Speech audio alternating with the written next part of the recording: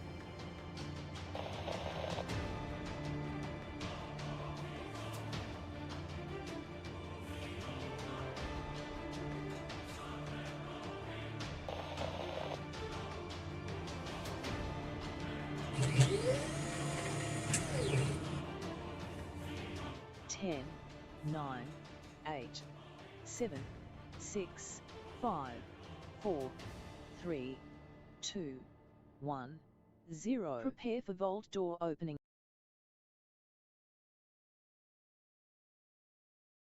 Hi, I am Sparkle, the legendary gamer dog. Welcome to Vault 45 Teamwork Tycoons. Settle in for an evening of fun with your host Kismet. Let's teleport inside.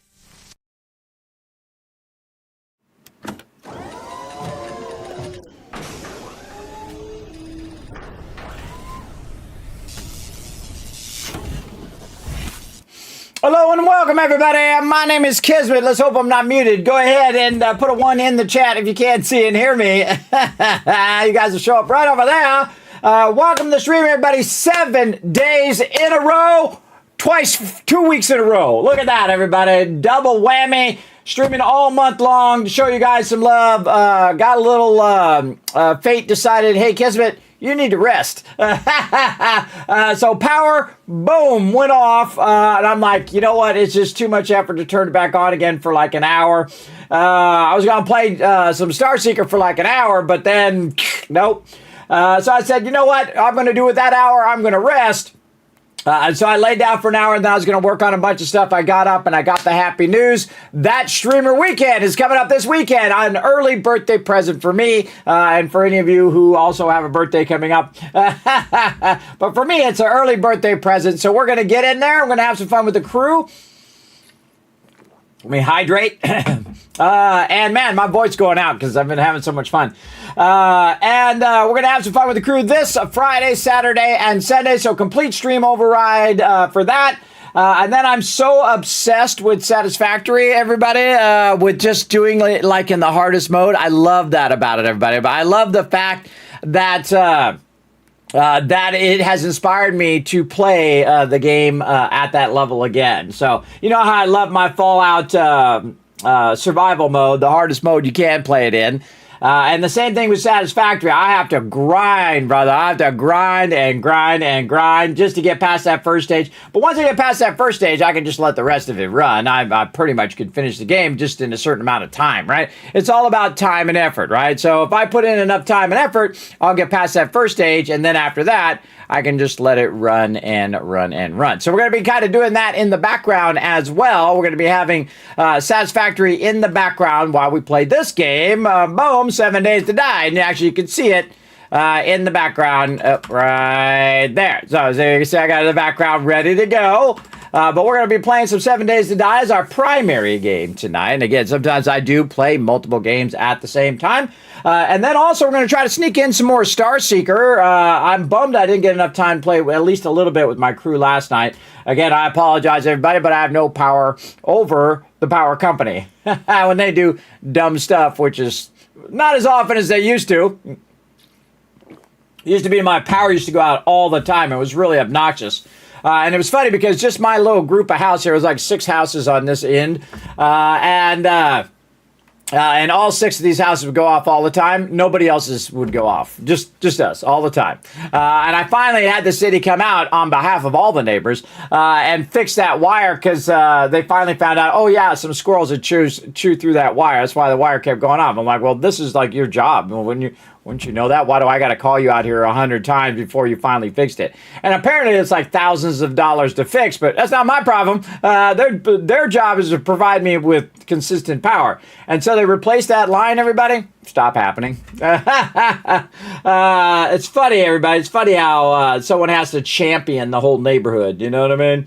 It was me. They can thank me. Some of them don't even know because some of those people moved out and new people moved in. They don't even know that I went and championed them to the city to keep their power on from going off every 5 seconds. And all the realtors can thank me too because some of those people moved out because the power kept going on and off. Yes, but I finally got it solved. But yeah, so we got some Star Seeker. Still going to go. The end date is Sunday, June 7th, which is today. As well. Oh, wait, no, I think it's already over. Sunday, June 7th. Oh, that's AM. I thought it was going to be PM. Oh, no. I was going to just jump in for a little bit and check it out behind the scenes. But no, I think it's over. It's over at 11 a.m. on Sunday, which is today. So, yeah, it's already over. All right, never mind. I tried, everybody. I wrote it down. I didn't see the AM. I don't know why my brain didn't kick in that it was AM. So, yeah, it's AM, so it doesn't matter. It's coming out soon anyway, everybody, in just about 7 days or so, on the 16th. So we're going to check it out then, and we're going to play it, like real play it, really get into it as well. There's so many great games going on right now, everybody, including all the games that we played all week long. Man, I'm just like the renaissance of gaming right now, everybody. We're going to get 3.0 coming out on Streamer Weekend this week. And then usually they release it on the Monday after so everybody else can play the experimental version. They haven't confirmed that yet, but usually that's what they do. And if they don't, it's within 7 to 14 days. So usually then. And so it'll come out in experimental as well. And when it does, we'll also play it on the 20th, right around my birthday celebration. We're going to be doing a big old birthday celebration, everybody. And we're also celebrating every day. We didn't get to the giveaway last night, so you know what? We're going to do 2 giveaways today. I know. How's that? How cool is that? We're going to do that. And then... again, we'll play the 3.0 version. We'll reset the server for 3.0. My buddies over at G Portal get that set up for us for this Friday, Saturday, and Sunday. And that'll just be my select group of peeps. But if you guys want to come join us on the 20th, we'll open it up. We're going to reset the server again, play an experimental, and then we're going to play it until the released public version comes out, which is usually a couple weeks, a month, or something like that after. Depends on how much stuff they got to work on. And then after that, we'll reset again, and then we'll really go hardcore. But that's what we always do in an update, everybody. I love me some 7 days, man. It's really, really fun. Now, we've been working on a prototype base. Actually, I could spawn in here. We've been working on a prototype base. Well, I've been working on a prototype base for my team where I moved the production into the center.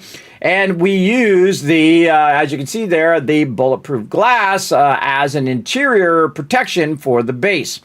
And we're working on that, and we're going to try to get that going. As you can see, we have lots of room in here. So we basically built it out pretty big. It's like, I'd say, kind of 4 times the size of a normal kill box for solo.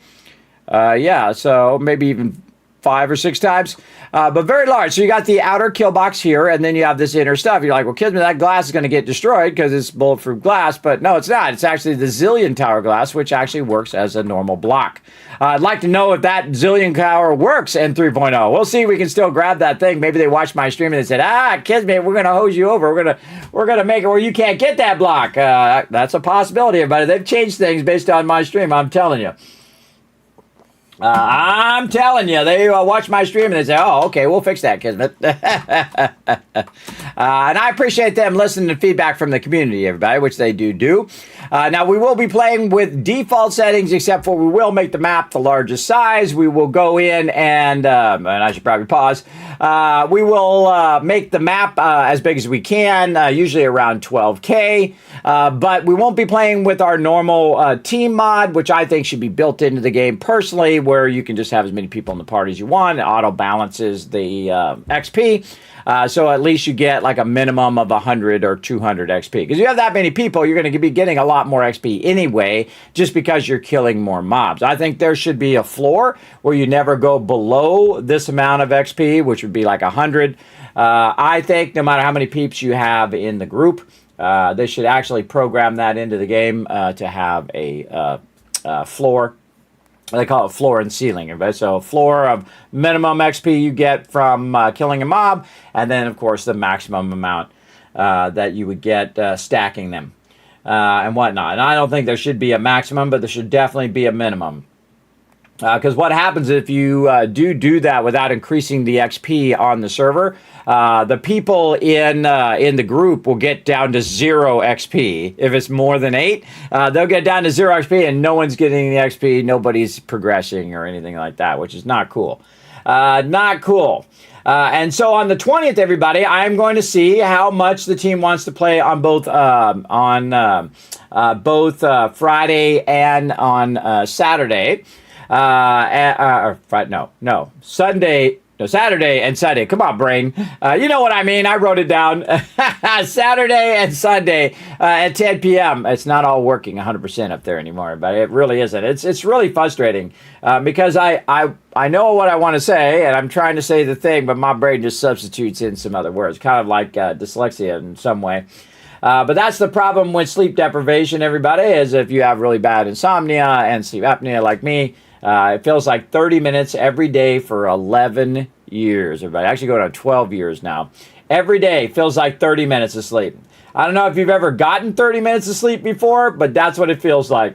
But, you know, you can lay in bed and whine and complain about it, or you can get up out of the bed and you can play some games. How about that? Bring a little joy and positivity into the world. That's what I plan on doing.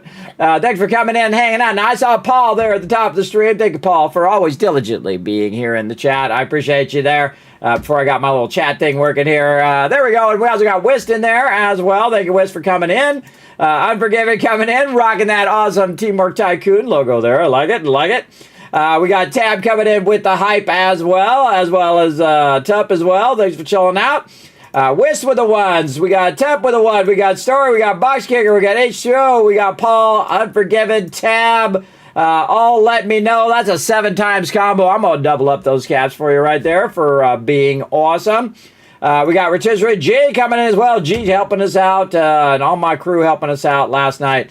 Oh, man, it's going to be a good weekend. Don't you think, everybody? I think it's going to be a good weekend. I hope you guys rest up beforehand because we're going to play the heck out of some 3.0. We're going to play an absolute ton of it as well over there. How about Kismet, YOLO, and Conan? Someone forgot their potions. Yeah, I saw that. I did see that on the Discord. Yeah, well, sometimes you just got to YOLO to see what happens. That's how it goes. Speaking of YOLO, let's get into 7 Days to Die. Here we go.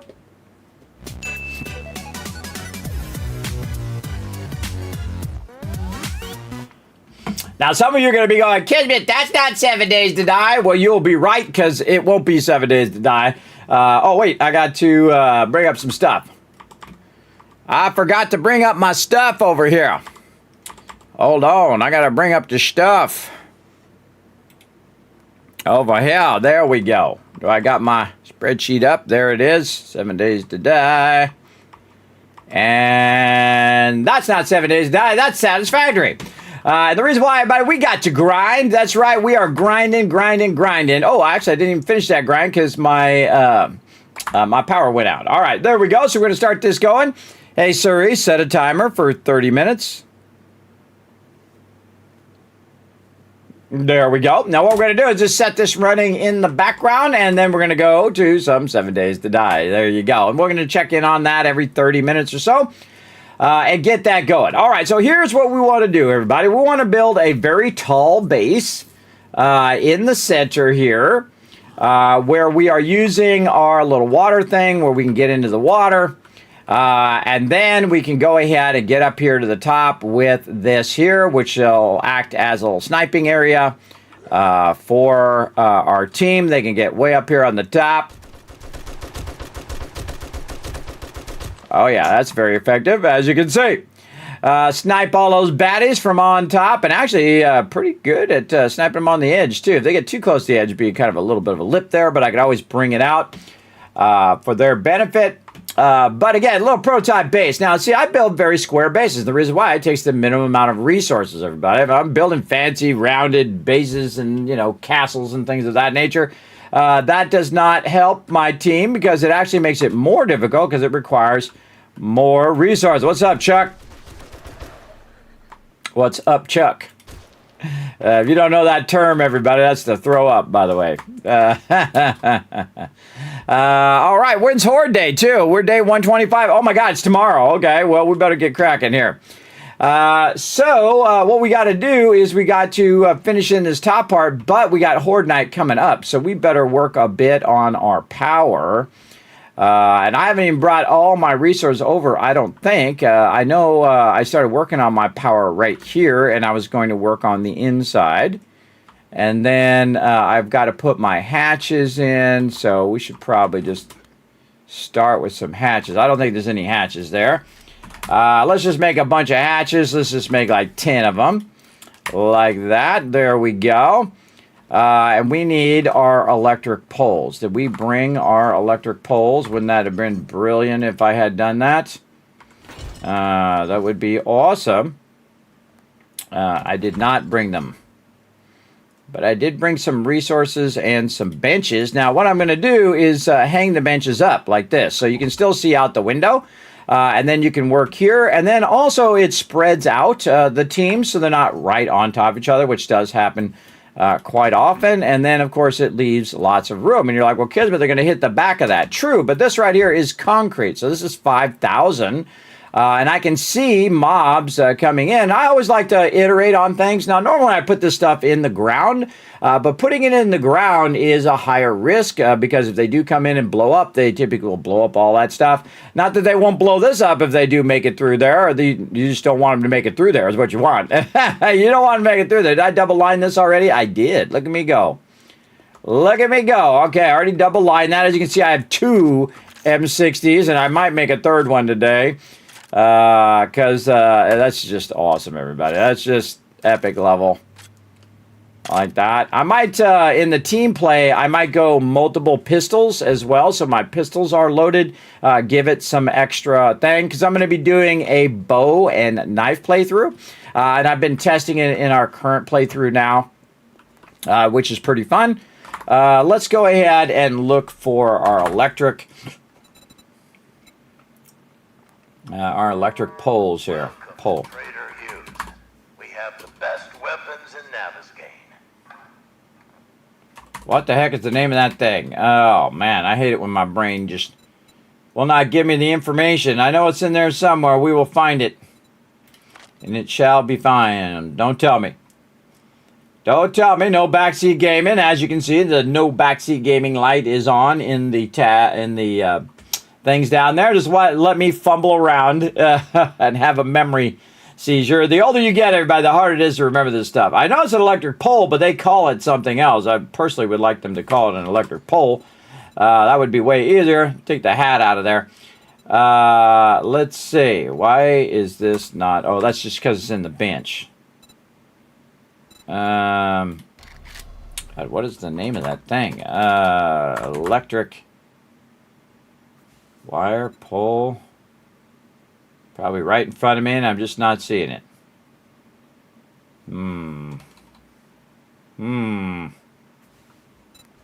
What would it be under science?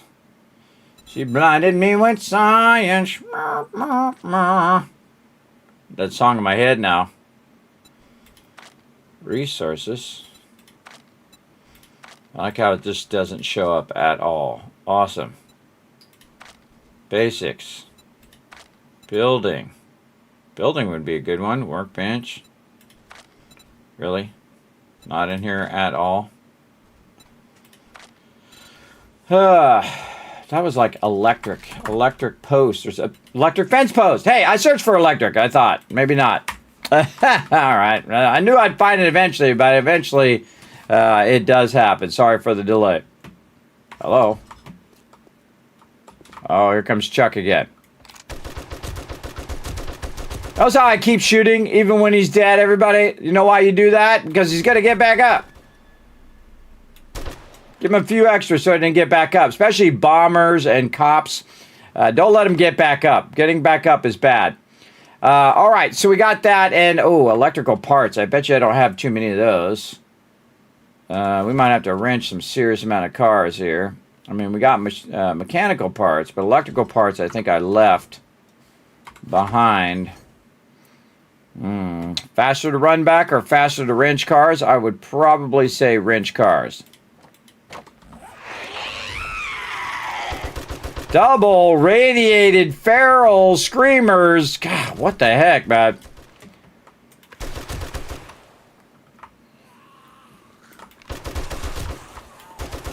Ferals, radiated ferals. More ferals. I don't reload. I switch weapons. Yeah, look at that. Feral there. Fred over there taking forever. Come on, Fred. Another Fred over there. This guy. Yeah, now they took out that point right there. I got to put a block in there. That happened on our team play, everybody. They blew up. Somebody hit the bomber in the thing, and he was like, tit, tit, tit, tit, tit, and he blew up. And I'm trying to tell him, stop shooting if you can't shoot right. You just got to shoot him in the legs, everybody. If you're hitting this point here, that means you're hitting him with a spread weapon like a shotgun, or you're shooting, trying to get a headshot, and you're missing the headshot. And so my team kept blowing up the bombers the whole time. I was like, I don't know who's doing that, but please stop doing that. Because it actually caused the base to get breached because it blew up a hole in the corner. And then they were lower in the base, and then they did it. Now, of course, in the future, I'm just going to put some cement around that edge to keep them from blowing up that. And that's why you never want them to get lower like that. Also, they'll start to dig under your base as well, which you don't want them to do. Now, it's a little hard to see through this because of the kind of transparency thing that it does based on distance. But at least you can somewhat see as you're running, like you can see into that way. So there we go. Yeah, we're going to have to go wrench some cars. So we're going to get on out of here. Do I have an exit here somewhere? Where's my exit ladder? Yeah, always have some sort of exit ladder so I can dip. Are there cars? Yes, there are. Okay, cool. Now, right outside Trader Hugh, we are in the winter biome. And we've got some cars to wrench. I like how the first car is like a cop car. Hello.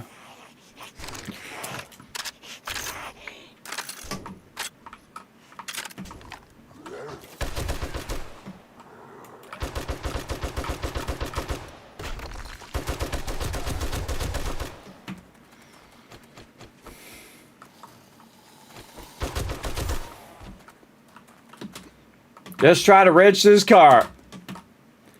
Now you're thinking, Kismet, what are you going to do in this playthrough when 3.0 comes out? Now what I'm going to do is most likely play this as a bonus stream, the solo play, as a bonus stream like on a Monday or on a Friday, so I can double up on the days with my crew on the weekends. To see if they want to play again like we used to. We used to play on Saturday and Sunday. I actually don't play consistently on Friday because that's more of a family day. So if there's something I need to do with the family or whatever, I usually do that on Fridays, and then I stream when they're all asleep because By 10 o'clock, they're all asleep, everybody. And then I'm usually still up because of my... Oh, murder kitty over there. Because of my really bad insomnia. Here's what we're going to do, everybody. We're going to go ahead and double load. Like this. Then we're going to get this.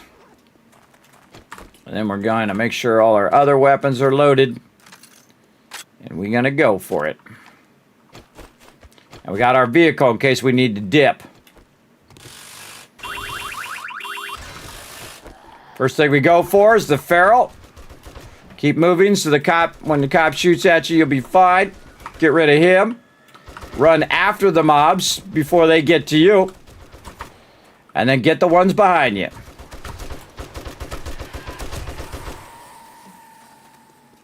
And then stand and drink in your awesomeness. Stud baton. Nice. Oh, it's more ammo. Oh, look at double screamers. Get it before they get too close and they scream. Didn't even need to use my second weapon. Smoked them all with just one weapon. Look at that. Double screamers within just minutes of each other. I don't know what's going on, everybody. I don't know what's going on today. I know that my inventory is full. I can tell you that. All right, let's throw that all in there. See what we got over here. All right, now since it's the Armageddon, and this is probably the last one of this one because I will restart in 3.0. We might as well just get the car. Now, normally I do not, no longer loot police cars completely out, wrench them. And that's because you want to leave them there because they're actually the best loot in the game, I think, is the cop car. So let's make sure we're fully reloaded. Luckily, it's still daytime as well. We got the shotty. We're going to see if we get myself killed today. By the way, 0 kills. 0 deaths. I actually had 0 deaths in our team play, too, but I had to take one for the team because they were going to breach the base.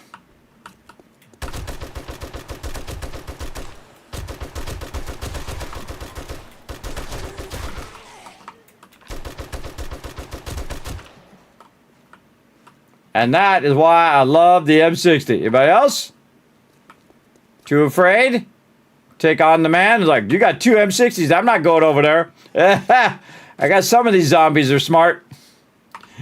There we go. All right. Again, the cop car usually has good stuff, everybody. Look at the ammo right there. It's all AP ammo. Pretty sweet.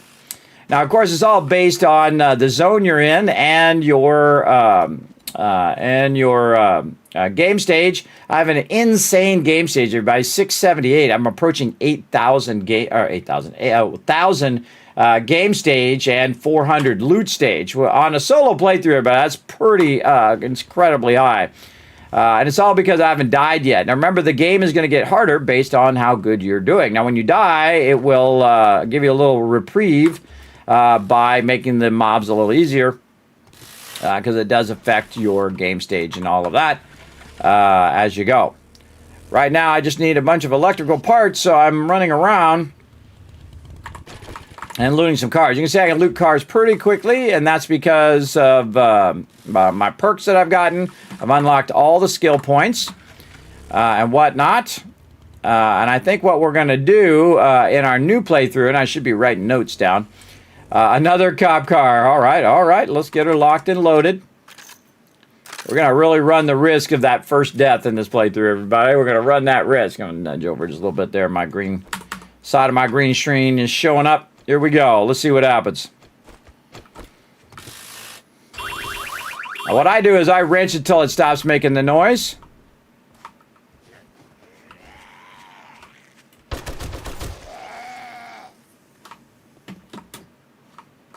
Nobody? Get you in a false sense of security. Again, look at that. Rocket launcher, impact, more ammo. What happens? Oh, here it comes. Oh, I'm dropping stuff. What happens is the fact that it respawns after time. So when it respawns, you're getting that awesome loot again, and you don't have to pick the lock of the vehicle again. So that's pretty sweet, I think. Oh, there it is. There it is. God, wow, a lot of screamers today. Where there's one, there's sometimes two. I've been getting a lot of 2 screamers lately. I don't know why that is. Normally it should just be 1. But I actually enjoy the more difficult version of the game. Remember, you can always adjust all the settings, and even more so in 3.0, everybody. They're going to have massive settings adjustment, and that's to fulfill that goal of having the game be a sandbox game where you can go and say, hey, I want it to be like this, or I want to do this. That's not the one I'm looking for. There we go.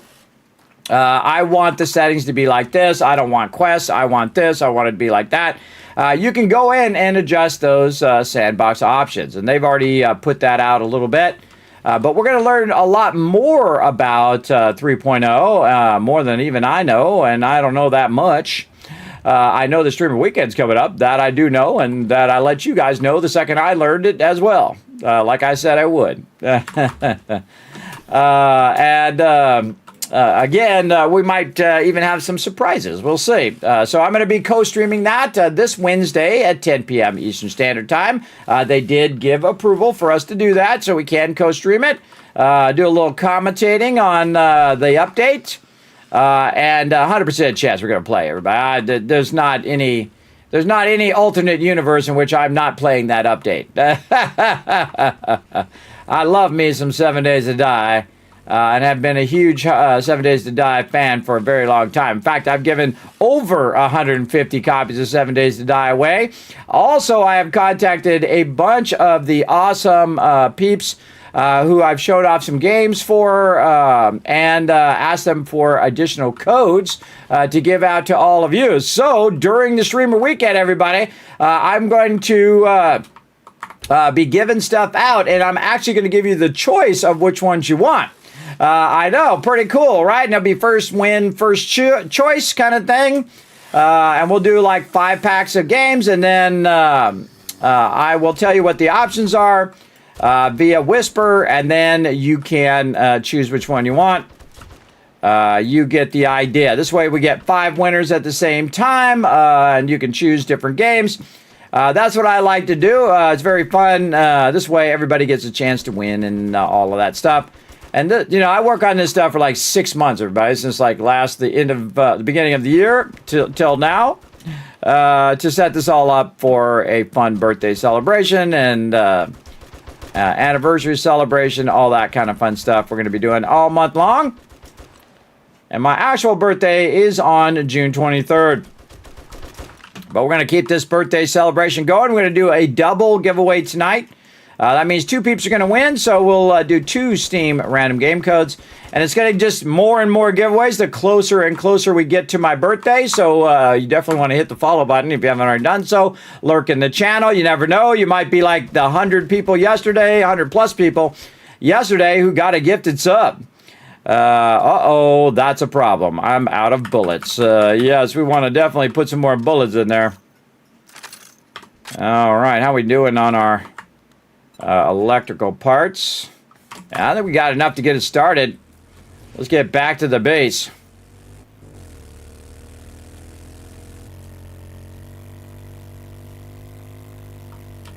I feel like I turned my sound down a little bit. There we go. Sometimes when I'm playing, learn to play games, I have to adjust the sound volume. Games, for some reason, are not consistently the same volume for some reason.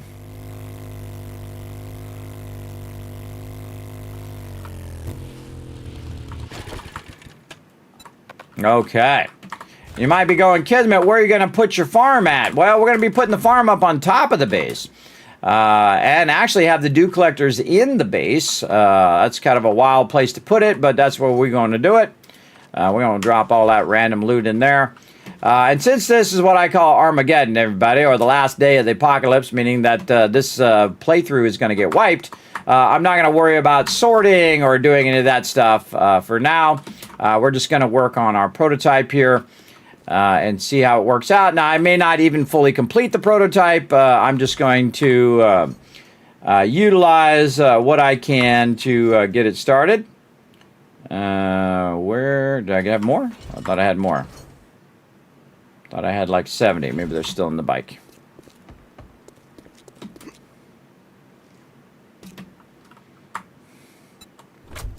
Oh.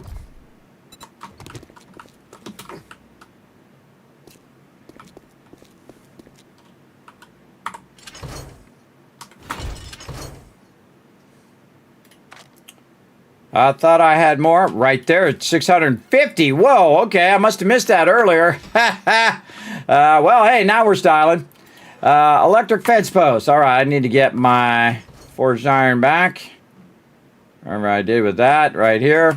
Again, I'm not going to worry about sorting all that and learning all the books and stuff, because I've already learned all the books, already did all that. Hey, that's Mr. Knight, you coming in, show some love. Hey, Foggy, how you doing tonight, Foggy? Good to see you, man.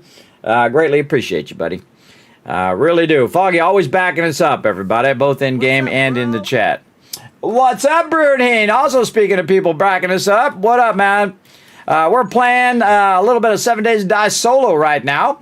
Now, 3.0 streamer weekend coming up. If you're just tuning in, this Friday, Saturday, and Sunday, I consider myself very lucky, everybody, to be part of every single streamer weekend.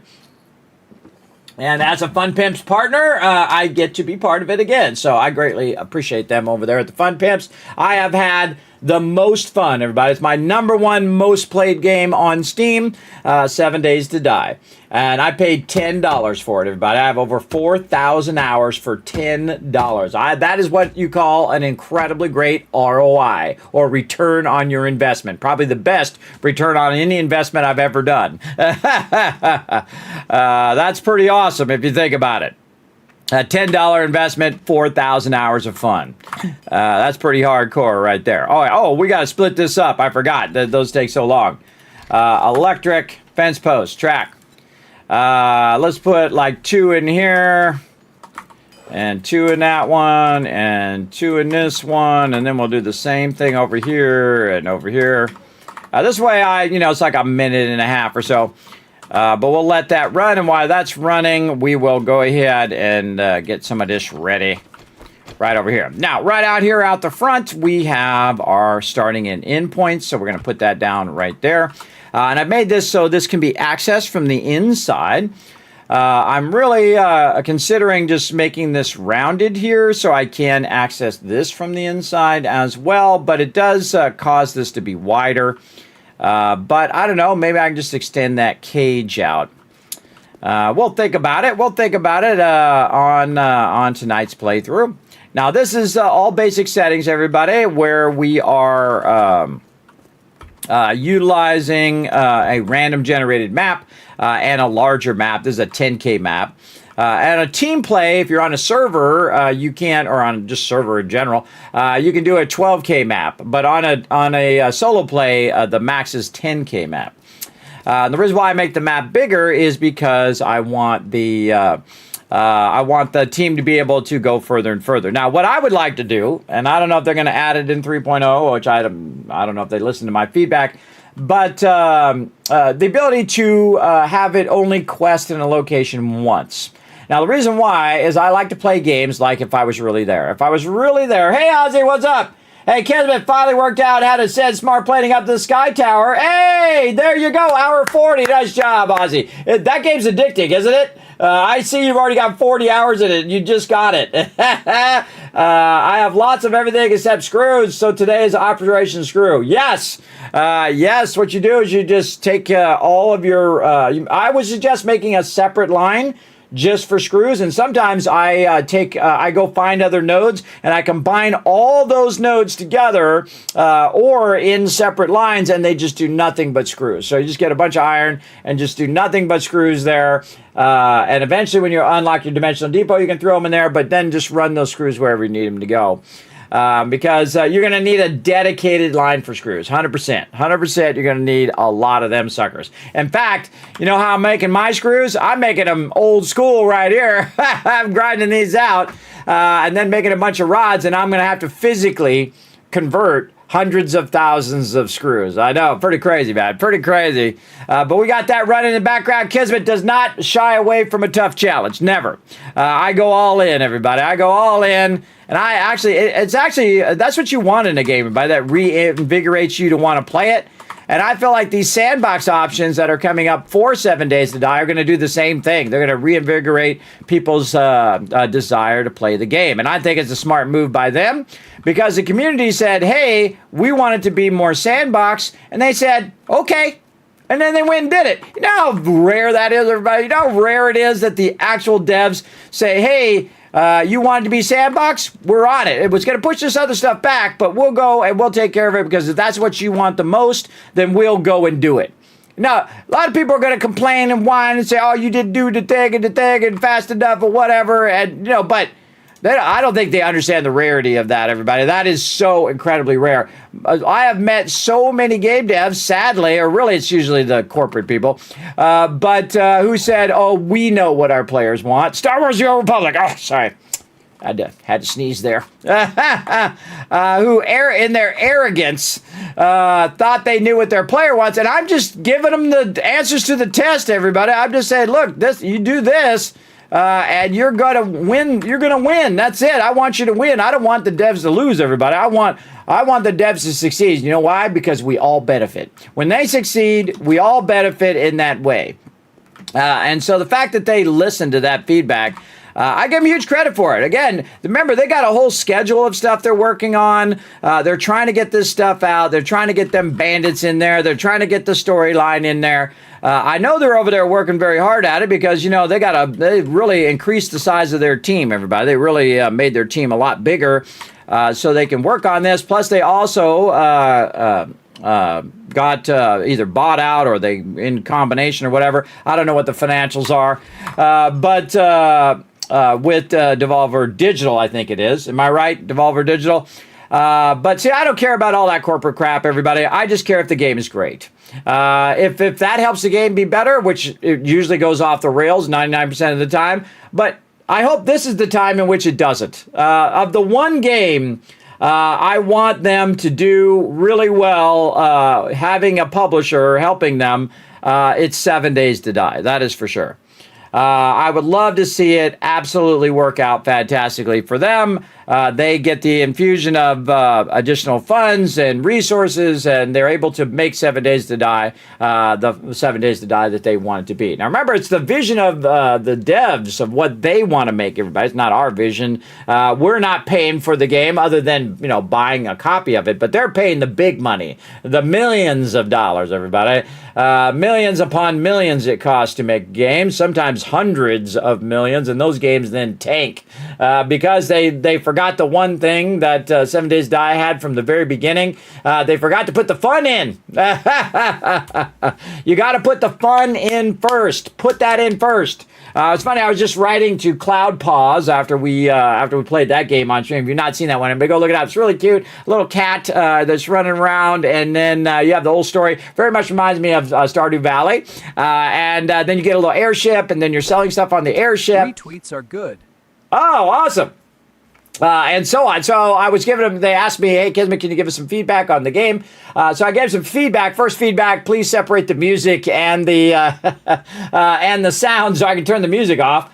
And also gave some feedback on the fact that the conveyor belt did not have an interact thing, and that they should make the cost of the seeds scale to the value of the selling of it. So if it's for an apple seed, it should be like 8 for a watermelon seed, because a watermelon sells for 45, or an apple sells for 25. So it's called a sliding scale of value. It makes you feel like you're progressing, and so on and so forth. I gave them a bunch of feedback on it. And see, that's what I like. Everybody, I like that when they are initiating feedback. Now, I give them the feedback, and I never feel entitled that they have to do what I'm going to do, or I'm going to be really mad, and I'm going to get all mad. I'm going to make a bunch of mad videos and whatever. I see so many people doing that, but that's always the wrong way to go. Always the wrong way to go is to get all like that. The best way to do feedback is, this is how it currently works. This is how I think it should work, right? That's it. Give them solution. Don't just whine and complain like a little baby. I think most devs would just go, yeah, whatever, this person's just a troll, and just ignore your feedback. So again, the whole purpose is to give them feedback in the first place. So if you're doing that, everybody, they're just going to be like, yeah, whatever. Now, if enough people do it, obviously they're going to be listening to that, but if you're just being a jerk and you're just like coming off like a jerk, I think they're just going to ignore you, and rightfully so. If you're an a-hole, they should just ignore you. You should go in and just, state it calmly. Hey, look, this is what you guys changed. I really liked it when it was like this. Could you put an option in where I can turn that back on again? Again, in my case, I want an option where I can just say, hey, one time only at that quest location. We got to work on our satisfactory. One time only on that quest location, and then you can't quest there again. It automatically takes that out of the list, and then boom, now you can quest somewhere else. And then again, like in real life, everybody, like I say, I like to play like I was really there. Like in real life, you would exhaust those resources. So if you went and say you were the last person left and it was the zombie apocalypse, like I Am Legend or something like that, which, by the way, he is not the last person in the world, just so you know. Sorry, not really that much of a spoiler. It says that right at the very beginning. But basically, you can go through and loot stuff. And if you were to loot stuff in real life, that stuff will be diminished because they're not making any more because there's nobody else to make them anymore. But it is right. You know that after if everybody suddenly disappeared, like after 3 or 4 weeks, all the power would go off everywhere. There'd be no one to manage that power. There'd be no one to keep stuff going. The only reason why it keeps going is we're like a giant human ant colony, everybody. That's what keeps that power going, the human beings. Otherwise, it would just come to an end.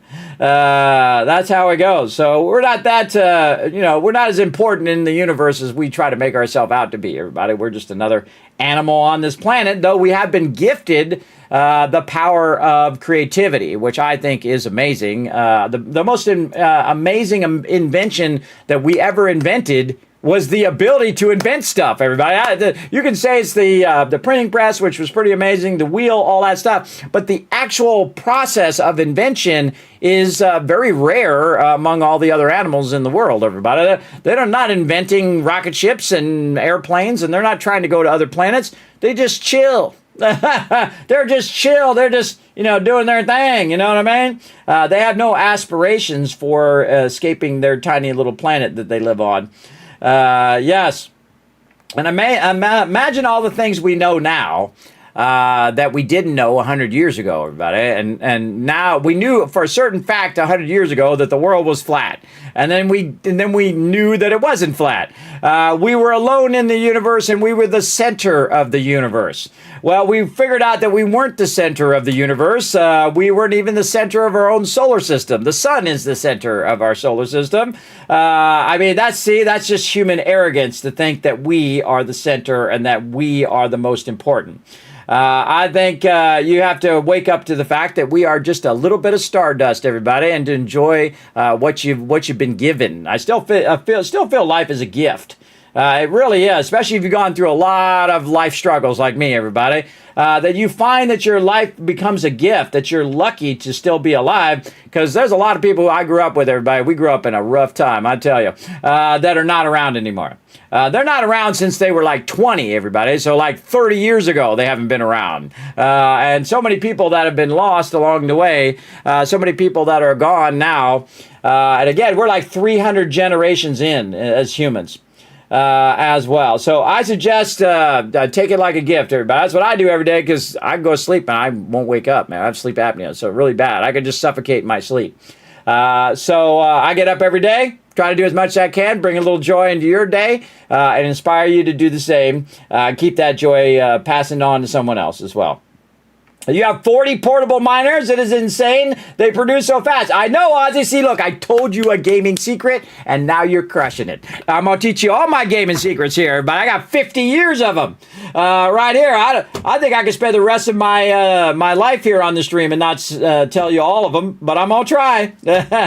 Hey, Air Force Cadet, what up? Thanks for coming and hanging out. Yeah, the makers of Dead by Daylight, which I actually have played on stream, by the way. That's a really fun game.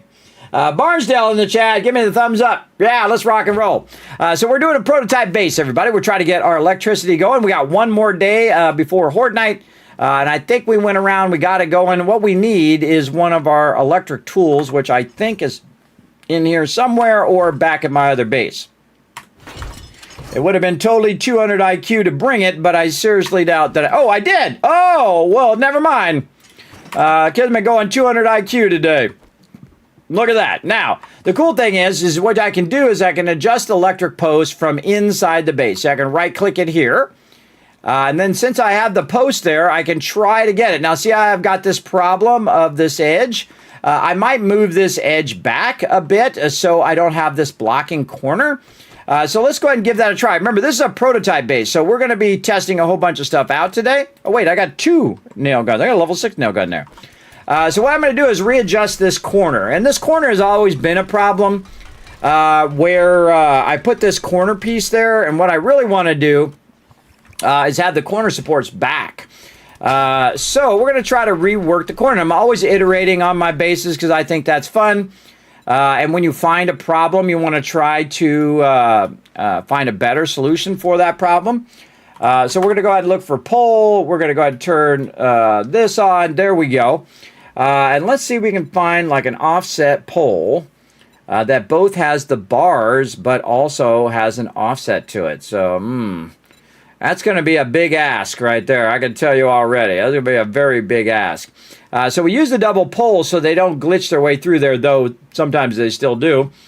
But what we need is something like this, but the pole is offset away from the thing. See, like you've got your double pole here, and I can just go the other way here. I could put it on the inside. And just kind of do a notch in that corner. Oh, whoa. Well, I could do the inside. The inside notch is... Oh, but no. If I put the electric fence there, then it's going to be on the inside when it's going that way. So you don't want your electric post here. You want your post to be out there.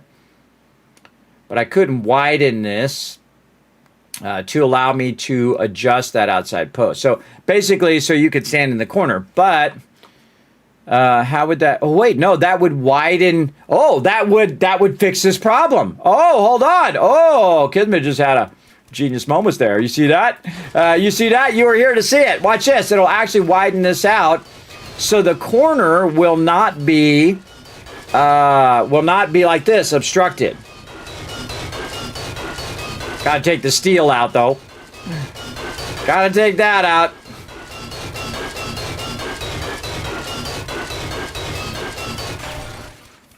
Okay, so what we're going to do is reverse the corner, basically. And we'll run into some issues when we reverse the corner, too. Whenever you do something, you'll be like, oh, yeah, that's a problem. That's usually what happens. There you go. Now I got to turn it back down again. Over here. A little bit down so we don't have to hear the thing so loud. There we go. There we go. I used to watch a lot a decade ago. Your name came to mind suddenly. Glad to see you still live streaming after all these years. Yeah, Air Force Cadet. I actually, if you were like 10 years ago, that was before I was even a Twitch partner. Now I'm a Twitch partner, a YouTube partner. I've been streaming for nonstop, by the way, for all this time. So thank you so much for coming in and thinking of my name and chilling out in the channel. We're going to be doing a whole lot of awesome stuff. I definitely would stick around. Speaking of... What up, girl? Both guns are not loaded? That's not good. Get out of here, lady. You too.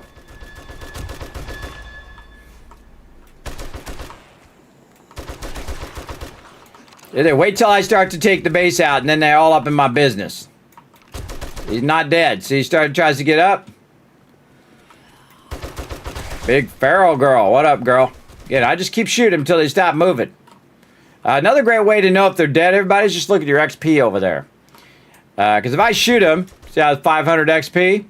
If it doesn't say XP, if the XP doesn't go up, you know that they're not dead yet. All right, see, they thought I left the thing totally open, which I kind of did because they can crawl through that hole right there. But what I'm going to do is I'm going to reverse this the other way. That is not what I wanted to do. All right, let's just grab this one. Let's reverse this way. And thus, we have this offset. See that offset there? And if we just do that on the other side, also adds a little corner here so people can move out into the corner and other people can get by.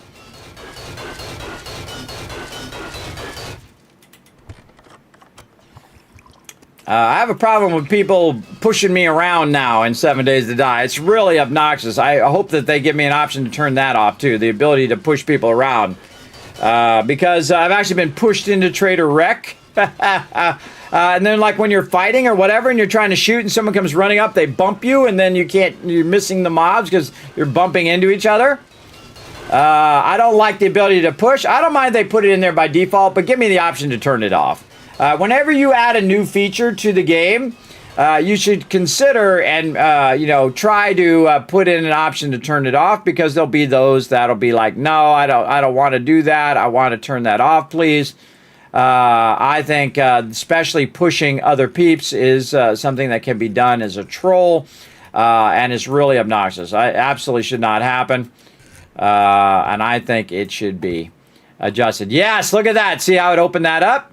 I could still leave this here, but I kind of feel like maybe you want to have a little bit of a lean out. And then if they do breach the corner, I can add that in there. Plus I can add a second backup over here as well. Oh, no, I shouldn't use those.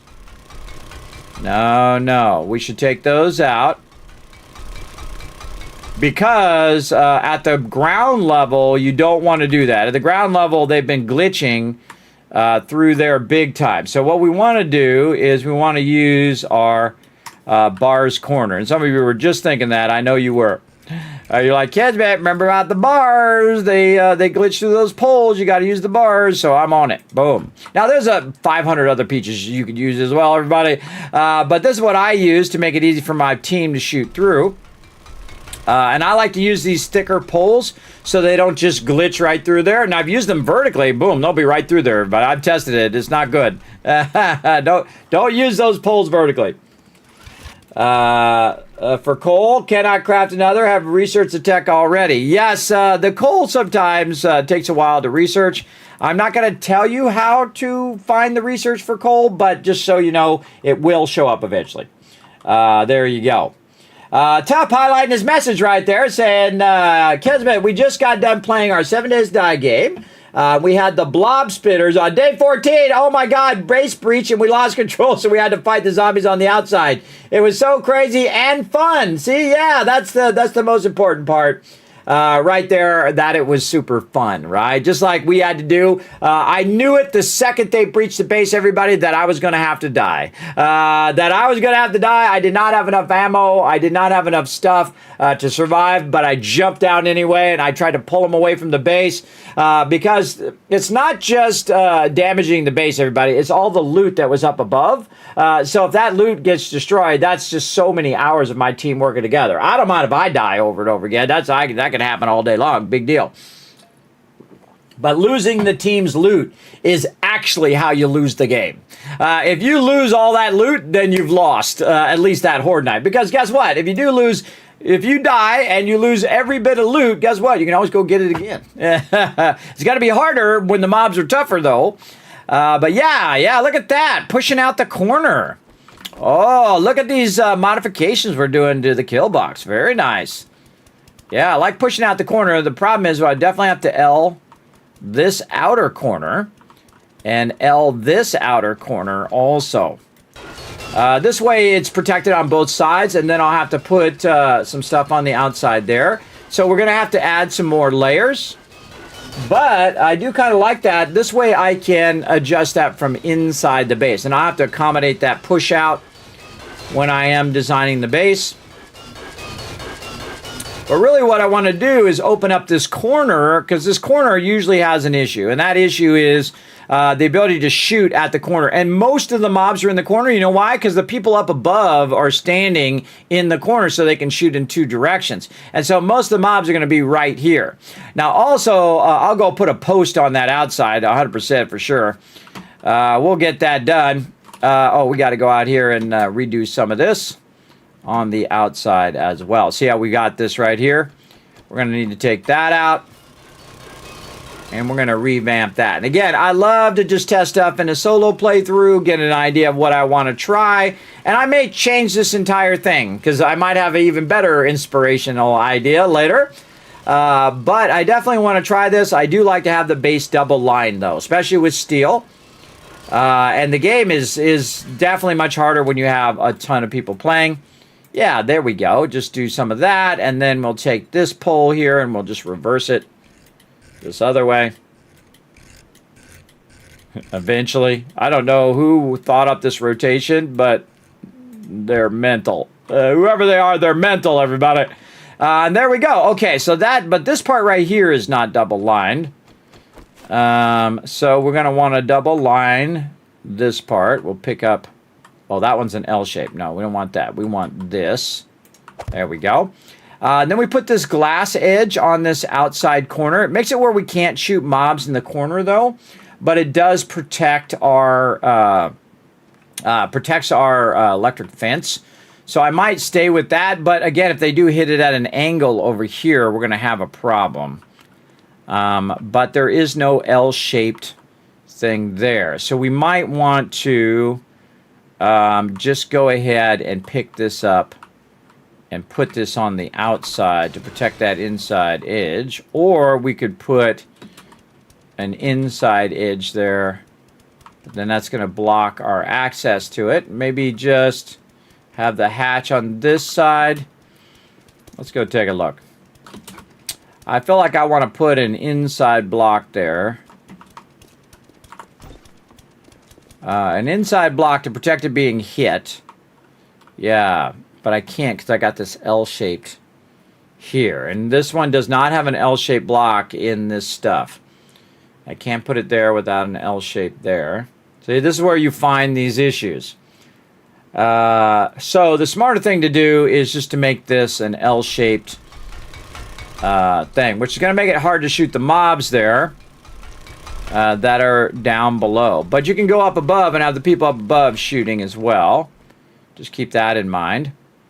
But we'll want to switch this to, say, a plate corner. Like this. And again, if I could make that block be an L-shaped, I would.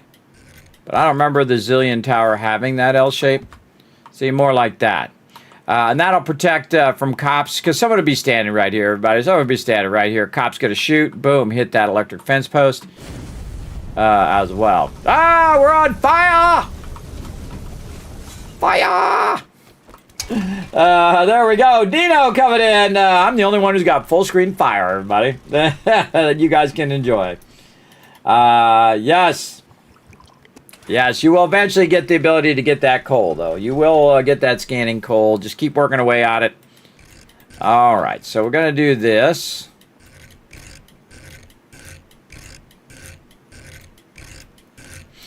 And that's just to protect our electric fence post. And do I really need to put, if I do that, do I really need to put a inside hatch? Probably not. I put a hatch over the top of it, or even better, just put a plate over the top. We'll test it.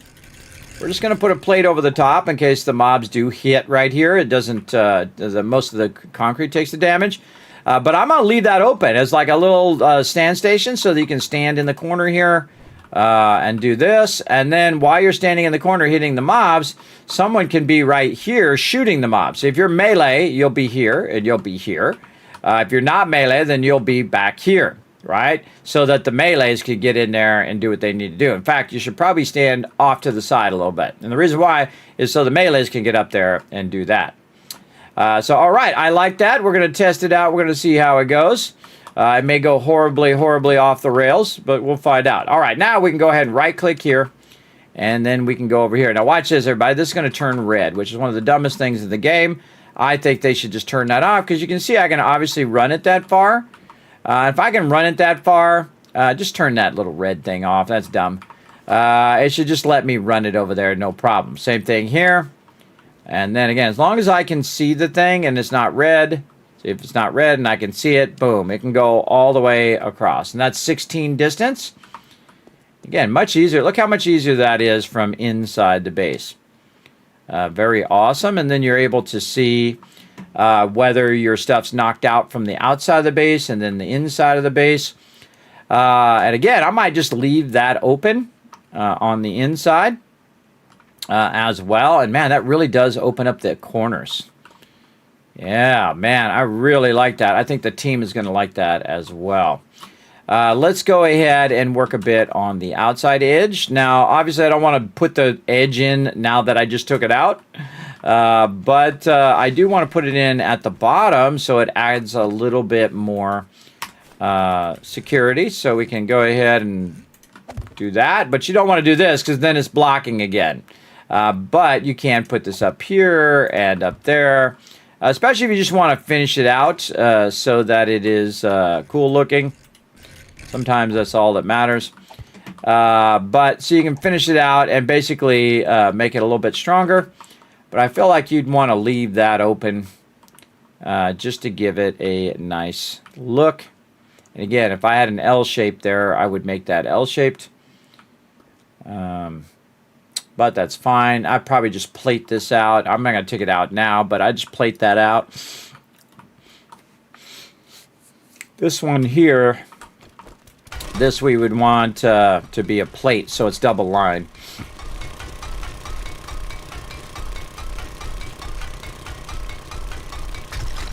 Yeah, the only problem I just realized is the fact that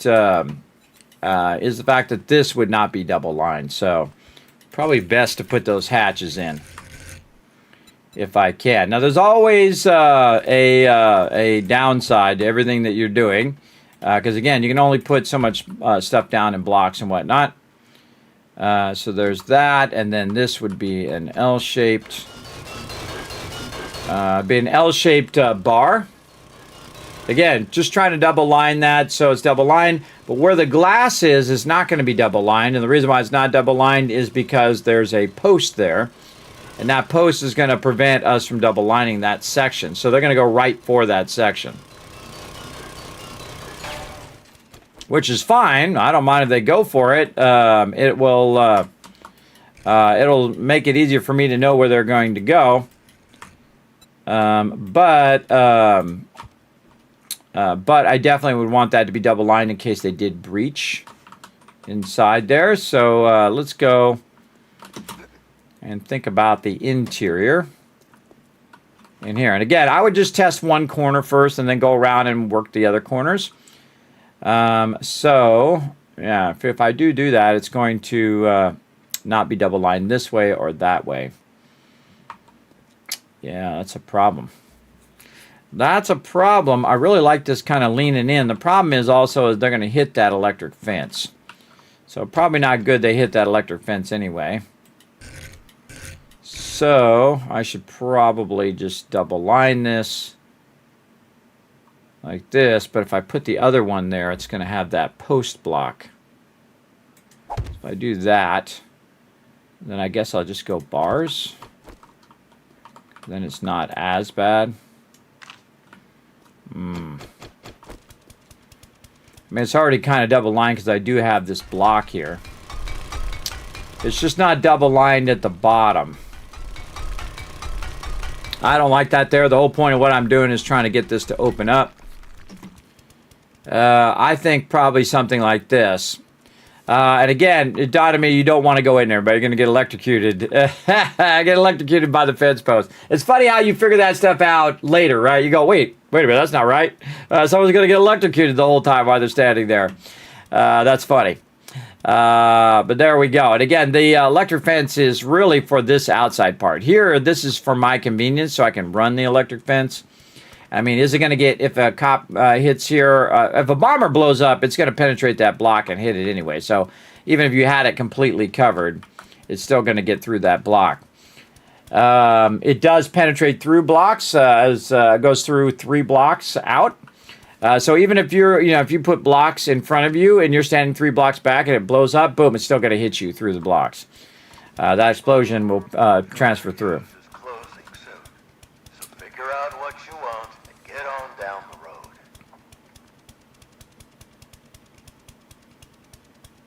Yeah, I'm liking that though. Let's see where this leads.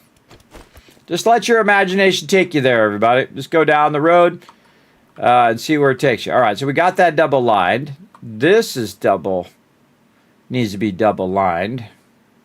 So we probably just want to go double pole. And apparently not going to rotate. There we go, double pole. Same thing over here, double pole. This should be an L-shaped. We are now close. Get too close to the gate. Get too close to the gate and he's going to shoot. Look out.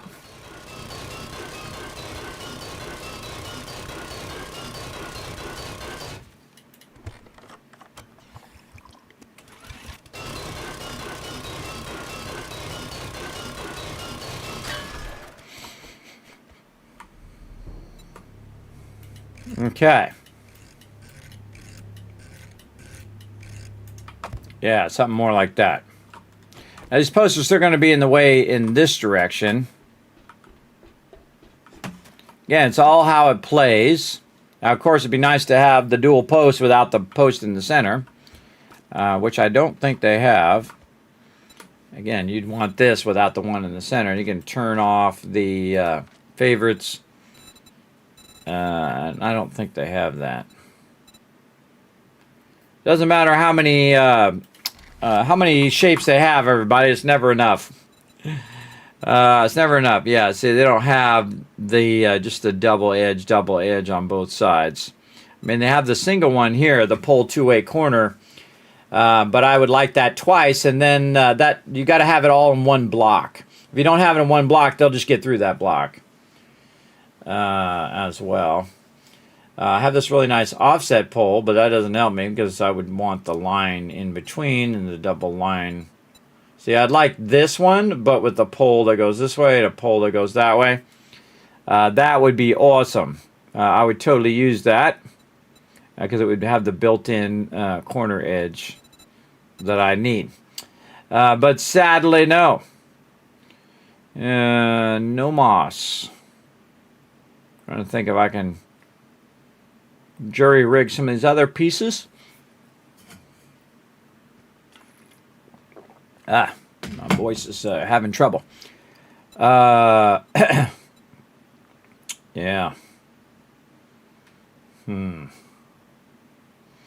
This one's not bad here, except for it doesn't have the extra double pole, though. This is one of the things I discovered was this double pole is one of the greatest pieces in the game because you can still melee even when things go down. See, I don't want to do this, but I still could double pull at least one side. I don't know. I kind of feel like I'll leave it open since this is acting as an extra one that they'd have to get through. So that might work. We'll test it out on Horde Night and see what happens. Let's go over here and modify all these other sections, or we want to just try that. We'll just try that one corner. They'll probably not attack that corner. That'll just let us work on some other stuff as well. All right, and then we can go here. And then we're going to have a trouble getting this one here in the corner, so we're going to have to go out. Now, by the way, you can stay attached to the thing, and you can go out like this, and it'll stay attached. The problem is when you get over here, the thing's going to turn red, which I, again, think is really dumb. But if you get to a certain point and you can still see the electric post, you can right-click, or you can get up on a block and then do it that way. That works pretty awesome as well. And I've added all my bars and all that other stuff. Again, this is just a prototype, so I'm not going to be completing it all the way in. But we're going to do a lot of testing. That is for sure. Right over here. And again, try to get that fence post. Just that one little dot of it there. Like that. There we go. And then since it's on the inside, I can... Oh, I got to make sure it's not red. There we go. And then get that going. See, if I actually had the actual... hatch there, it would be in my way. Here's an idea. We'll do all these corner ones first. And then we'll go outside and we'll work these outside ones. Or actually, we should do it in sequence so we don't forget one. We're going to end up going outside anyway, so we'll just do it in sequence. Notice how I have all the ladders there in the corner to help me out. And again, make sure it's not red. Just go until it turns red and then back up just a little bit. Right click, there we go. Then I might as well also grab these and then do some while I'm out here. And put this onto that one. There we go. And then we'll want to grab this corner. Do we get this one? Huh. Oh yeah, it's going. I just can't see it. It's there. Behind the edge. And then we'll grab this one here. And we'll get to that one. Again, this thing is dumb. They should not block me from being able to run the wire.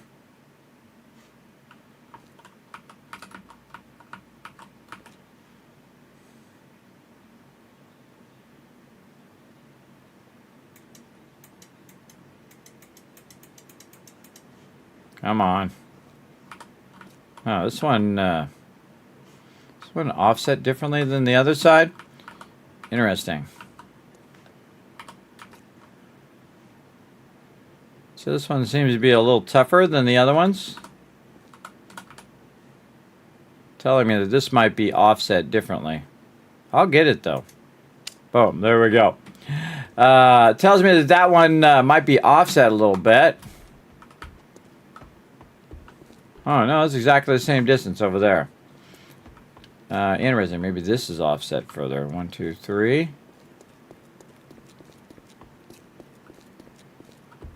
Oh, 1, 2, 3. Okay, nope, seems to be the same. Maybe I just didn't notice.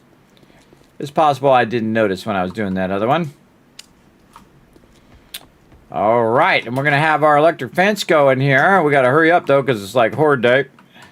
And then, again, we have to go back. Again, I think they should just take that red cord thing out. If I can run it that far, just let me run it that far. All right, then we'll go around, and with our tool on, notice when I switch the tool off, you can't see those little marching ants. But with it on, you can see that our electricity is running. And we'll want to cover up all these corners with our hatches. And very important the way you put your hatches in as well, so that you can pop this up and run it in either direction. You see I'm just going to run it like that. That one's already covered. This one is going to be our test corner. And then over here, again, watching my arrow direction like that. Oh, okay, that was not good. Too lazy to get my chainsaw out, so I'm just going to use my auger.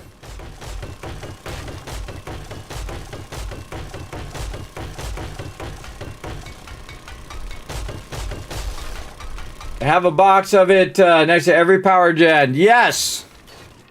Yes, yes, that does work fantastically. I do have a lot of boxes for that reason. I hear Chuck over there. Ah! Chuck, you made me put it down wrong. Now you gotta die. Distracting me. Alright, now I gotta get my chainsaw out.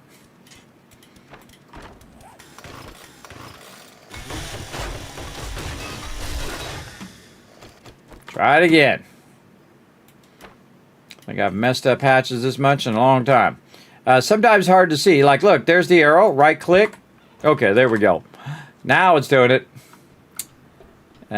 Sometimes hard to see that arrow. All right, and again, you want to see the arrow pointing this way, like that way. So I can right click it and it opens on the outward edge. If it opens on the inward edge, it's going to be blocking my ability to hit it from that corner. Hey, free loot. Look at that. And I think we're good. Let's put the hatch down. And I'm just going to leave those as wood hatches. They may be okay for Horde Night. We'll see. And just double check that we have all our hatches. This is just a covered corner. And we're looking pretty good. Again, we have a double lining problem here, though.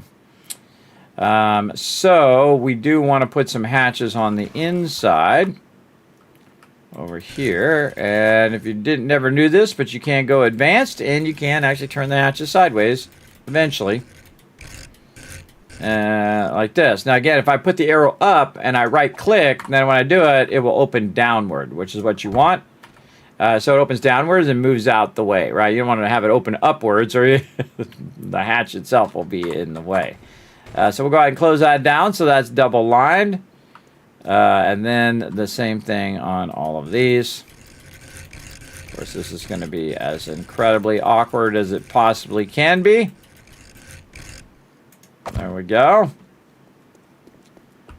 Now, I always use wood hatches first and not steel hatches. This way, if you make a mistake, you're just taking out a wood hatch and not the steel hatches you just took all this time to make in the workbench.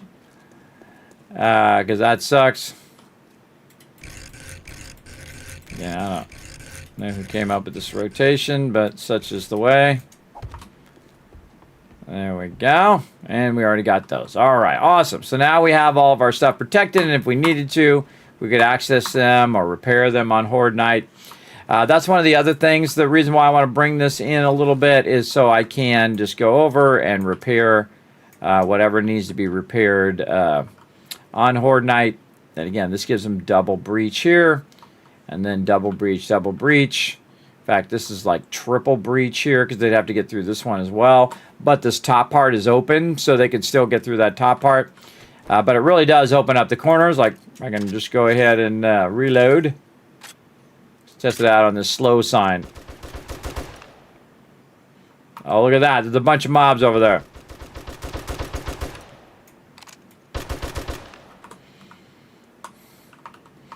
Yeah, so again, just opens up that corner a little bit because they're so often in the corner. The problem is that the electricity is not on the outside corner. So the corner is going to take a huge brunt of it. And I want to see if they come around. They do. See how they come around? They come around on the side. Oh, help if I had some bullets, huh? Be right with you. Oh, here we go. Screamer, too. Get the screamer first. Another one.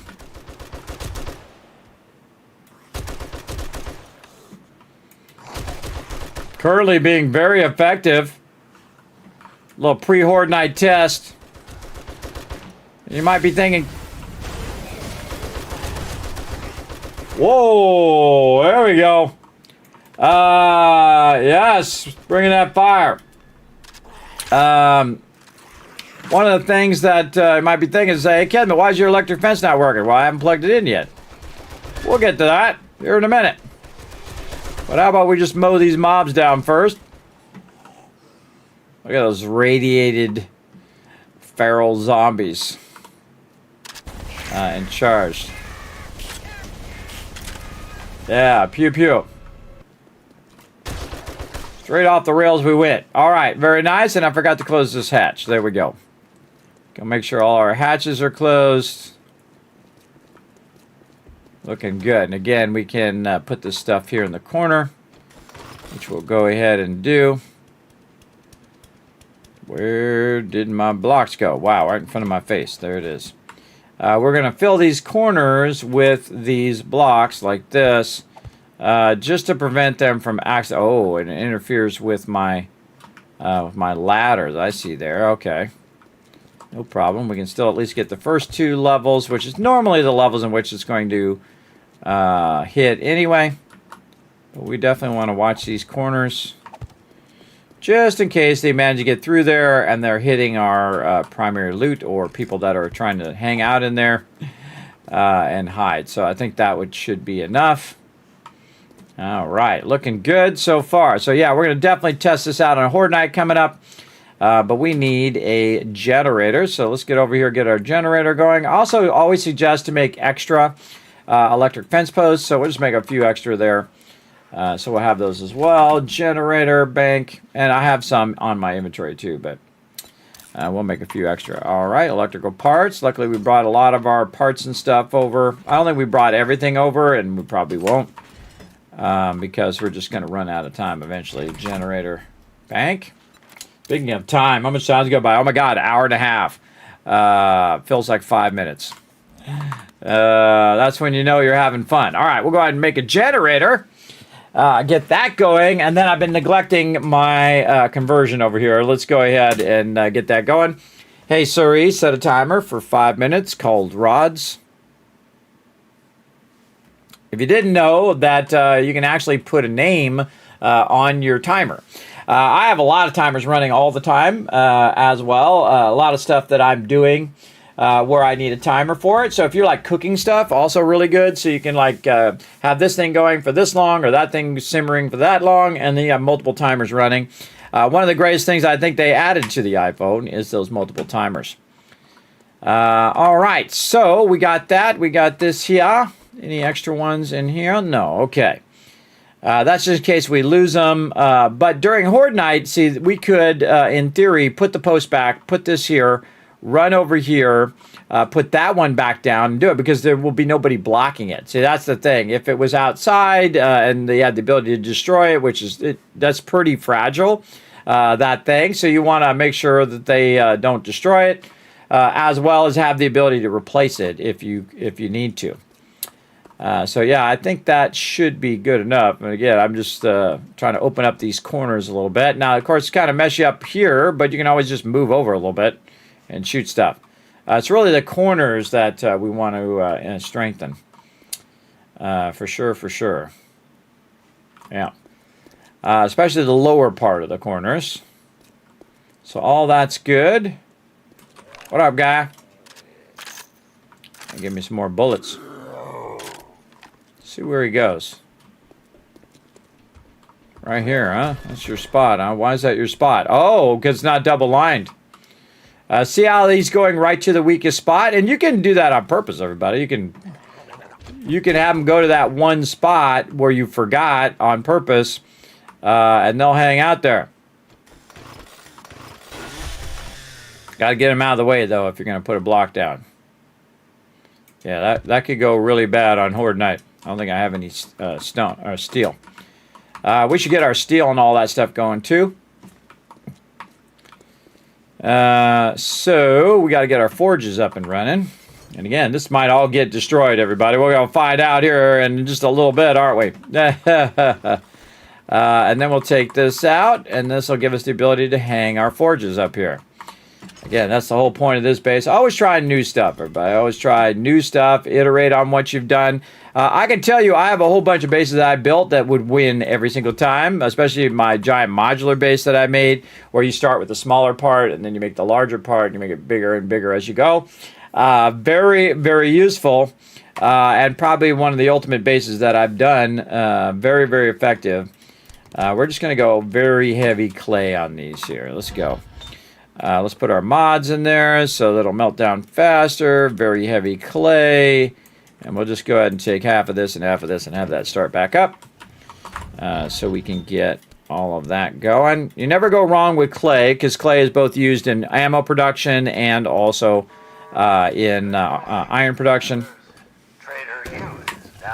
There we go. Man, I love the hanging benches. That's really awesome. I like that a lot. Okay.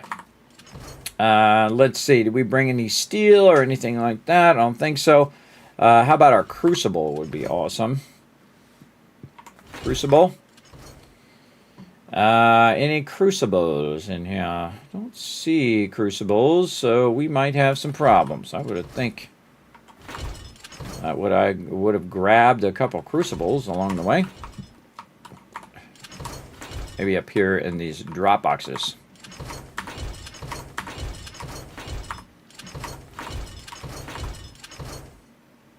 Acid and snow. Gotta check all this stuff. Oh, there's some ammo in that one. Did we bring all of our ammo? Here's some ammo. Let's figure out our ammo. Man, we might have to go back for our ammo real quick. Oh boy, do we have time? Yeah, we got time. Yeah, I don't know if I brought my ammo forward. Doesn't look like it, because we don't got much ammo in here. We better just throw whatever we can find in there for now. Get this ammo out. Oh, we got problems. All right, we better dip back to the other base and just check for that ammo. And again, continue to work away on it. Now, this is a very ambitious base because of the pure size of the base.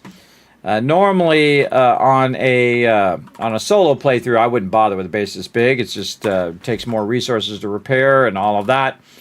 But as you go through, I typically do make my bases slightly bigger. And this would be more of like a wasteland base, like the inn base as well. We got food and water. There we go. Oh, wait, before we take off. Nice. Like how it fell off the side there. We got to get our satisfactory running. We'll come back and do our generator and stuff. I did make a little quick launch over here, which is this little thing.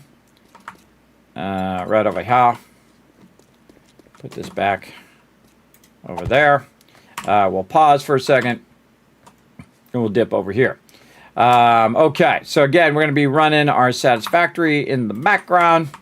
Now, this is not everybody's way to play, everybody, but again, because I'm playing in such a difficult mode, and I've already played through the game so many times, everybody, very, very many times. I've proven you can do it with just 20,000 power. I could probably do it with 10, especially if I was on the server. With 10,000 power, I could finish the entire game. As well. But why not take on the ultimate challenge is what I'm saying. That ultimate challenge is a grind, brother. And really the hardest part would be the beginning of the game. I mean, later it would be tough because you would have so many resources and it would cost you so much power just to do stuff later. And remember, this is optional. You don't have to do what I'm doing. You can just play it the normal way and, you know, boom, you just zip through the game, no problem. But I do love a challenge. It makes me want to play the game. And that's what you want. You want a game to inspire you to play. And again, I never shy away from a tough challenge. I'm all about that tough challenge, brother. I'm all about it. All about it. Let's go, let's go. Boom. All right, I missed one. I always seem to miss one. This one here in the corner. There we go. Because it's supposed to fill up my inventory and then have one free right there. And then we'll go over here. Iron ingot. Convert those iron ingots. Hey, Suri, set a timer for 30 minutes. And there you go. Then we just let it run in the background. All right, now we're ready to go. Kind of hard to set that up in the background when I'm flying. And here we go. And again, a little quick launch takes me right up into the air. All you need is just a little tiny ramp. You're off and running.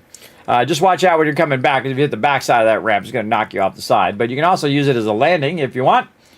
But let's go back over here and get it going. Now, I know that the helicopter is empty and doesn't have anything in its inventory because I had the ability to pick it up. I won't let you pick it up if your inventory is full. And it's actually Horde Day, so we got to dip over there, get all the ammo, and bring the ammo back. And I could have sworn I had gotten the ammo, but maybe not. Maybe I thought, well, I'll come back and get the ammo. And I have a feeling that might be the case, because I do not have enough ammo in there for Horde Night. And I don't think I've been producing any ammo, so all these are big problems. Especially when you're moving a base that's this far away. This is like really super far. And the reason why it's super far is because I have a big world. If you had a smaller world, then the distance between the biomes are smaller, but you have less traders. See, the thing is I have 4 traders per biome with the larger map. And that allows me to go to more traders and get more loot. By the way, they're going to have a bunch of options for all of this stuff, everybody, including the ability to turn quests off and whatnot, to really add a sandbox mode where you can adjust even more settings. Already one of the most amazing games for setting your own settings and adjusting it or adding mods to it or whatnot, because you got to have an awesome mod community for 7 Days to Die. But it's already one of the most customizable games. But they're going to make it even more customizable, give it a true sandbox feel. Coming up on 3.0 this weekend. So again, be here on Friday, Saturday, Sunday. I'll also be here on Wednesday, because we are going to co-stream live their dev stream here on my stream. And I'll be commentating on what's new, because they did give us permission to do that, and I greatly appreciate them doing that. Looking forward to that. Also, we're going to be playing a bunch of Satisfactory all week long. We're probably going to do a stream override since I've been having so much fun. And going to see if we can get ourselves past that first part. But I feel like that's the biggest hurdle, is getting past that first part and then getting to coal power. And then seeing what we can do with coal power. Coal power may be a net zero. We'll see. We'll see. We'll probably have to optimize it so that we're eking out just as much as we need to keep our coal power going. But and then, of course, scaling it up, which also optimizes your power. If you don't know that with coal power, everybody, when you're first doing coal power and you put a couple of them down, it will actually make more water than's needed, right? And often more coal than that's needed. So you'll want to crank it down so it's not using as much power. And thus, it will take in, be able to power extraction of the resources at the same time as having excess power to power whatever else you want to power. And even if it only gave me a little bit of power, I would just have to scale it up to such a level that it was giving me a lot of excess power. And I feel like it's going to be an absolute insane challenge, and I'm all about it. I'm all about those insane challenges, for sure. And if you want to know more about Streamer Weekend, this weekend for 3.0, feel free to check out the Discord, everybody. I'll throw those links in the chat while we're kind of tooling around here. There you go. Feel free to follow those links over to the Discord. I have a bunch of that information there. If you are one of my Teamwork Tycoons, and if you've not checked your DM over there on Discord, take a look on Discord there. I did send out invites for my team as well.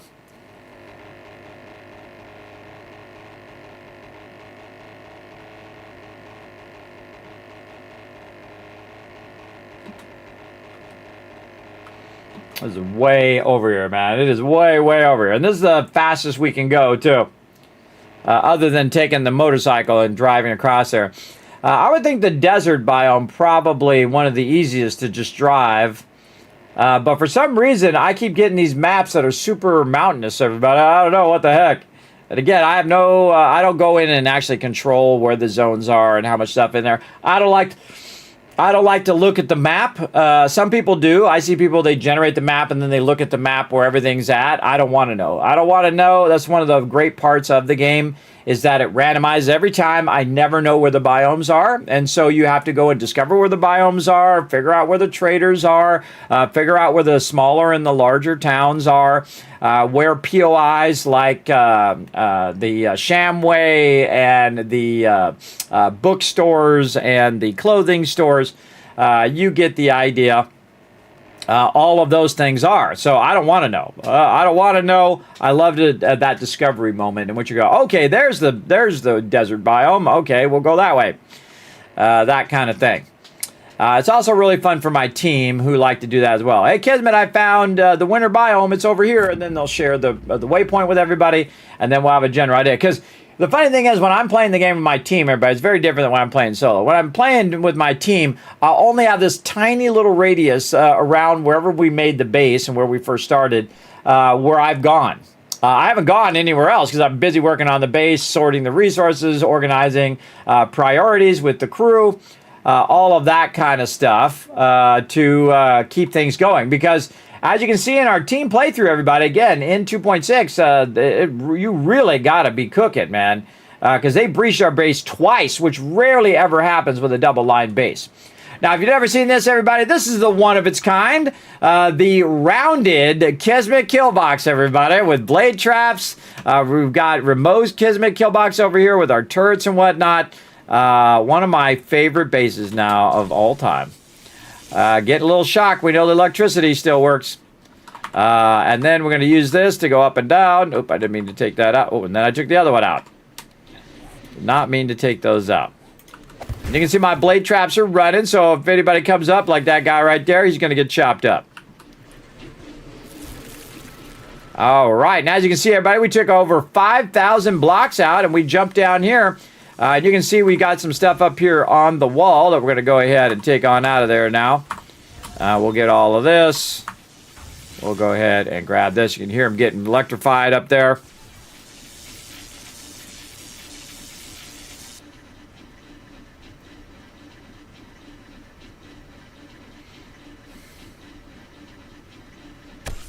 There we go. Other way. All right, I'm getting chopped up.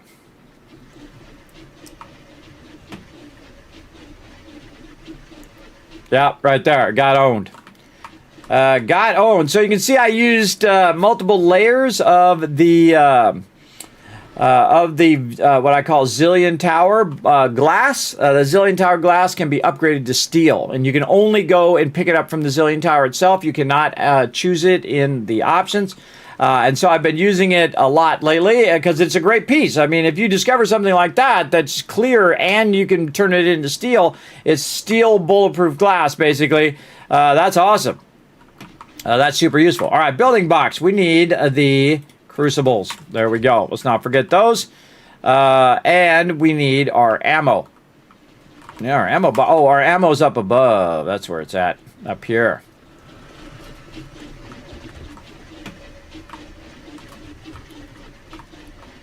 Ammo. Yes, let's get all... Oh, okay, we're full. My vehicle. I left it down here. Go and pick it up. Did I not take all the stuff out of it? Oh, I don't have inventory space. I know what to do. Let's just learn these. I already know all of those anyway. There we go. Pick it up.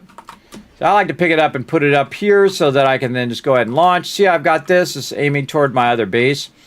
So I've kind of pre-thought that out, that it'll just automatically go back toward the base. You don't need much room. Just a little bit of room will get you there. These boxes are currently in the way. But we'll just kind of aim it like that, put it down. And then we're able to just put all this stuff in there. And then we'll want to get all of this ammo. Put that in there. Very nice. Any of these other things here. Oh, wow. A lot of steel in that drop box there.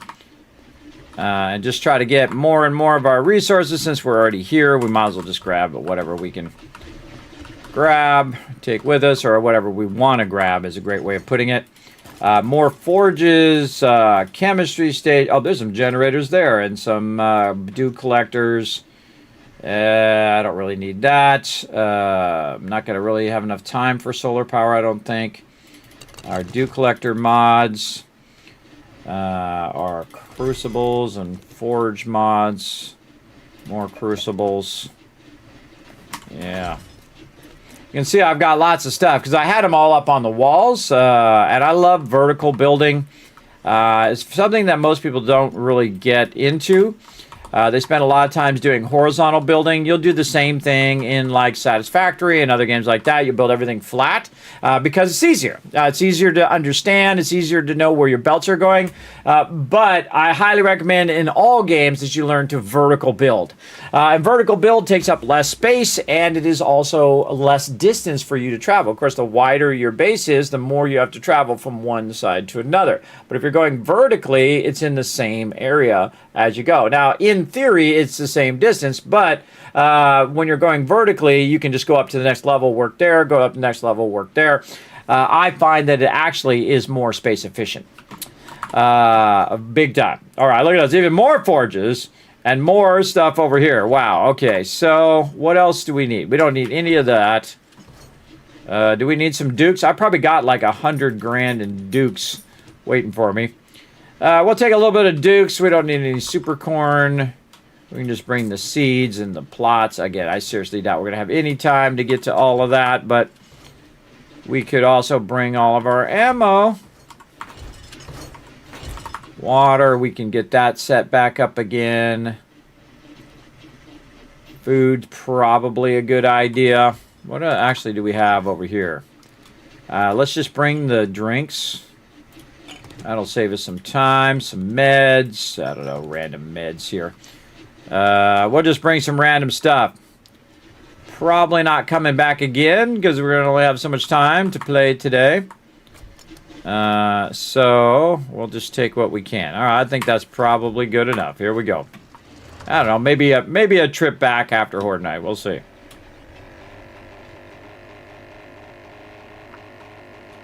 And off we go. Maybe we'll come back for some of that food so we don't have to remake the food. But we have the ability now to, you see, we got lots of forges, we have lots of benches, we have chemistry stations, we have all of those things that we have already unlocked as we were playing through the game. And then we're what's known as decommissioning the previous base, or you're kind of just moving out, you know, like when you move out of a house or an apartment. You're just moving out of there, and I take all the stuff with me because those all represent time and resources that you've spent on those workbenches. So you definitely want to have the ability to pick them up by using your land claim block, and then move it to your new base. Now, this part, I feel, is the most time-intensive part, is the moving part, just like in real life. The moving is rough. Put a 1 in the chat, everybody, if you've ever had a rough move, where you just realize that you have way too much stuff. You got way too much stuff. It's you got to, instead of getting the small truck, you got to get the big truck. Or you got to make like 10 trips like that. One of the things I did when I moved out of my first apartment, everybody, is I got rid of like 50 to 70% of everything I owned. I got rid of everything. I had this giant water bed because it was those days way back in the 90s. That water bed was from the 80s too, which is funny. Man, I didn't realize it, but those water beds weigh thousands of pounds. It actually left an indentation where it was sitting on the carpet. And that carpet was going to take a year before that came back, for sure. And so very with much satisfaction, I took that thing, I took the U-Haul down. I had it at the edge because I just barely could lift it, even when it had no water in it, because it was like one of those baffled things, which cost me like $1,000, by the way. It was so satisfying to just kick that thing off at the dump. I just kicked that thing off the side. I could have sold it, I guess, but I was like, nope, I'm just taking this to the dump because I'm out of time. And I just kicked that thing off of there, and it was awesome. I was like, yay, I don't have to deal with this thing anymore. I think not only buying stuff is so satisfying, but if you really get into the mindset, everybody, getting rid of stuff is very satisfying. I enjoy space. I enjoy not having things. That's why I don't have a bunch of collectibles behind me or whatever. I think you guys are going to get much more joy out of them anyway. I don't do that kind of stuff, though I am going to do that a little bit in the vault van, but I don't do that in my house. I have tons of collectibles or little figures or little stuff like that. I have, little knickknacks here and there. I got the vault boy, stand in charge with the thumbs up. Give me the thumbs up here on stream. And I have my vault boy actually in my Fix-It cup that sits right over here on my desk. So yeah, I have a little bit of embellishments that I did get just for fun, but not to the degree what some people do. But I see they got big, gigantic collections of games and things behind them. I would rather all that not be there and have that space and just be focused on the games and not on random stuff that I have behind me like I'm trying to show off. I feel like the most of that kind of stuff is just people showing off. Look at me, I got all these games and I have these really expensive, collector's editions. And if that's your jam, everybody, more power to you. I'm past the age in which I need to show off. I answer to nobody. I don't need to get anybody's approval. I don't need anybody's pity or any of that, everybody. I'm past that stage because I may not get it tomorrow. I just get one more day every day. And that's it. And it really changes your outlook on life. You just do what you want to do because, it doesn't have any other effect, everybody. Again, I only have so many days. My days are winding down. So, you might as well just enjoy what time you have. And I think everybody should live that way. They should just live like, hey, enjoy the time you have every single day. And hopefully I inspire you guys to go do that. Enjoy your time. Don't be, be responsible about your bills and all that other stuff, and going to work and all of that. But so you can keep your family and yourself going. But try to find time to do what you want to do. And that's the hardest thing because there's a lot of have to do's, which is usually about 90% of your daily list of stuff. And then there is the want to do's, right? And I consider, have to do's obviously paying the bills. That's number one. Paying the bills, or really that's number two. Number one would be, helping the family when the family gets into trouble. Like my daughter ran into the side of the car We're having some trees cut down in the front because they're all hollowed out and they're dead trees. And the limbs were coming down and we're about to fall on the car. So we had those cut out, and then my daughter comes home, and because they hadn't got rid of the stump yet, my daughter comes home and hits the side of that stump. I knew she would. I just knew it was going to happen. So there's, $2 or $3 grand worth of damage to the car that I got to find some way of paying for, which I'll probably just let it be ran into. Because what else could I do at this point? I've been fixing a whole bunch of other cars, and my other daughter got crashed into as well. And again, these kids are just playing bumper cars with our car, man. I don't know. But they're young. They're teenagers. They're going to make mistakes, everybody. So I don't get on them and start yelling at them. So I can't believe you broke the car and blah, blah, blah, blah, blah. I just go, all right. And I just deal with the problem, right? Because they already feel bad enough, everybody. I mean, when people make a mistake, they already feel bad. You don't need to make them feel more bad. I feel like that's the biggest mistakes that humans make, is basically going in and saying, oh, you feel bad about making this mistake? Well, let me make you feel more bad. Let me be a complete jerk to you on top of you feeling horrible for making this mistake. I feel like that's being a worse version of yourself when you're treating people like that. Now, obviously, you're going to be upset if somebody breaks your stuff, but if it's an accident, that's a difference. Now, if they intentionally crash into your car, well, hey, that's a whole different thing. Kids are going to go off on them big time. They say, I'm going to crash into your car. I say, oh, yeah? Go for it. I'll see what happens. Go see what happens when you do that. Funny irony, everybody. I have 3 cars. I drive none of them. I don't have really a car that's my car. I mean, they're all my car by title, but not by use. My kids and my wife use the car. I drove for many years, but I've driven over 100,000, or actually 1 million miles, over 1 million miles.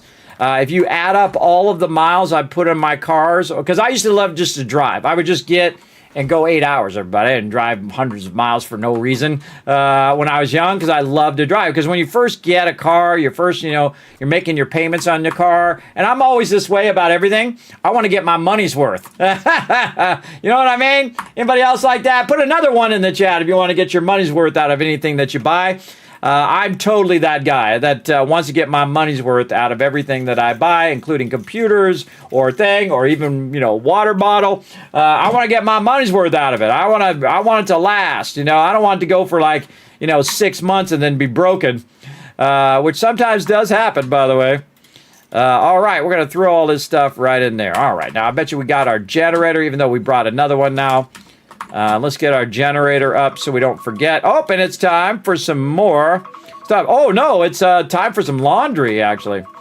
All right, and I totally forgot to tell my wife there, too, that I was going to do the laundry. Because sometimes they leave their laundry in the laundry, which is annoying. I mean, they get tired. What can you say, everybody? It gets late at night. For them is like 8 o'clock. Their late at night is like 8. Mine's like tomorrow. That's my late at night. Because I have really bad insomnia, everybody. So I'd just be, laying in the bed right now anyway. So I thought, well, if I'm going to just sit around, I'm going to get up, I'm going to play some games, have some fun. And that's how this whole thing started. I actually started doing videos first. For my team, like I would play something like Lord of the Rings Online, and I would show skill rotations, or I'd be playing like World of Warcraft. I'd say, look, this is how you do skill rotation, this is how you heal, because healing is an art form more than it is thing like that. And there you go. You found out how to use the splitter. Oh, now you are unstoppable, Ozzy. You are unstoppable with that splitter, bro. Okay, before I forget, let's get back over here. Oh, no, it's still running. What was that alarm for? Oh, yeah, it's time to do my laundry. All right, that's what that alarm was. This one's still running another 9 minutes. Okay, here's what we're going to do. We're going to pause so Horde Night doesn't sneak up on us. We're going to bring up some fun for you guys while I go ahead and do my laundry. I do my laundry on Sundays because I love to multitask. I don't know if you've ever noticed here on stream. Not only am I streaming, but also I'm creating resources. I'm doing Satisfactory. I'm doing 7 Days to Die at the same time. And I'm going to run my laundry at the same time. Now, I love to run my laundry in the middle of the night because guess what, everybody? If you're in a certain area you actually save money by running your laundry later at the nighttime, right? Because if you're in peak hours during the day, it actually costs you more power from your power company. If you didn't know that, I'm saving you money right now. A lot of money, by the way. If you actually just do your laundry later at night, or like me, you do it at midnight, the cost of that laundry is cheap, everybody. Very cheap to do it there. And then when the family does it during the day, well, it costs me more. But mine I do at nighttime to save money so that I can keep this stream going, everybody. And it is a miracle every month, I tell you. It really is. Because again, you want to see how much I get, it's right up there by my subs, how many total subs I have. Is it up there? I think it's up there. It's up there somewhere. Oh, it's down here now. Yeah, well, right now, well, he gifted 100 subs, but normally it's 159, 100 subs. And to actually break even, everybody, it needs to be 500. So one of these days, I'll get a consistent 500 every month, and then this will actually break even this stream. But you know what? I'm not in it for the money, everybody. If I was in it for the money, I'd just go do what I did before. But I can't do that, so I got to do this or just lay in the bed. Because the funny thing is about doing the streaming, everybody, is it's net zero right now. So there's no ability to pay myself. There's no ability to do anything else. I'd put every penny right back into the stream to keep it going. But I could do nothing and earn zero just like I'm earning zero now. But the other perks of it is that I bring a little joy into the world. I'm bringing a little bit of happiness into your day, a little bit of entertainment. And that is, you can't calculate that value, everybody. I think that is the ultimate value in life, is to bring a little bit of enjoyment into people's day, including the ability to de-scramble some words here on Words on Stream. See how I transition that? Look at that love right there, everybody. There you go. Blood vein showing the love. Again, that's why I do what I do, everybody. Again, get out of the bed and show you guys some love. Again, I could sit in the bed, but I know that's a death sentence, everybody. I know that's a death sentence to just waste away in the bed. No. That's not the way I go out. I'm going out with high score in real life. Going out with a high score in real life, everybody. The high score and bringing all the love into you guys' day. And here we go. All right. We're going to do this. Going to run some laundry. And then I shall be back in just a bit.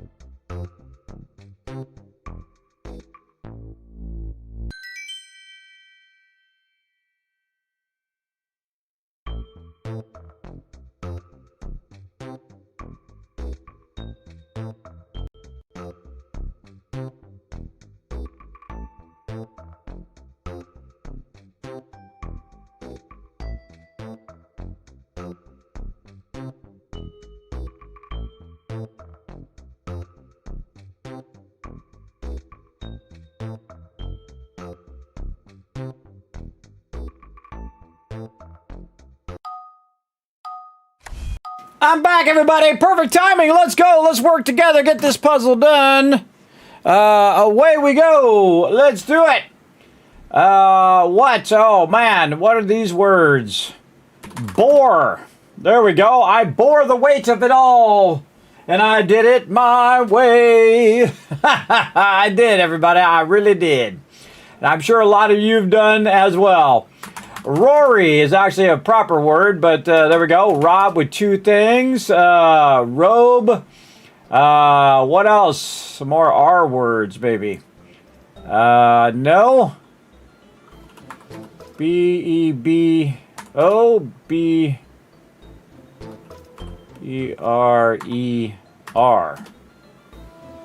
B-E-R-R? I don't know. Broyo. Brio. Man, what are these words?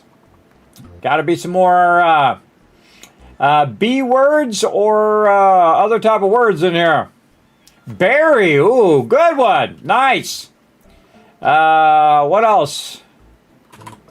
Bori with two with an O. Berry you already got. Maybe that's an R word. R-O-B-Y?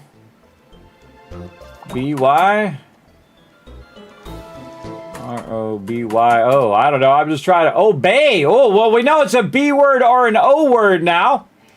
Or an E word. E-O-R-B.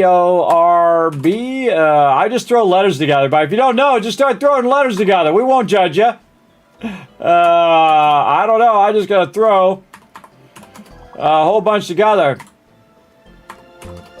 I don't know. You might get it. I've gotten a few words just by randomness. R-E... About R-E-R-O-Y. There we go. Now, okay. Well, we got it done anyway, everybody. Nice job. Nice job. Let's go ahead and give you guys a bunch of kids caps for a good try there, and we got it done, so very nice. All right, let's roll on to some 7 days to die right over here. There we go. We're going to get on back to it. As you can see, we're building out our base, but I think we need to kind of pop on to Satisfactory, see how we're doing. Yeah, we need to run some iron rods. Let's go ahead and run some of those. Hey, Siri, set a timer for 5 minutes. All right, I took a little bit of a shorter break there just to throw my laundry in and let that run, and then we'll take another break here when that laundry is ready in about 40 minutes. But we'll go ahead and get into some building over here. So what we've done is we've got our forges going. And we just brought a bunch of forges and whatnot. Let's get our chem stations going as well. I always like to mix my my forges and chem stations and workbenches and chem stations. I think we could probably dip one of these chem stations right here in that corner. Very nice. And as you can see, everybody, very nice elevator. Now, of course, if they took out the walls, everybody, we'd be in trouble. But don't worry, this is concrete level stuff. And again, eventually we could steel it up if we wanted to. But really like the hanging benches. Still allows you to see all the baddies. And again, as you move around, you'll see it becomes transparent with that zillion tower stuff there. We probably should work a bit on our food since Horde Day is coming up here in just a moment. We got to get our electricity going as well. And did we grab our generator? We were in the middle of doing that, but I might have put it away over here. Plus, I brought a generator too. So either, oh, I have it in my bar right there. I see it.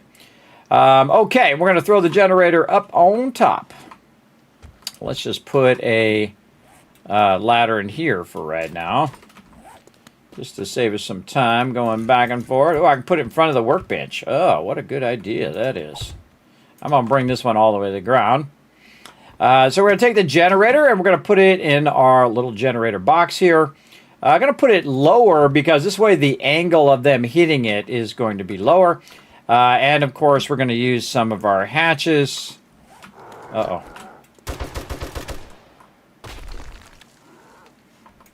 Punk? Trying to destroy my stuff. Yeah, look, it took damage. It took damage. He destroyed something. He destroyed one of my things here. But it seemed to work fine. Again, we need some more hatches. I'm sure I have some in the box, but I'm not going to bother to run back for them. We're just going to make a bunch of them. And again, this is a prototype build for my team that I am working on. And it's funny because I was just trying to get these hatches in to protect this. Okay. Again, I want the arrow pointing upward. Oh, God. You can rotate them the other way, everybody, but what the heck? You can rotate the other way with a command, but that command also goes to my NVIDIA card, so I don't change it. Oh, keep missing it.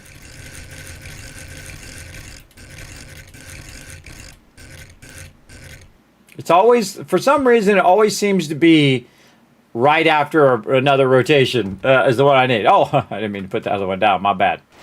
My bad. Get out of there. So there we go. Now, we do want to have that where it sticks in the corner here. We do want to get our concrete blocks, which I also seem to have put away.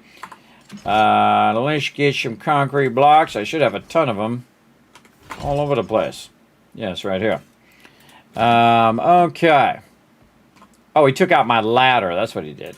He took out my ladder. I saw him take something out. What we want to do is take our blocks here and apparently also attack our stuff there. We want to go in and pressing a lot of wrong buttons today. Put in these kind of corners.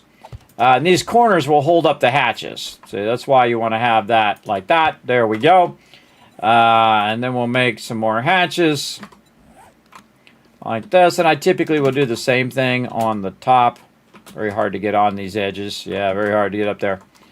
But that's okay. We'll put some plates up here. Like so. Or actually, no, we got to put the things up there first. Yes, we have to do the bars first. Bars first. Actually, we'll do them like on top of these hatches. We can. What can we do? We could use our temporary blocks to, because these blocks are really awkward to work with, so we could use our temporary blocks. Then we could use our pole here against the temporary block. There we go.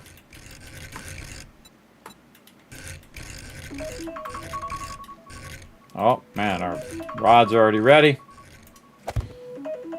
That's my phone telling me stuff is ready. Okay, so we're going to run this across here. And the reason why we're going to do that is so that this will act as a support for these internal ones there. Now, you can just put doors there as well. So we can just do a double door like this. Another way of doing it. Again, I'm just showing you alternate ways, everybody. You can do double hatches. You can do the door. You don't want the door to be on the inside, though. You want it to be like this so that it's not taking up those inside blocks. Did we bring some stuff? We did not. All right. Well, let's just go ahead and get our engines here and get this going. Luckily, we collected a few engines while we were running around because we're going to need that to power our stuff. I probably have a massive amount of these engines back at the base. I got one engine, really, out of all of that car wrenching.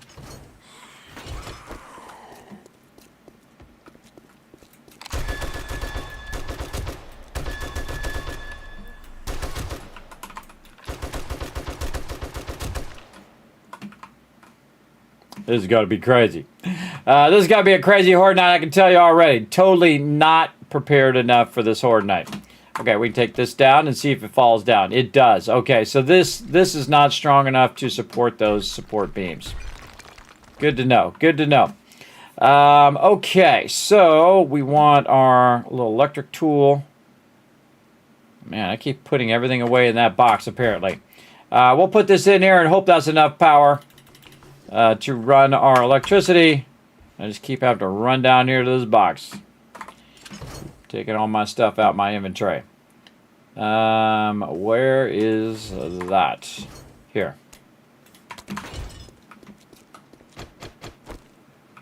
Okay, so we got to take this and we've got to run this down. It doesn't matter which side I run it to. I can run it to the left or the right. And then it will do it. I'm going to go right so that it hits this and then it goes around that way. and goes all the way here. Now again, I can run it the other way, but this is actually flowing in a certain direction, so you want to start here and let it flow all the way around. Sometimes I'll cut it into separate sections, like the one side will be one section, this side will be another section, and so on. I put it on this side just so that it's closest to the trader, because this way this side gets attacked a little bit less, usually. We'll see how it goes, though. But that electric fence should be live now. Let's go see if it's actually functioning. You don't really need that much power for an electric fence. Oh, it's not. Oh, I forgot to turn it on. Yeah, that's probably 100% works better. You turn it on first. There we go. All right, so we open this up, turned it on, generator running. Now here's what you want to do. You want to test it a little bit like this. That's working. And then what you want to do is go to the last part and test that, because it may not stretch all the way to the end. Oh, that's working. That's good. Working good. All right, and that's what we want to see. Hey, thanks for the loot. All righty. So, that's good to go. Electric fence up and running. That may or may not help us survive. We'll see how it goes. I would definitely go in here and grab every bit of steel that we possibly can. We should have done this on our other base much earlier.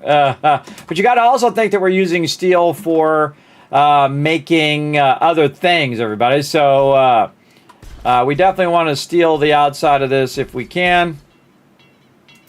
We need some concrete and probably... I always like to have concrete and cobblestone on me. Also, I'll move some boxes up here for repair later. But definitely want to get some concrete wherever I threw it, which is going to be rough at this point because, again, not going to sort these boxes, so I just got to go hunt it down at this point. All right. By the way, I can also repair from the inside as well. So let's do these and upgrade from the inside. There we go. Again, working on the middle one because I think I already did the lower section, if I remember correctly. Except for this one that was missing right here. So I should go do that one while I'm thinking about it. Again, almost Horde Day, or Horde Night, everybody. It is Horde Day, but Horde Night, we got to get going.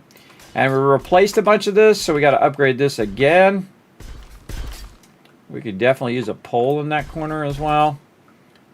We'll do up just a little bit here in the corners. This needs to reverse back the other way or they'll jump up on that. I don't think I'm going to have enough time to do that, so I'm just going to go ahead and do some blocking this way.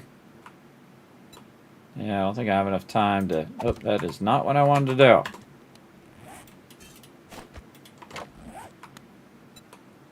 We'll just do this. But normally I would L-shape that corner.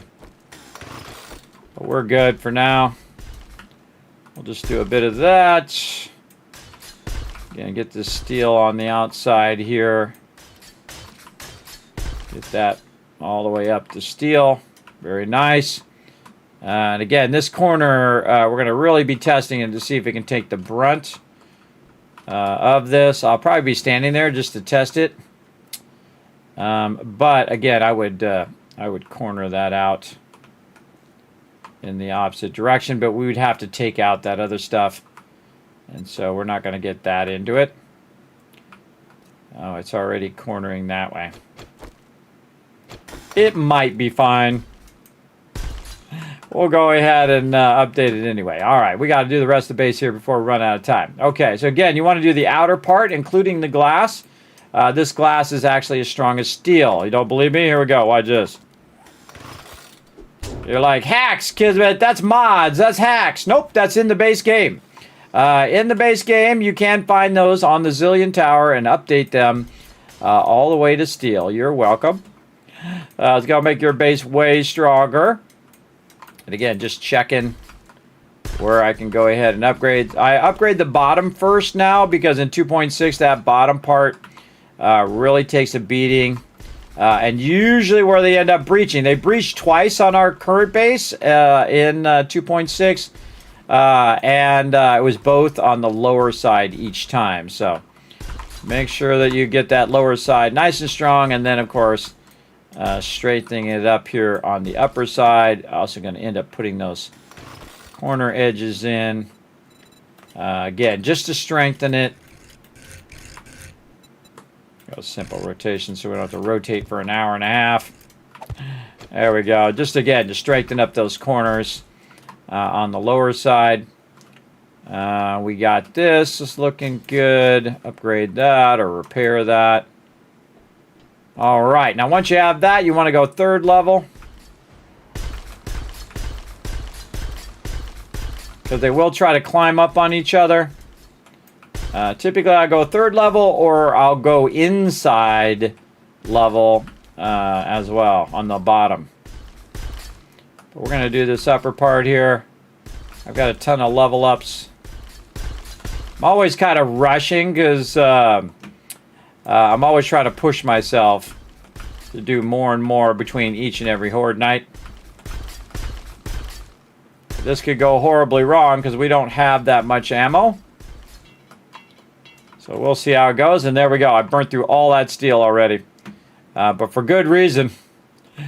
Absolutely. For good reason there. Okay. So any more steel laying around, again, it does me no good sitting in this box. Right there. Let's look.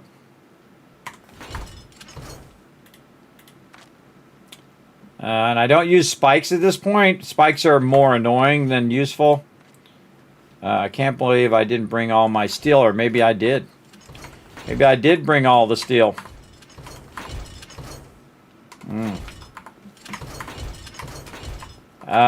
Speaking of steel, we'll see if we got any iron. I have a massive amount of all this stuff at the other base, but not that much iron. All right, well, we'll just take this iron, cut it in half, take this, put that in there. And then same thing here, just max that out. And then throw some of that iron in there to process. We can always go get more iron as well. Also at this point, I would just put some of those resources back and see if we can finish up this third level. Where did I leave off? Right here. Now I would do the sides first on this, and that's because you can see that actually took some damage. Because of that's where they're going to attack more. I'd love to get all 3 levels up to steel.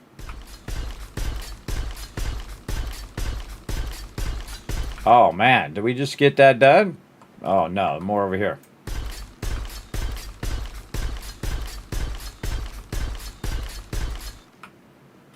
Now I think we got it done. Yeah, all right. That was a big win right there, brother. Nice, nice. Okay, all the way around. We got, it's 3 up. And then we're immediately going to go to the inside and double steel up the inside. Now, you might think, kids, there's no way they're getting in there. Oh, yeah. Oh, yeah. I've seen it breach multiple layers of steel, everybody. Absolutely. So we're going to go ahead and do these middle parts first. Because this is where they're usually going to run to the middle part, like this guy right here. He's going to get, he's going to be our tester guy to help us with testing to see if our stuff shocks him. And it does, as you can see. Get wrecked. There you go. Close this back up. And again, we're out of steel. I don't think we have anything in these drop boxes.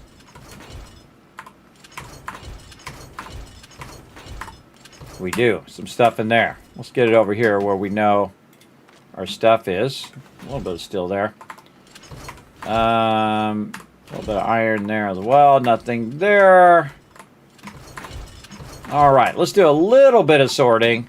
Again, since I'm going to reset this playthrough coming up this weekend when we do Streamer Weekend for 3.0,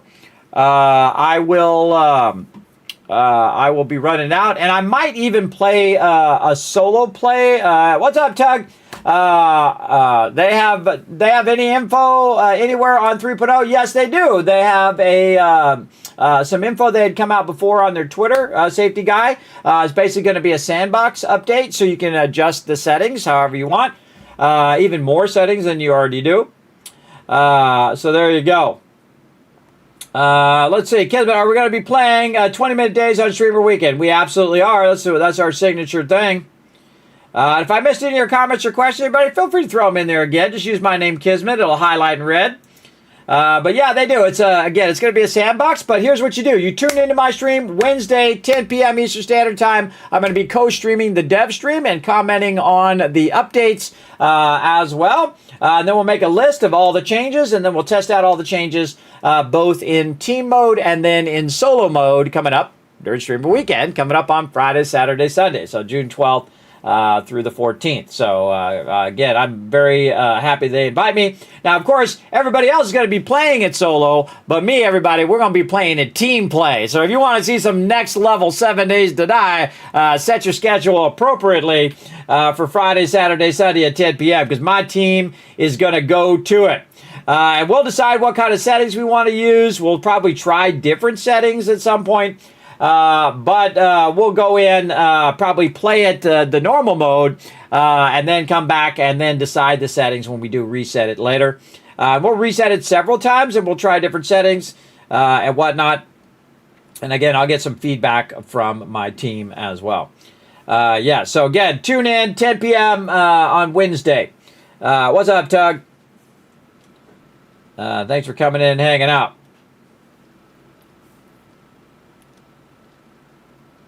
Yeah, and then Unforgiven already told you that in the chat. Well, there we go. Sometimes I do get wrapped up in what I'm doing.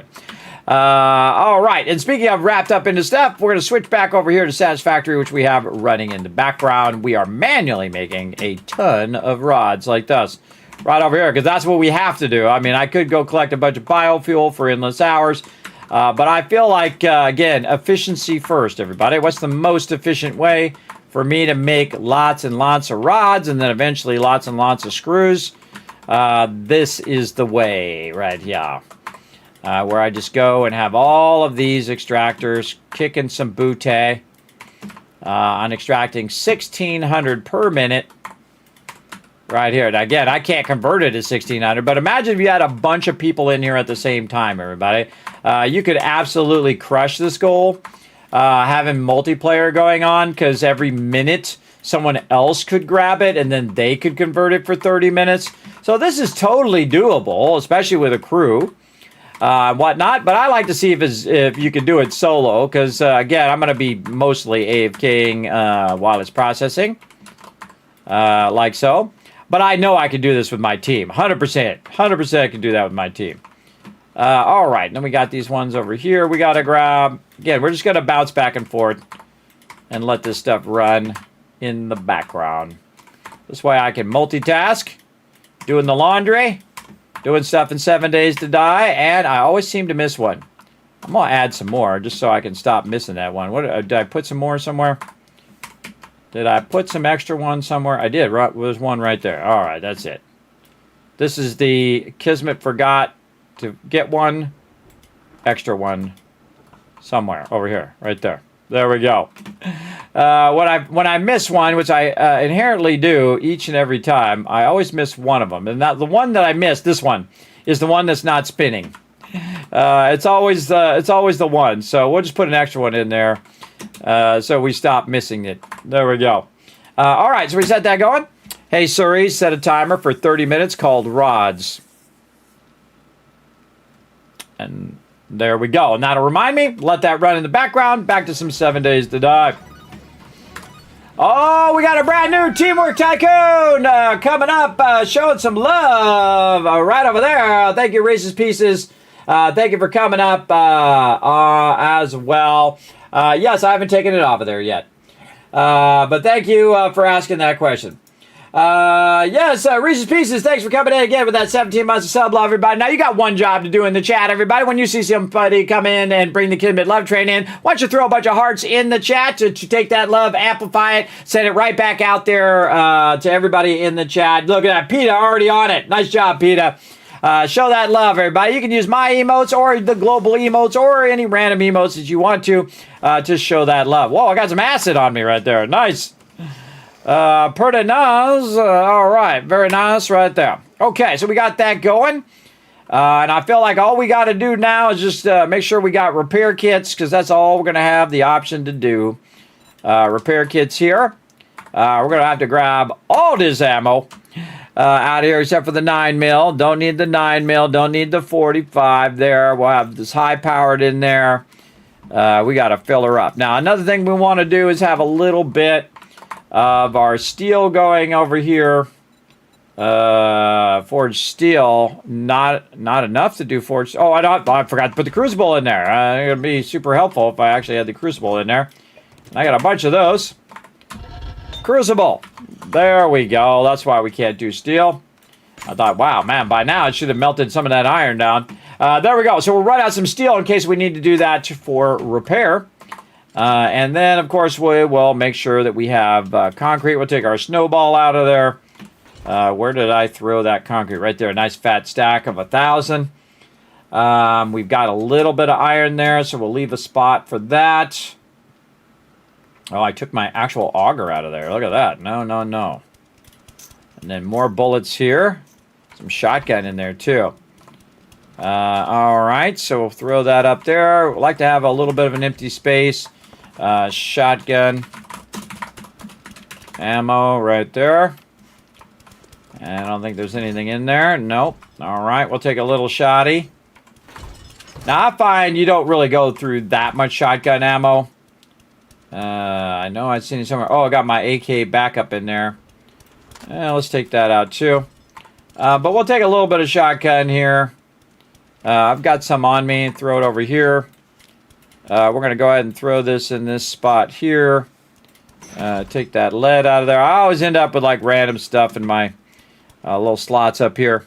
Maybe move this here, move that there. Don't need this. I could put more ammo in there. Throw that in there. Again, you want to clean out your inventory a little bit. The same thing here. Don't need that. Put that ammo in there. Thus more ammo. And we're going to burn through all this ammo, everybody. I don't think I'm having this ammo left. And this will be our first winter biome one in the winter biome in this playthrough. There we go. That's what I'm trying to say. All right, lock and load all weapons. We're good. Oh, I don't need my chainsaw in there. Let's take the chainsaw out. I don't have any robotic turret ammo, so that's not going to really help me, so we'll just take that out. Let's get the AK as a backup. Let's repair the AK. There we go. Probably want to switch those around a little bit. This way I can very easily switch all my weapons. Weapons on the good to go. And then these are boxes of that ammo, so we can unbox those later. And let's see.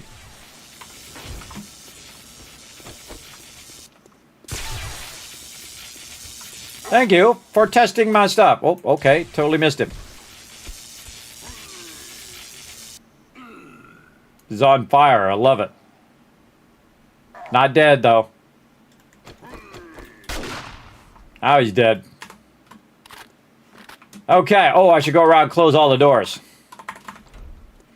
so I don't accidentally shoot through here and hit the stuff. Close all the doors. Notice that I've upgraded these to steel so they can take a hit. And here we go. Here we go, chat. This is going to be crazy. Again, I only got one layer of protection, which is the electricity. We're going to see how well our little corner works out over here. And I might do this design right here where it's kind of more open for the crew. And this will act as the second barrier. Trader Hughes is closing soon, so stock up on munitions and have a safe feed. Well, you know that's not true, Trader Hughes. It's Horde Day, bro. You let me just stay in there. By the way, I also saw that they are going to add, which they have in some mods, where you can have the trader open 24/7, which I think is cool. Yes, I rarely ever do meds, but hey, you know what we're going to do? Thanks for the reminder. What I do, if I am going to use meds, I go and I use meds ahead of time.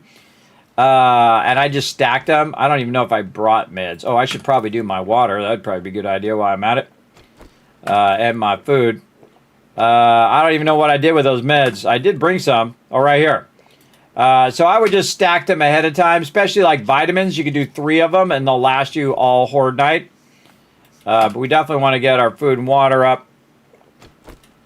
All the way up before we go. There's more shotgun ammo there, too. Did we bring any other type of meds? We did. Vitamins right here. There we go. So you can see it's 13 minutes. And then we go again. Now it's 26 minutes. And then you go another vitamin. And now it's 39 minutes. Oh, it's on. Here we go. Let's go stand in this corner and test it out. Here we go.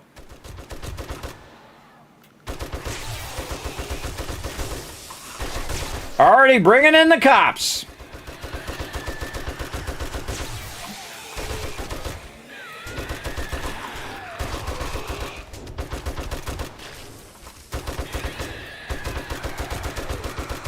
Wow, radiated ferals. Don't reload.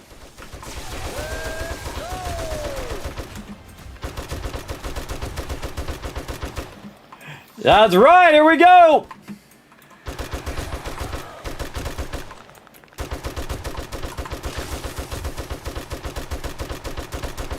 Reload. When the cop is down, that's when you reload. He's gonna blow up. Yeah, actually wasn't the greatest reload. Look at him climbing up there to the top. Get out from there.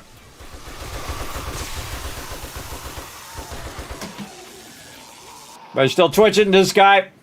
That guy. So you watch him and see if they're still moving.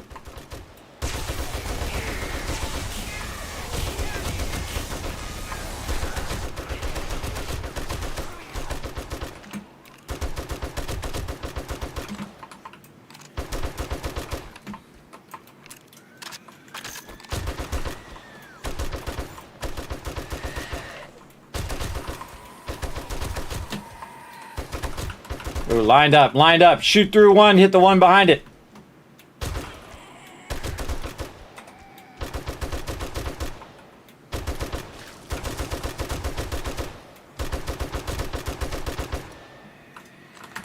Good time to reload. See how they're still running in. Watching for cops.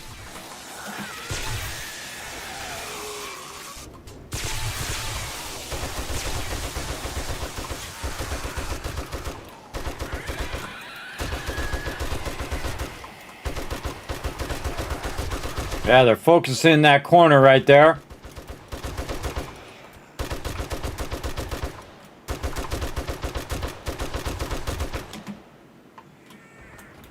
Yeah, I like this open corner. I'm digging it. Oh, good time to reload there.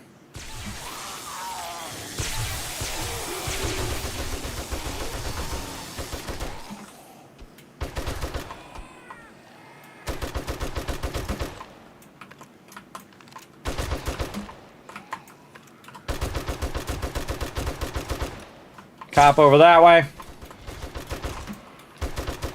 And in case you're wondering, everybody, right here, 108, level 108, 0 deaths, almost 9,000 zombie kills. So I might have a slight insight onto how to survive in the wasteland. You know, just a tiny bit. Not much.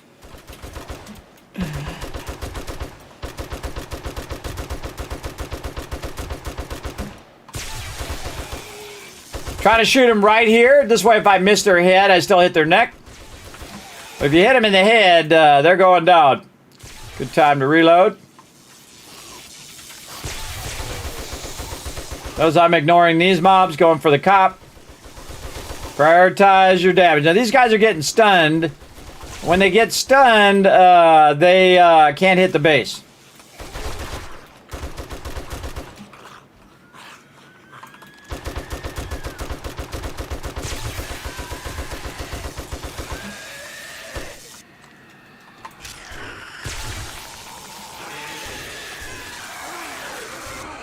Cops down. Okay.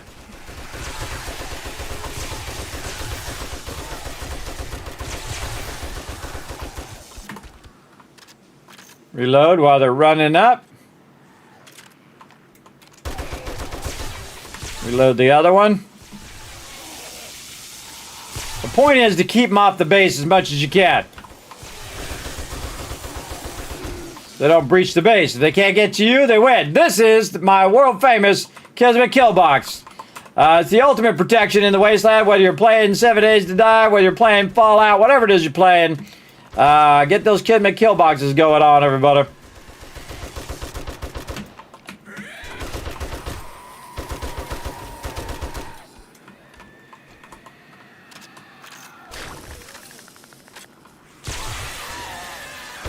Try to keep those cops from getting close to your base, too. Same thing with bombers. Shoot them in the legs so that they don't explode.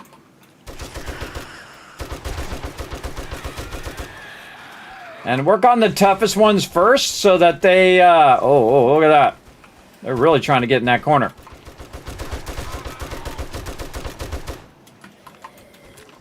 Nope, nope.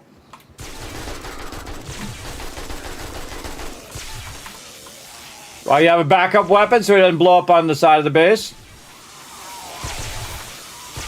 Be right with you. Yeah, just put your faces right where it's easy for me to shoot. Thank you.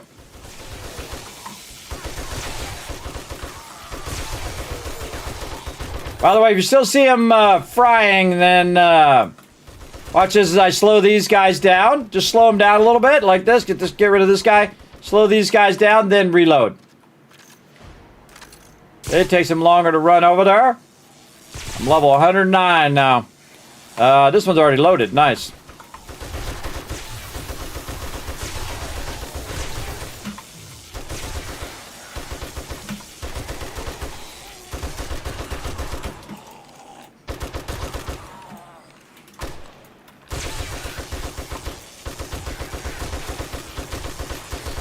Whoa, whoa, spitter. Oh, now it's on. Let's see if he gets back up. He sure did. Shoot him in the face if you got to. Stay away from my base. Shoot him till he didn't get back up. Reload. Oh, another spitter coming in.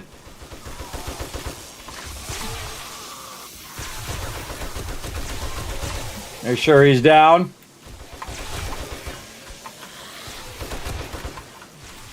Like fence holding up pretty well. Shoot him a few extra times. Switch weapons. They're moving. Keep him busy over there for a second while I wipe this guy out. Check for anybody else. Nope. Reload. Oh, they're coming up off the hill. Look, they're falling. See that? If they fall down from the top of the hill there, then they fall on the ground. Let's see if anybody else does it. That's funny.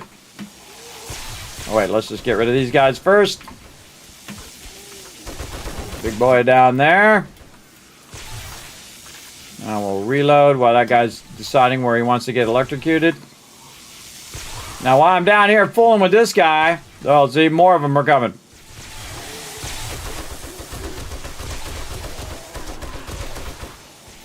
Shoot that guy again just in case. See, they're over here being sneaky, coming from different directions. This one, it actually gets really tough. Because you got to keep them off the base. That's what you're trying to do.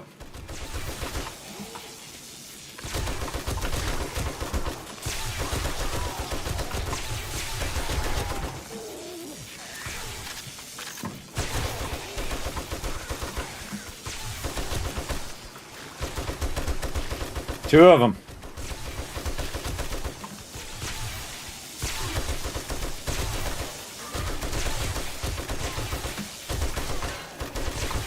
If you got to, just knock them down for a minute. Whoa, that's a bomber. Speaking of bombers.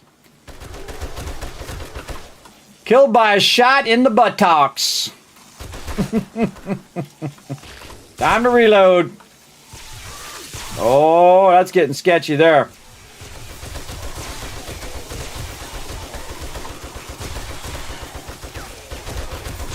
Get those people in the corner. You're gonna have to shoot them at an angle like this.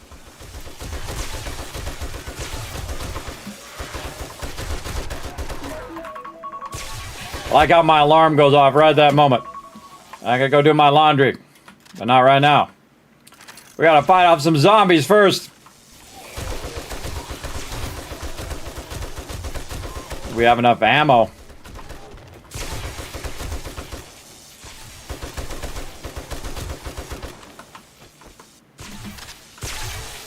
I gotta walk over here anyway. I might as well reload while I'm walking.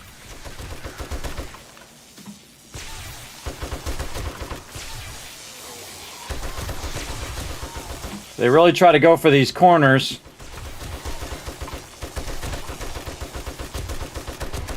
I love it when they're all lined up. Don't let them get up.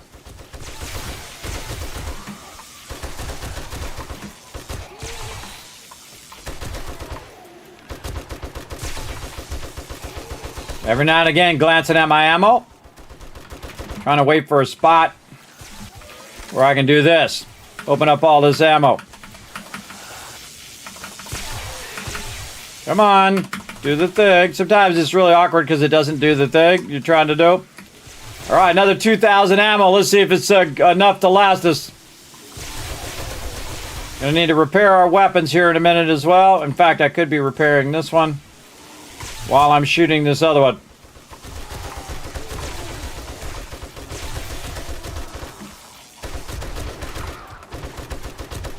Again, remember the electric fence. If they're still getting charged. Whoa, bomber!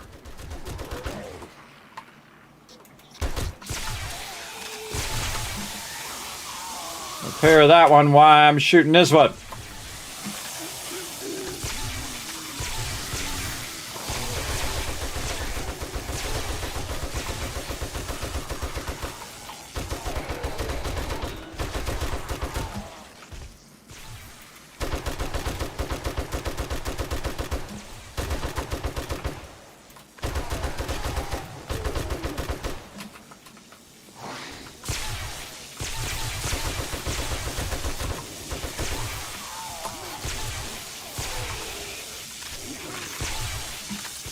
See how they were working this side while I was over there?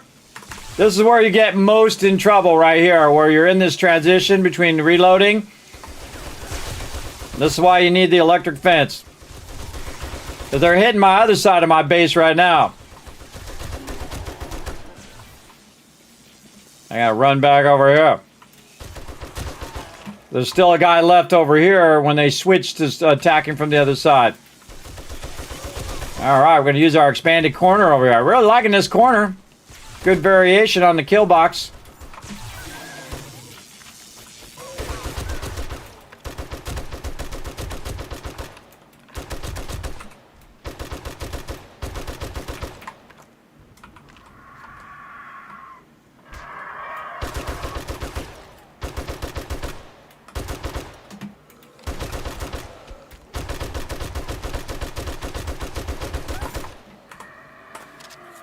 Good time to reload.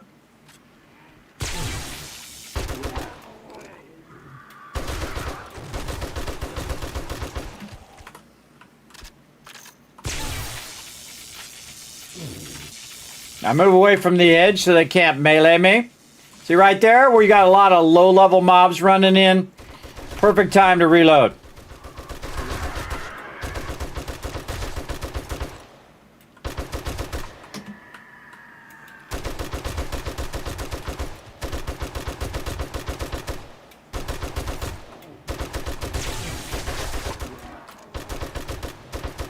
Now I'm just mowing them down.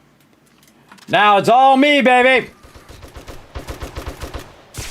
I don't think you know who you're up against, zombies. You up against the one, the man, the one that started it all. Let's go.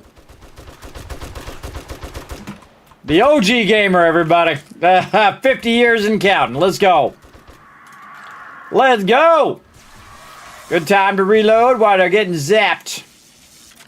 Take these tougher mobs out, though, before I reload the other one.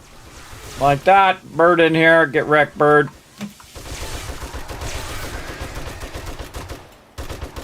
Yeah, this corner's not doing too bad because they're not standing in that corner. So actually, that's pretty good. 1,200 bullets left. Ooh, we got a long way to go still, though. We might have to switch to the high-powered bullets. We might do that on the next reload. One of our guns will be high-powered. One of us, one will be the other one. Getting so much XP for this right now. I love it when they're lined up because, again, this armor penetrating. Come on, bird. Yeah, I got wrecked.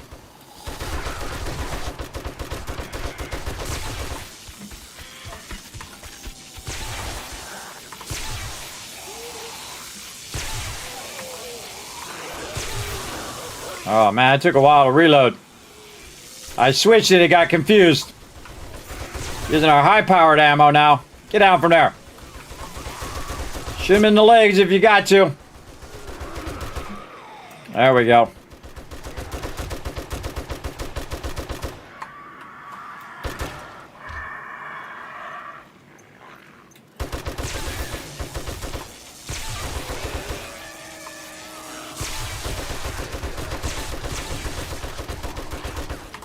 Good time to reload. So now I got my heavy weapon here with the AP ammo, and then this with high-powered ammo. So you can actually switch back and forth between your weapons. So you use your AP ammo against the tougher ones to try to penetrate these tough ones, and then use your lower level ones for birds and things like that. Try to preserve some of your ammo.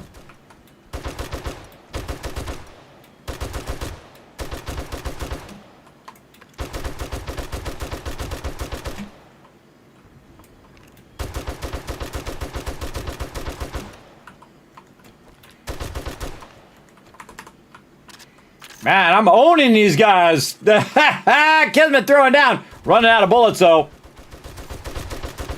Smoking each and every one of them. Actually got ahead of the spawn, which is pretty awesome.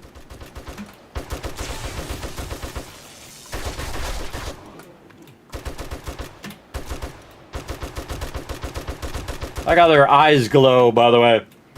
The guys with the hoodies. It was one last guy. I give you credit for being bold, guy. Yeah, line right up right there. It makes my job easier.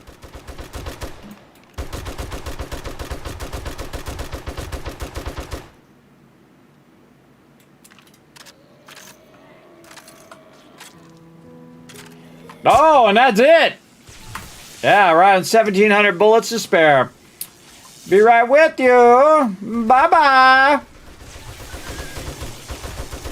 Kismet Killbox showing his quality once again with a win, baby. That's a win. I did even better in this one than I did in my team one, where they breached my team one. But then again, we did have about 10 times as many zombies. Look at that, chat. Come on, let's go, chat. That was a good one. Holy mackerel. Now, remember, everybody, I'm playing solo. I have 0 deaths, 9,000 kills, game stage of an insane 700 game stage, and level 110, everybody. That is nuts.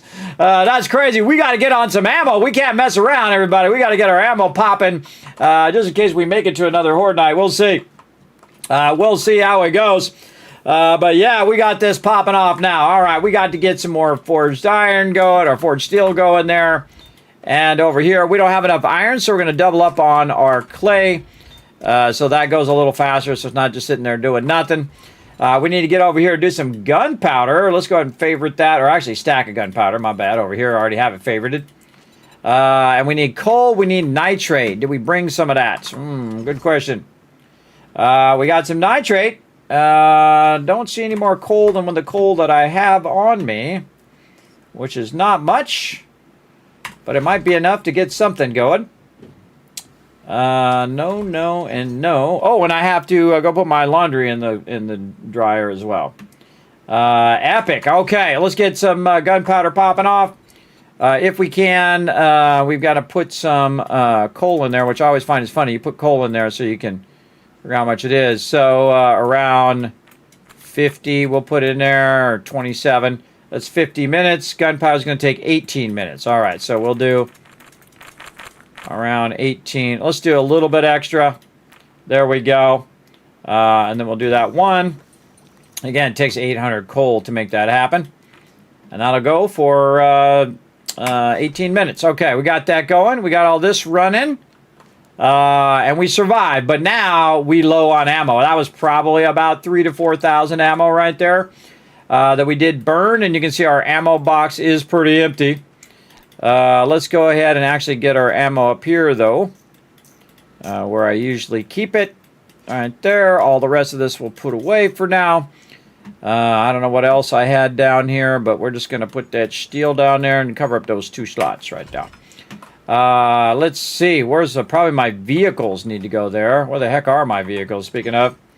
Where did my vehicles go?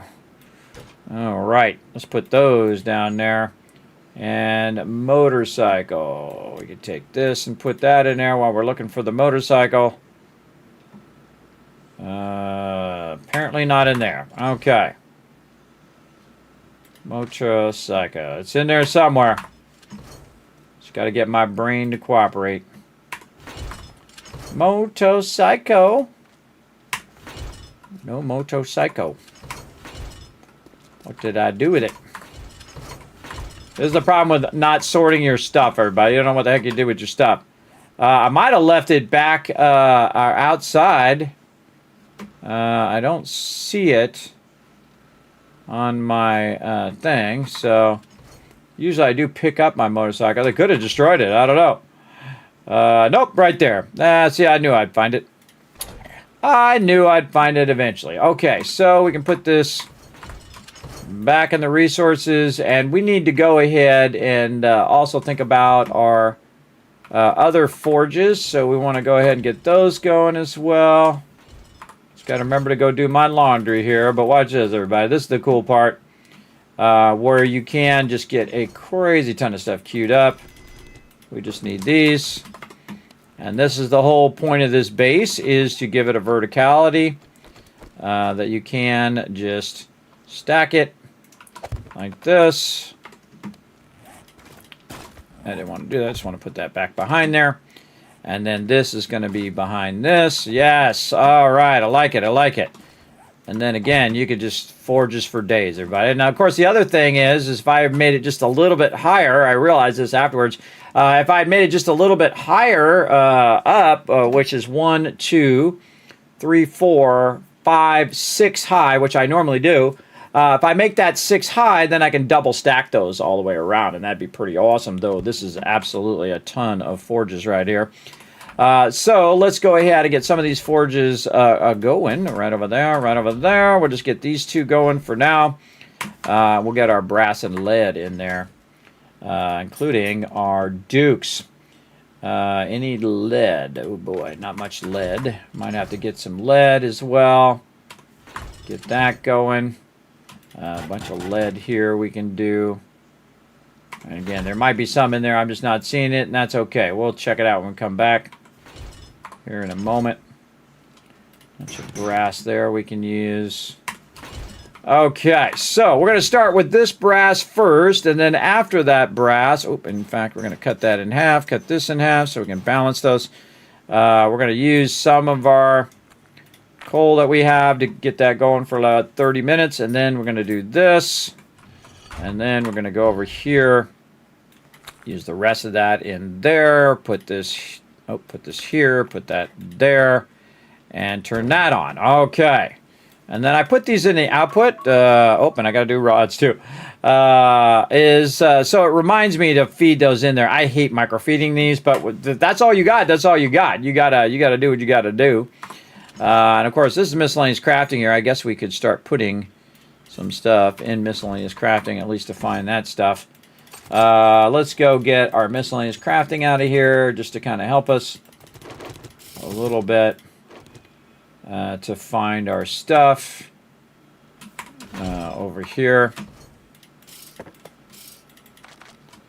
Let's see, some of that I'm just putting there. You only got to put it in there the first time, and then it will remember, hey, that's where that thing goes, and you just double press this button. I wish they had that in Satisfactory, everybody, with the double click button, or just do that. There's some that actually have a command key set to that. So you can hit like T or R or whatever, and it just puts it in, takes it out, puts it in, takes it out. I love that, everybody. I think that's one of the greatest things they invented in Enshrouded. It has that where you put it in there. And then, of course, also craft from bank. So you don't have to go into the thing, take the stuff out and do it. Though one of the things cool about this game is that it actually takes the resources out of your inventory when it puts it into the bank. So it takes it out of the inventory, starts to craft it, and then you don't have the resources to sit in your inventory. You don't have to sit in the bench. It'll go and do its thing while you're doing something else, which I greatly appreciate. Let's go ahead and do a little bit of sorting here. This is going to be the building box up here, so I can put all of my random stuff like that. Okay, maybe we'll do a little sorting when we come back. We could go ahead and start putting our dew collectors down, because this might be an issue.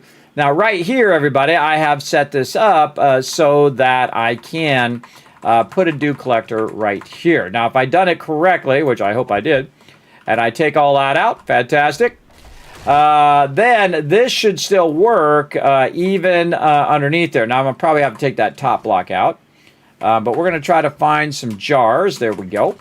Because you got to use jars now on the dew collector, so we'll put those in there. And notice that it is working because that one's up that extra height. But if you have 6 open up above it, and again, you can see that I actually have a roof up above it, everybody. And so if it's got a 6 distance up above the dew collector itself, you can actually collect it indoors, which is pretty awesome. Pretty awesome. And again, I'm making that height so high like that one, so we have the ability to stack our farms up above. So we're going to stack those in certain corners, and then the rest of these are going to be for dew collectors over here, and they'll all be at the crafting level, which is awesome. And again, you have dew collectors on one side, stacks of food on the other side. And that's kind of what this backside is here, is for that. And then you have your production up here toward the front, normally aimed toward the trader, because this is where we'll be. Also, I'll have a doorway here where people can come in and use the drop boxes here. I might even offset this by one more, because when you have a lot of people in here, everybody do it. By the way, you notice I'm not even picking up the loot. I'm good. You're like, is it? There's a bunch of loot out there. I'm good. For now, anyway, because I'm going to reset this, everybody. We're going to start again from scratch when Streamer Weekend comes in. Again, I might play after Streamer Weekend, or after my team plays. Normally, we go like 3 Horde nights and then go from there. And we'll see how much changes, too. We'll see if there's also some stuff that they haven't announced yet, because most of the stuff is about the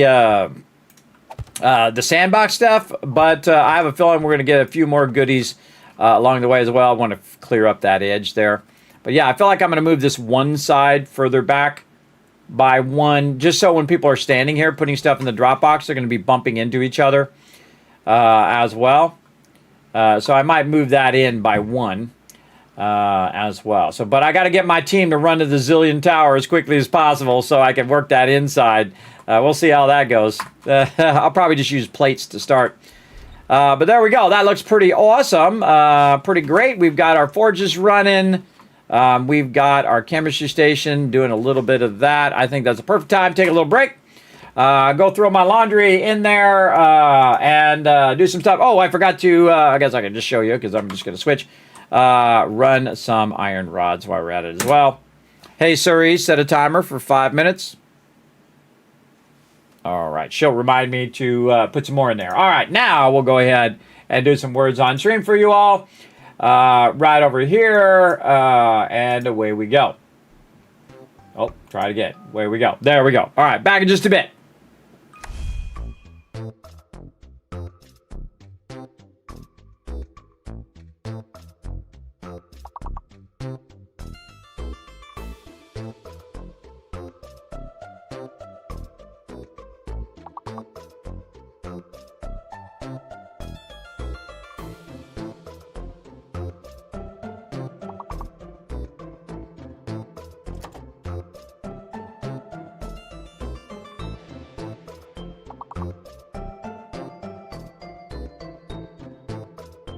Alert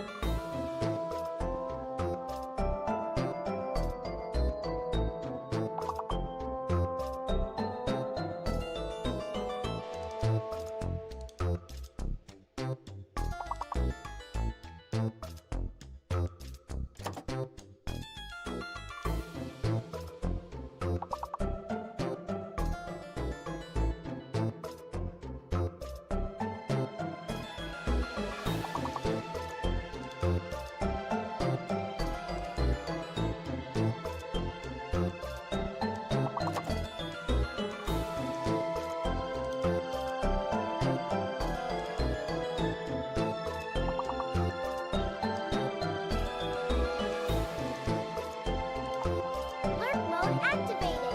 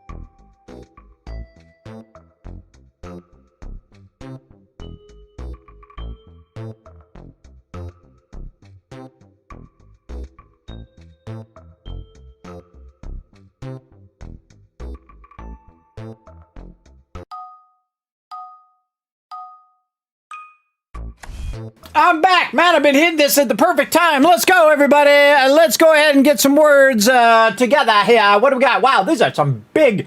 Wow, you guys are doing really good. You're on level 9. Holy mackerel. Iceman. Icemen. Right there. Boom. I actually got a big word for once, everybody. It's a miracle. You just saw a miracle right here on the stream. You gotta think I got some bad medical problems, everybody. My brain don't work very good anymore. Let's see, what else? Mean with 2 E's. Oh, I can't do it yet? No. That is not right. What? Wow. Mine. Mine is a word. There we go. Trying to get it before I get locked again. Did I get locked? Okay, I'm unlocked now. What?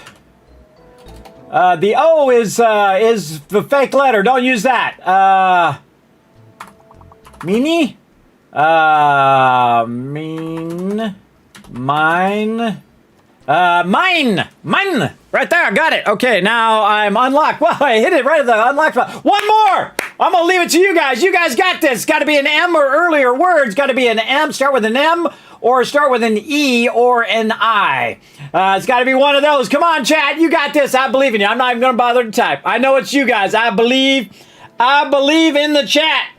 It's got to be, remember, it's got to start M-I or earlier. It's got to be an E word or maybe a C word, too.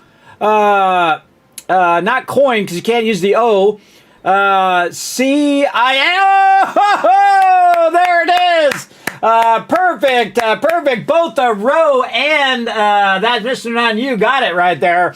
That's 5,000 caps right there, chat. 1,000, 2,000. 3,000, 4,000, 5,000 cash for working together. And again, everybody, we're going to be doing 2 giveaways today. So settle in.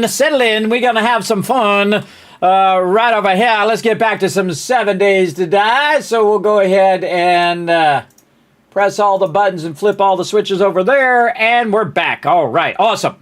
So yeah, we are doing some 7 days to die in the background, of course, converting a bunch of resources for Satisfactory.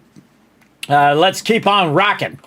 We are going to need some coal. I can tell you that already. Clear out this stuff. Oh, turn my sound on. And make sure to put a 1 in the chat if you can see and hear me as well. I almost forget each and every time. Our stuff is working. Nice. So that's properly working up there. Very cool. Let's see, and we got this center support that we use so we can kind of move through here. We should get our bucket and get our water going because we're going to need that as well. I saw that in there somewhere right there. Let's go find some water. Let's see. Huh. I don't think so, Chuck. I don't think so, bro. Oh, there's a teensy bit of water over here in this lake. A river. Depending on how you look at it. All right, right here. Bobo. Okay, and again, this was idea. And again, I'm just going to leave that laying out there, everybody. You're like, kids, I can't stand it. Go pick that stuff up. Nope. Going to leave it. This is, I should offset that too. I should offset that off to the side. This way, when my team, if they're coming up from the top, they're not going to be running into that power every time. But what you can do is do this, and then when you go to eat your food like this, again, it's one of the few blocks where you can actually combine 2 blocks into one, both a water block and a cement block for support. And I can sit in there, and you can see that it removes my thing. So a little bath in the middle of your base, as well as it also acts as a support for the rest of the base. So all that is all good as well. And I kind of feel like we did the outside. We just needed the inside here. We could probably get some of this going on. Over here, we could probably start our farms going as well. Let's go ahead and get our farms going again. This is all practice or a prototype for my team, and we should be able to get it right into the corner because the outside ones are like this and not in the inside. If they're inside, then I can't put these blocks here. So the whole point is to put the 1, 2, 3, 4, 5, 6, 7, 8. Wow, it's almost perfect. Actually, go one more, which is 9. To put all this inside the base. And so you have one side which is doing your farming and doing all of your water side inside the base, and then you have another side which is you're bringing in all your resources, running all your forges, and keeping all that stuff up off the ground. We're also going to expand this to up above, way up on the top. Once we do it up there, the whole top part will be our farm as well, but we'll just go ahead and do this for now. And we want to just go ahead and square this off, and this should be an 8 by 8 basically. Let's count it this way. 1, 2, 3, 4, 5, 6, 7, 8. Yeah, so that's an 8 by 8, which is perfect because all we really need is a gap in the center, right? In the center here. Now, I can build this up really high, but I can just build one corner up really high because wherever I'm going to have the dew collectors, that's what I need up to be very high. Because this way it has a 6 gap up above. You can do the same thing with your beehives as well, as long as it has that gap above it. When it comes to farms, what you can do is do those in layers based on what garden stuff you're going to put there. Like, let's see if we have any seeds. I might have grabbed some. We'll find them, or we can always go grab some out of wherever. We can find something. We got nothing. We got super corn. There we go. Thought I had gotten some super corn. So say we want to put some super corn down here. Now, super corn requires 3 high. So you can see that that is at least 3 high up above it, and it's also getting light so that it lets us put it down. If it's blocked, it will not let you put it down. I'll go ahead and show you by just simply blocking it up above. And we'll just use blocks. And as I block the up above part, like this, it's going to... I'm out of blocks. That's funny. I know I've got a ton of them in here. There we go. And again, as I block above it and the light can't get to it, it will do it. Now, even if I do this, the light is still able to get through this part and underneath here to this, right? Because you can go 7 by 9 as a square.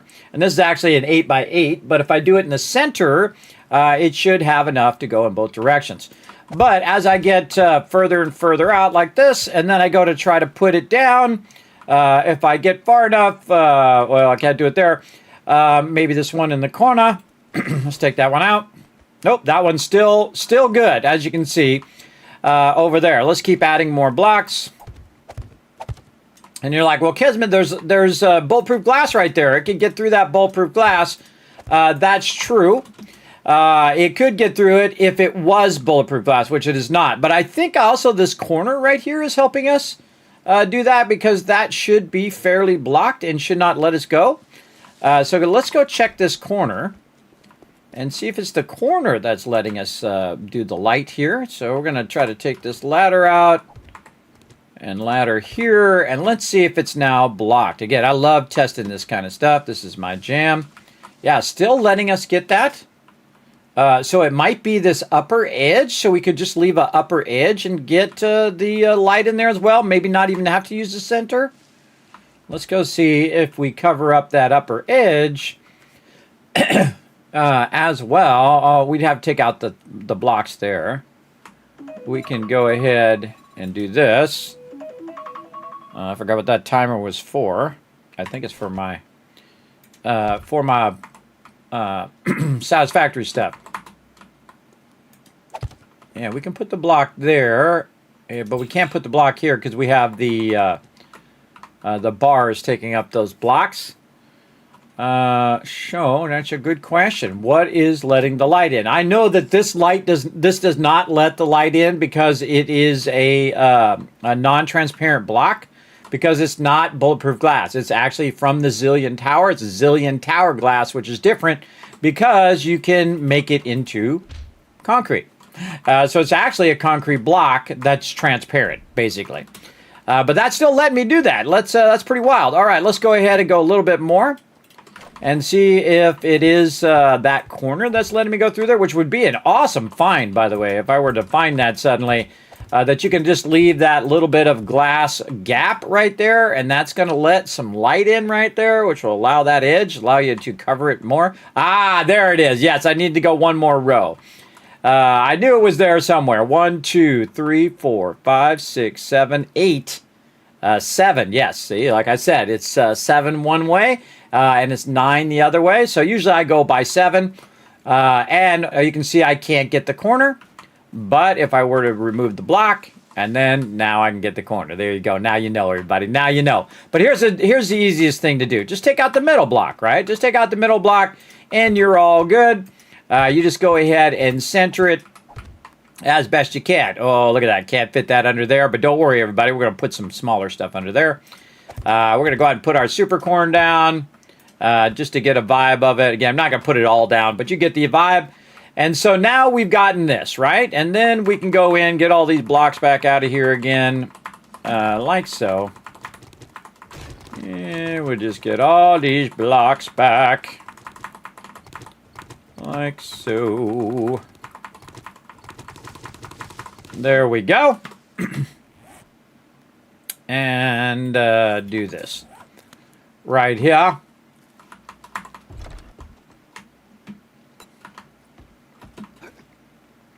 And then we can just put up some bars like this, right? And so these bars, these bars are transparent, so they will let light in like that. Or if you don't want to have the bars and you don't want to have the weather come in your base, we can go ahead and just pick up this right here, and then we can use this. The only drawback of this particular block is that it is very, very thin, right? It is totally thin and a little difficult sometimes just to manage, but we can run it. Now again, I would count it. So 1, 2, 3, 4. Let's say right here is the center.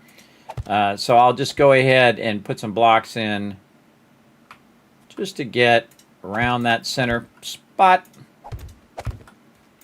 like that. There we go. Let's go check on our stuff over here. Yep, this needs to be running some rods. Hey, Suri, set a timer for 5 minutes called rods. That'll actually remind me what the heck it was for, because I forgot what the other one was for. I thought it was for that.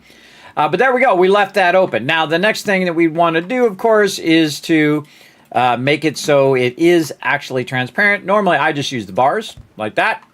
And then we can have both the solidness of the Zillion Tower pieces and that centerpiece. I didn't really need to put this stuff on the side over there, but I was just showing you that. Again, we're just doing some testing of potential base that I want to build for the team. I always like to try out new stuff. Like if I discover like the Zillion Tower here, which my team turned me on to, I'm going to try that piece out in every different way I can to see how well it works. And frankly, this is actually an amazing find right there. Because the thing that it does is it still is as strong as concrete, but it lets in the light. And it's just more of a cosmetic thing that you have that light in your base. And you don't have to worry about lighting it during the day. I wish my guy would jump. There we go. That you don't have to worry about lighting it during the day. And then you're getting more light in there. It's making your base just feel nicer. More of an aesthetic thing. Again, I could just put bars or concrete or whatever I feel like putting.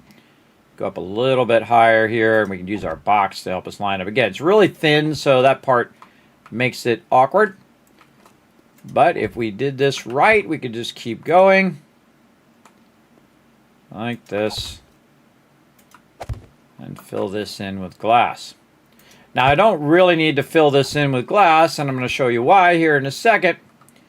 Because what I'm going to do is first, let's go test and see if we can still do this down here. Can we still put these down? Yes, we can. All the way to the corners. Oh, well, that was because I was there. If you're standing in the spot, everybody will turn red. You can't put it where you are. But yeah, I can put it in any of those spots in an 8x8 thing here because it's in the center, and it can go 7 that way and 7 this way. It's actually 9x7 angle at an angle. It's more of a triangle. So when you're doing this, everybody, it's actually at an angle that is calculating it, not square. It's at an angle like this, like a diamond pattern. If you don't believe me, I actually have posted it a while ago on my Discord. There's a lot of other cool stuff on my Discord for you guys to check out. Feel free to go check that out, but let me see if I can find it here. 7 Days to Die forum somewhere. There they are. Okay. Right there. Where is it? I think it was called Notes or something. Yes, Notes. So in the notes here, we have notes of various different POIs and whatnot, but we also have the pattern that I made, by the way. I made that from scratch. I just made a bunch of blocks and colored them in. But it's 15 blocks wide by 15 blocks tall. But you see the green part. That's the part in which you can actually farm. So if you actually think of it at an angle or as a diamond, you can actually have them line up to each other on the sides like this, right? So you can have it line up along this edge and then have it perfectly do all of your farms. You just got to think of it more turned at an angle or more like a diamond shape than a square. Me, I just use it as a square, so I can go 7 across here and 9 down. That's just happened the way the diamond works out. So again, if you just went 7 across and 9 down and just made that, you'd be fine. Or even better, just do a 7x7, or in my case, I'm doing an 8x8. And then what happens is, since I have it in the center of there, it's really 4 out. See, 4 out there, but this one is 5 out. So it'd be 4 out, and then it would eventually work out. It also works out because I'm going to have an overlap on the other side where that can get through. Plus, I have this kind of venting over here, which is helping.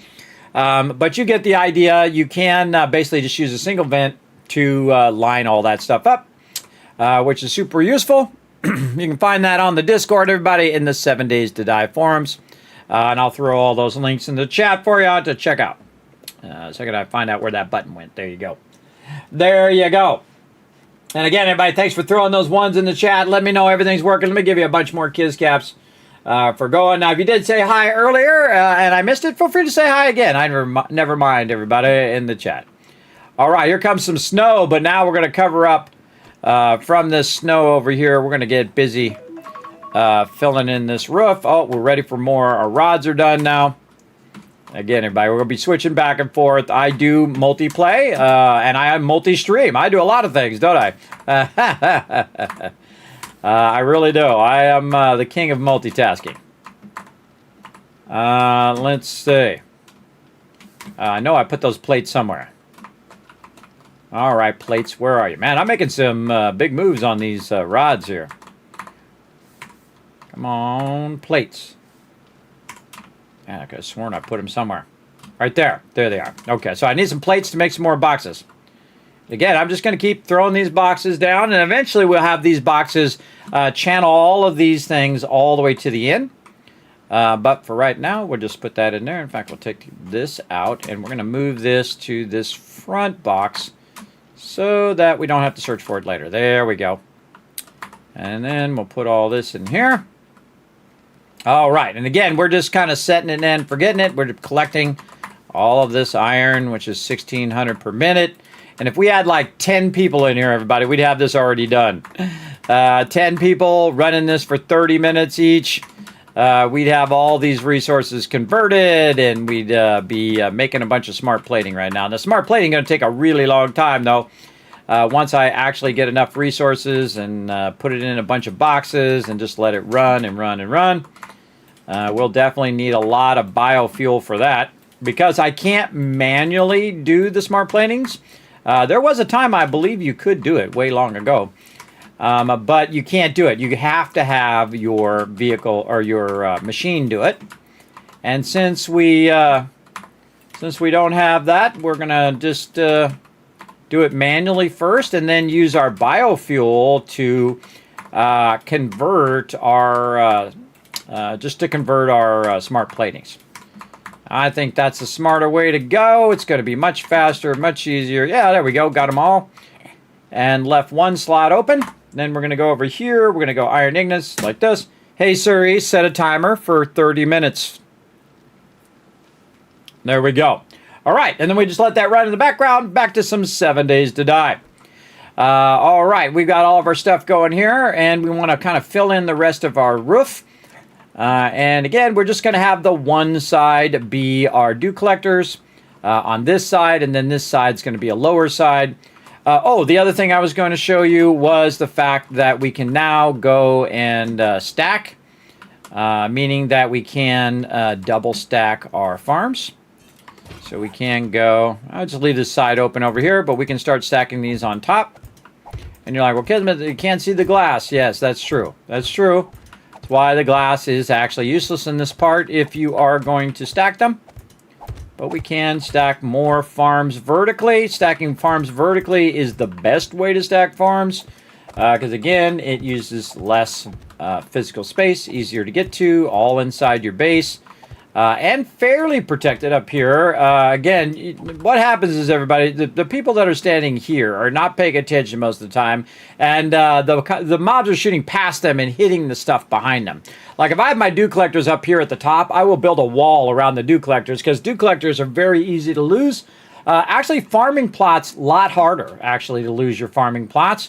And again, since it's outside, up on top of the base, I can very easily put this down, and it's kind of up out of the way, which is the reverse of how we have our base right now. We have the production up on the top, and we have the farming down below in the actual kill box itself. Either way works fantastically, by the way. But I like this to be up above, and the reason why is most of the time on your farming, you're just letting it run. You're not really paying attention to it. You're not really dealing with it. So it's not that big a deal. To just leave it either off in the corner or up above. Especially in the beginning. In the beginning, we definitely want to have it where it's inside, protected, and then my peeps can go ahead and do it. Notice, by the way, now that I'm inside, it's a little bit warmer in here as well. Probably a good idea to put down our campfire in here as well. And this, what I'm going to do also in this base is I'm going to do campfires in the center. And the reason why is, in this particular case, I'm in the winter biome. So if I put it right here, and then I go ahead and put, say, some wood in there, turn that on, you're going to see that my character gets warmer, right? So I can put these around the base. I can also put torches and things like that, which will counter that thing that you're seeing. Now, the weird thing is I do have a bunch of really nice thermal socks and whatnot that should be boosting my insulation against that.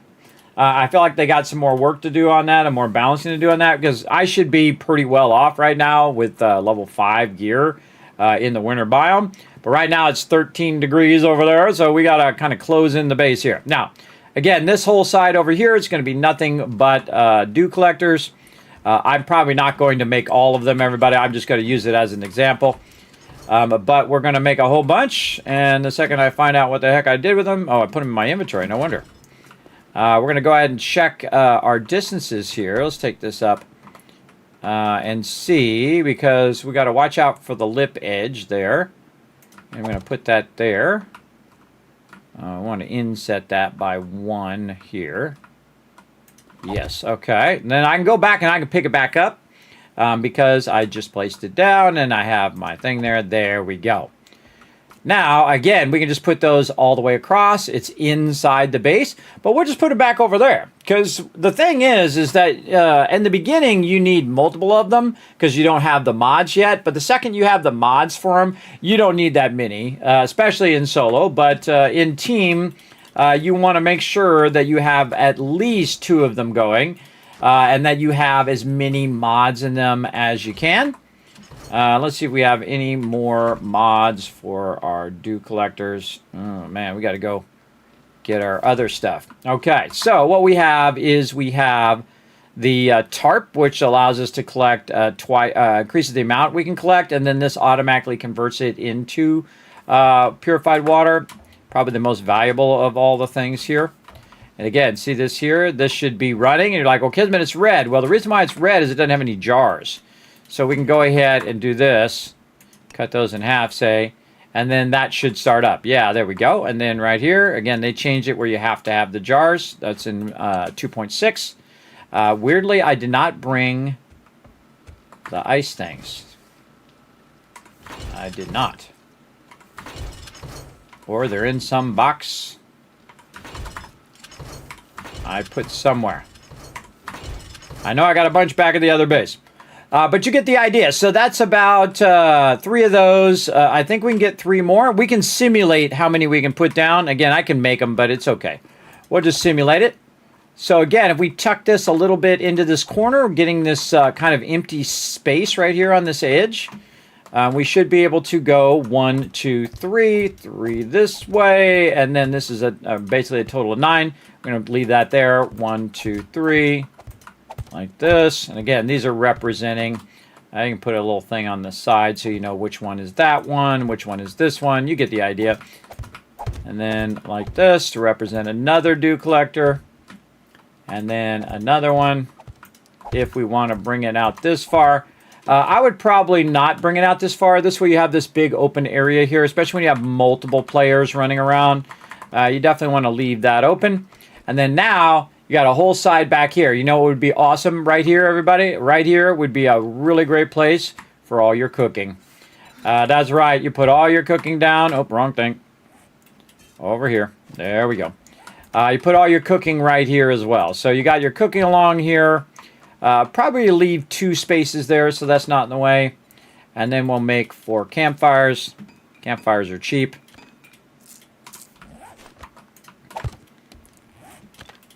And in the beginning, you want to do 1 or 2. Eventually, you want to upgrade to about 4 because 2 of these will be doing food, 2 of these will be doing water, that kind of thing. And let's check and see if we have our upgrades. I thought I saw a grill in there. I did, and some pots there. Again, we have all this back at our other base. But you get the idea. There we go. Okay, and then we can put these in here. And one of the things they added a while ago is the actual ability to physically see that you changed it. See? Like that, which I think is great. I think that's a great addition to the game. I give credit where credit is due. And then this in here. You can just use the grill by itself. You don't actually have to use the pot if you're making certain types of things. The pot is for like converting water and doing drinks and that kind of stuff. And some of these require the cooking pot. See up here? And then this is all cooking pot stuff. You go over here to the food. You can see some of these are cooking pots as well. But grilled meat also is the thing as well. So is the grill. All right, so cooking pot required. So we need that as well. Apparently you need both the cooking pot and the grill there. Okay, so we got that done. We have a bunch more benches that we can put up. Yeah, loving it. Right up here like this. Very nice. And again, just up, out of the way. Plenty of them to do their thing. You got 6 dew collectors there. You've got an 8x8. That's, 36 plots right there. Then you have another 36 up above. And then you just keep building them further and further up, and you could go up as high as you want to go. You could go 57 up if you want. Now, we've also done underground ones where if you just take right where this is and you take out the middle one and just put a vent there, like a bar, it'll go all the way down as well. We've done it all the way down to bedrock. But here's the thing, especially in the beginning of the game, is that you'd want to make it where you don't have to dig out a lot of stuff, right? Because that takes a while. So minimizing the digging, of course, you do want to get your, clay out of it. But minimizing the digging is a way to go, for sure. And then in this, of course, you also have the wood that you have to collect, all the blocks you have to collect, and so on. I'm going to get close to my campfire here. And so on. So again, my goal here is to reduce the cold also underneath here. There you go. We can make some torches and things like that. Now, the more campfires and forges and torches and things like that you have up, the more it attracts zombies. So keep that in mind as well. Okay, now on this side, we are going to just continue our thing here like this. Continue our glass so we get in our nice zillion tower glass here.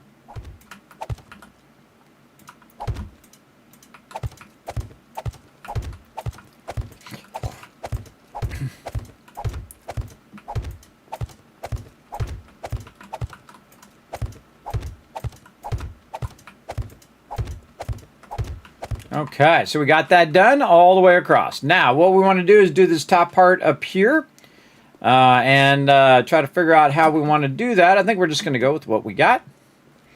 So let's go on up here and just basically copy what we got. Definitely want to have some sort of access so your peeps can come up that ladder and then come right over here. I'll probably put another ladder here, not only to remind me, but also to make it where my team can go up and down right here. Like this. Now, of course, we could also be interfering with the dew collector, but nope. We can actually bring that all the way to the ground if we want. And then, again, this will be our doorway. And then just to make it easy, if it was just me, I wouldn't worry about it. But just to make it easy on my crew, I'll quite often just make it very symmetrical so they know where the doors are. So if they see a ladder or if they know a door's on this side, they'll know a door is on the other side. You get the idea. By the way, we could also just extend this all the way over onto this as well. But I definitely want some light to be shining in there for my production. And then again, getting some light here and then also some transfer. There, and I could also make this flat and just put a bar above the center of the dew collector right here. Instead of trying to cover it with this much higher location, but I'll probably do it just so I can say that I did it and it was super fun. All right, like this, and then we're going to go ahead, fill in the rest of this. I had it there. That's kind of hard to see because it's frosty right now. And I would probably leave that one. Again, you want to have it where you can walk from place to place. We'll deal with that. And then we'll do the hard part, which is to try to get this very thin sheet of glass, which is actually concrete, up and down here. And again, I may completely change my mind by the time we do this base, but this is just a goal to shoot for. Let's see, we're on the side here.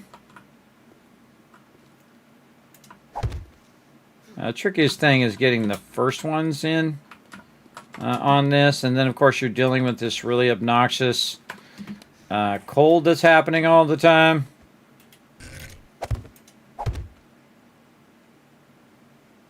Actually, we could put this closer to there. So we can get up here and do this. I gotta go down. Go down. There we go. One of the things you can do with ladders is if you're on the ladder itself, you can just try to aim at the top. I don't know why it's got to be so awkward, but it is what it is. And I think this cold thing is way too thick around the edge. Look how far it impedes into your view. It should be about half that size. But also, it is what it is. I just give my feedback, and it's their game. They can choose to change it however they want.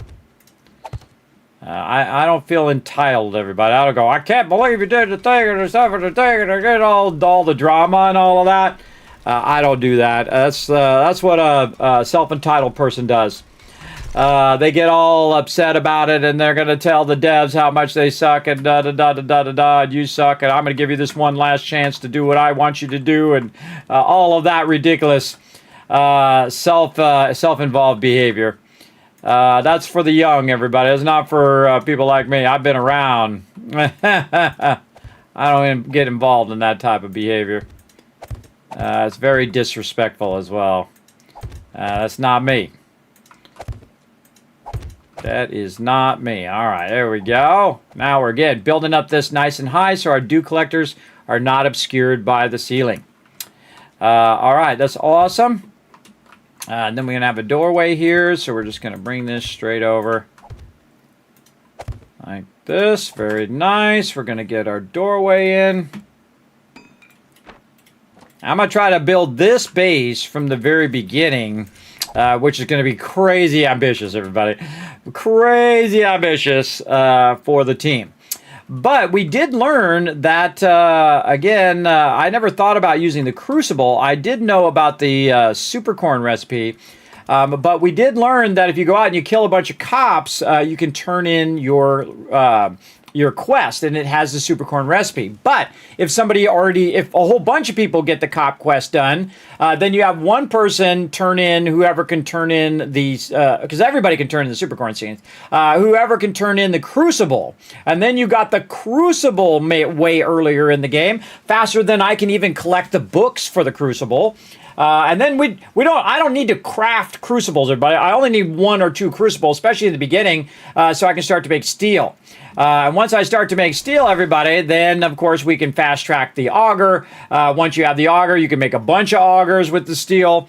Again, a really awesome find that we discovered. And again, I love a game that you can play for 4,000 hours and still think up new things. I always appreciate that. I gotta throw stuff in my base. If I come to your house, throw stuff at your house? I don't think so. Look, and he happened to hit my ladder at the same time. Thanks for that, guy. Thanks for that. Again, this is real awkward. There we go. Okay, so we're gonna get up here. And we have both an inside and an outside block. So this is actually goes to the outside, so we can get up here and do our outside blocks.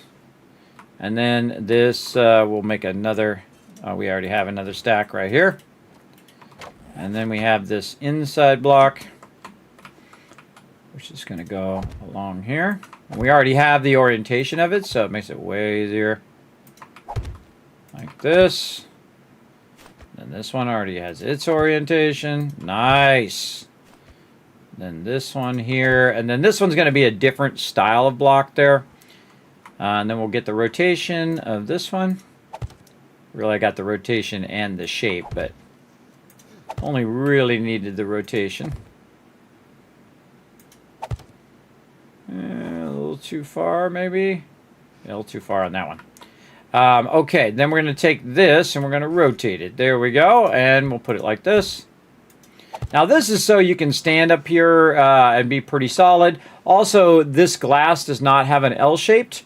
So I could just put it straight, but then it doesn't have anything to hold on to. So you want it to be L-shaped so that it is holding on to this kind of concrete glass on the outside edge.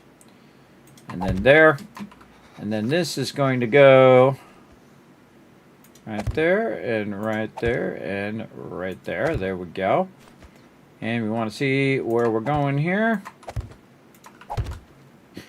There's our center line there, and we want to go ahead and run back this way. Get this, and then this is the real tricky part. Good. If it was just like Satisfactory, everybody, if I could just aim at the edge and it would automatically know I want to go this way. This would be the most amazing change in 7 Days to Die if they would just make it where I don't have to lean off the side like I'm doing right now. And then I could just hit that edge. Now, there is a 1 pixel edge. Now, because this is so thin, it really makes this difficult, everybody. Again, this is really tough to get it to do that. You got to be real patient.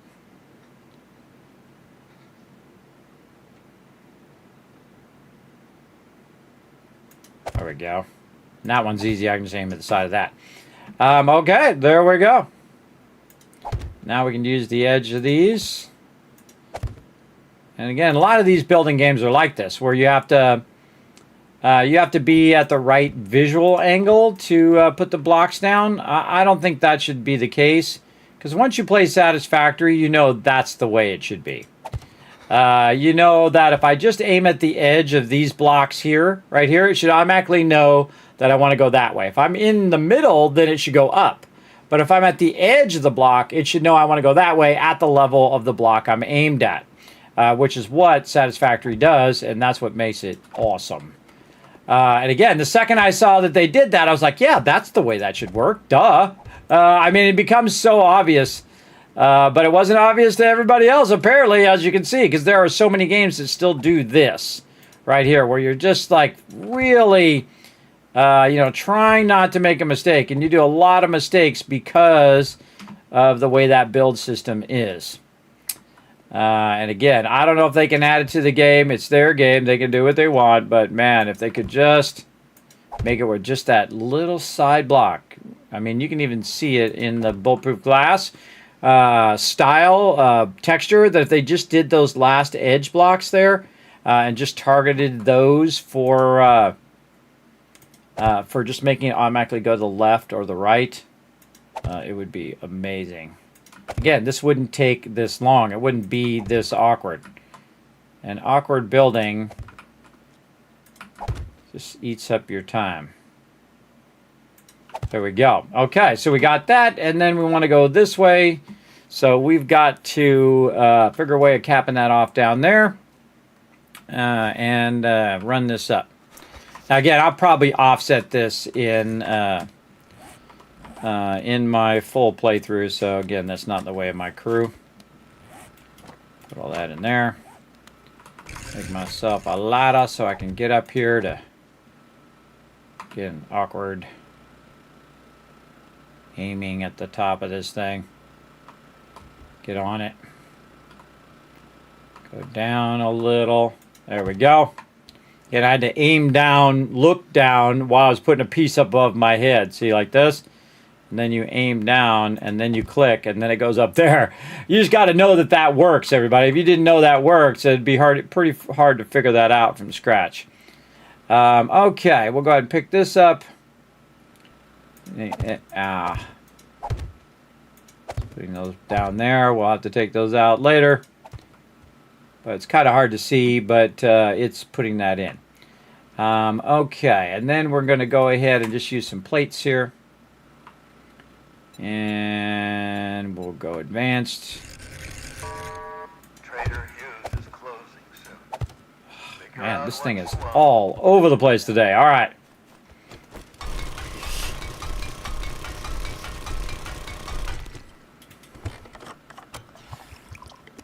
The thing you want to avoid is that putting down blocks in the wrong way, right? So that needs to be developed a little bit more.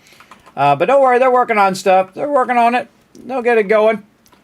Okay, so we got that. And again, just this one whole side over here is going to be elevated. Now this part here in the center here, I don't need to do that. This whole part here, I can just do flat, or I can do it way up in the sky if I want. Again, I'm just going to do the one corner. And the reason why I'm just going to do the one corner is for the amount of resources that it takes to do this. Now, I feel like it's easier to get down here, just like when you're doing... Look how much faster that is. Look at that. Isn't that nice? Just like when you're doing other things like bars and things like that, it just has a tendency to work a bit better when you're underneath the block. I'm going to tell you all the best techniques to get stuff built.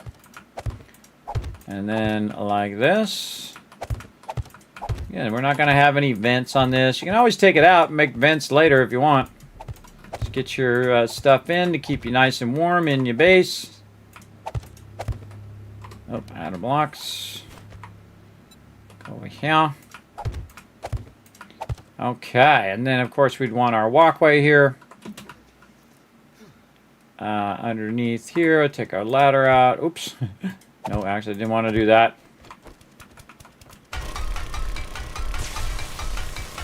Oh, somebody's coming to say hi.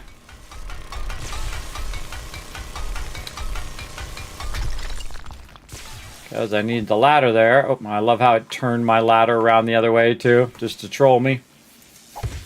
Alright, what up? I hear somebody frying somewhere.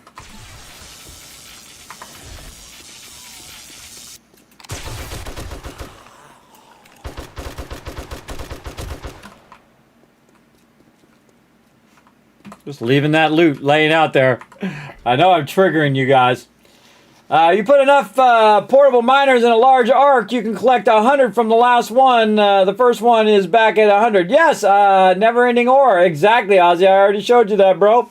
Never-ending. And you can actually extract ore faster than you can ever in the game. The fastest you can extract ore by a single miner is 1,200. But...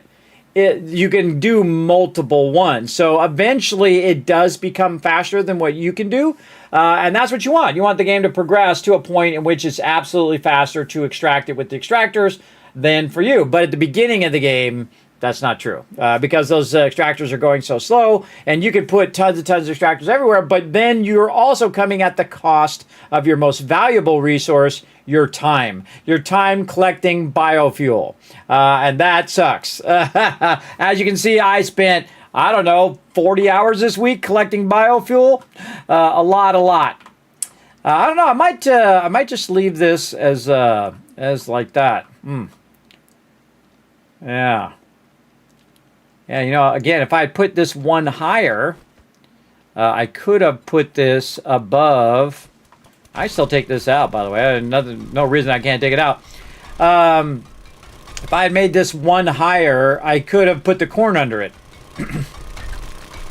And just have some of these up in the upper area and not in the lower, and then some of the other ones in the upper. So I got to remember 6 high when I go to build this.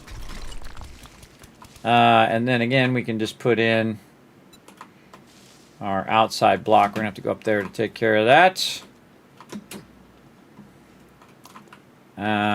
So we want to do probably... Oh, wait, now we can just do this. What am I doing? I can just put this up here.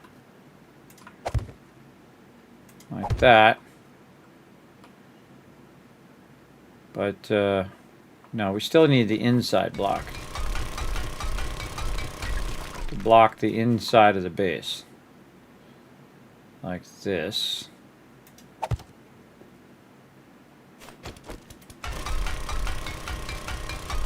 Now, this is not right. Because I'm bringing it up by 1 block. So this top part would actually be the L shape. And then this whole farm would be up by another one as well. But again, we're not going to tear the whole thing down. We're just going to test little sections. And then build the real deal later on.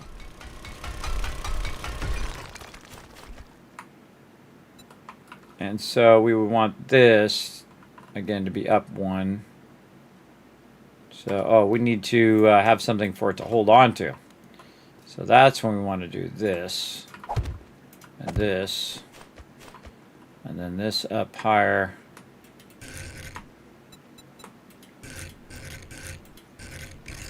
Like that, and then we would put our bars up here, and everything would be up higher.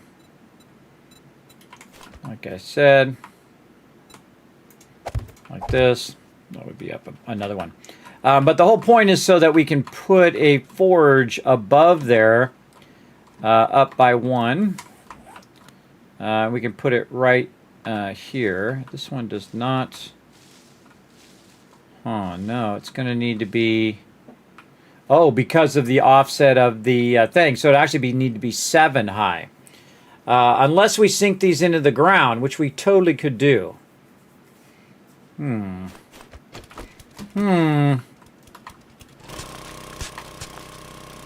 let's just take this row out. Yeah, we could just, instead of putting the blocks in here, we could just sink these. And sometimes I do this with benches as well, but since they changed the benches and all that stuff, it's not that easy to run over the top of the benches. Makes it real awkward to go over the top of it. But what I'm going to do is go ahead and sink some of these, and then that means I only have to go 6 high instead of 7 high. And again, the higher you go up, everybody, the more chance of breaking your leg when you jump off the top. So I try to avoid going up more than 6 when you're jumping down. And again, if you have just if you add the foot thing to your boots, that'll avoid you from taking that fall damage. And then later you get some parkour. All right, we'll just put this in here. I would normally take those blocks out of the bottom and put cement down there or whatever. But those are down there now. And so now that should free us up. Yeah, that should free us up to get 3 under here. And we'll put all this down under here. Can't get that, though. What was that for? Was that for the laundry, or was that for... I forgot to label that again. Let's go see if my stuff's still running. No, this is for this. Okay. I forgot to label it. Hey, Siri, set a timer for 5 minutes called rods. I should have set that other timer for laundry, and then I wouldn't have that problem. Okay, so now, again, we could have our 3 stacks here, and then we could have our forge... We got any more forges up here, or even workbench or whatever. Yeah, maybe workbenches above the food. What's up, Chuck? Well, look at this! It's an XP party! We're not doing any ammo right now, everybody. Should be doing a ton of ammo right now.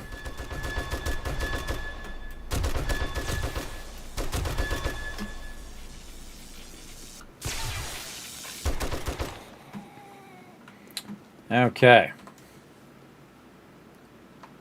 Oh, I gotta take a quick break. All right, hold on. We'll bring up some words on stream. I got an IRL thing I gotta do real quick. I'm gonna bring this up. Let you guys play this. Take care of some IRL. Be back in just a moment. All right, here we go.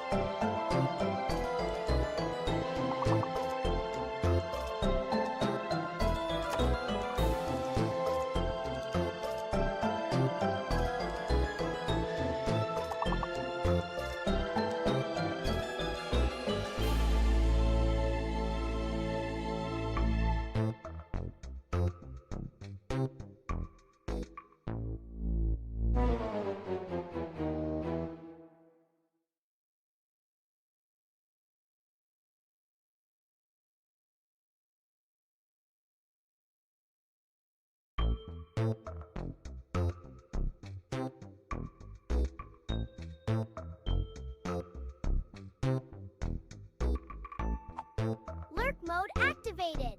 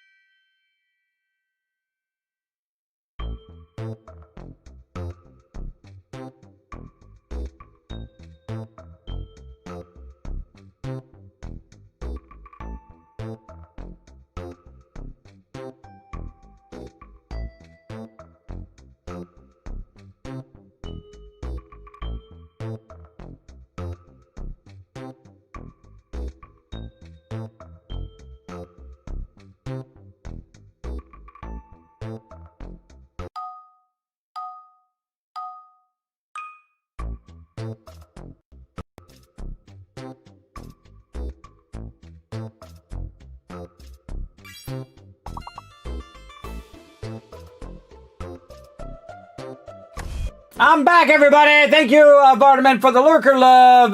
Let's get into it. Come on. Oh, another chance for you guys to earn some Kiz Caps here. Let me go ahead and help you guys out. What? Hant. Stan.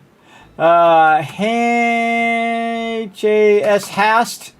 Nast. Task. Oh, you already got task. All right. Man, I'm terrible at these because my brain does not work well anymore. Sats? Hats? Yeah, there we go.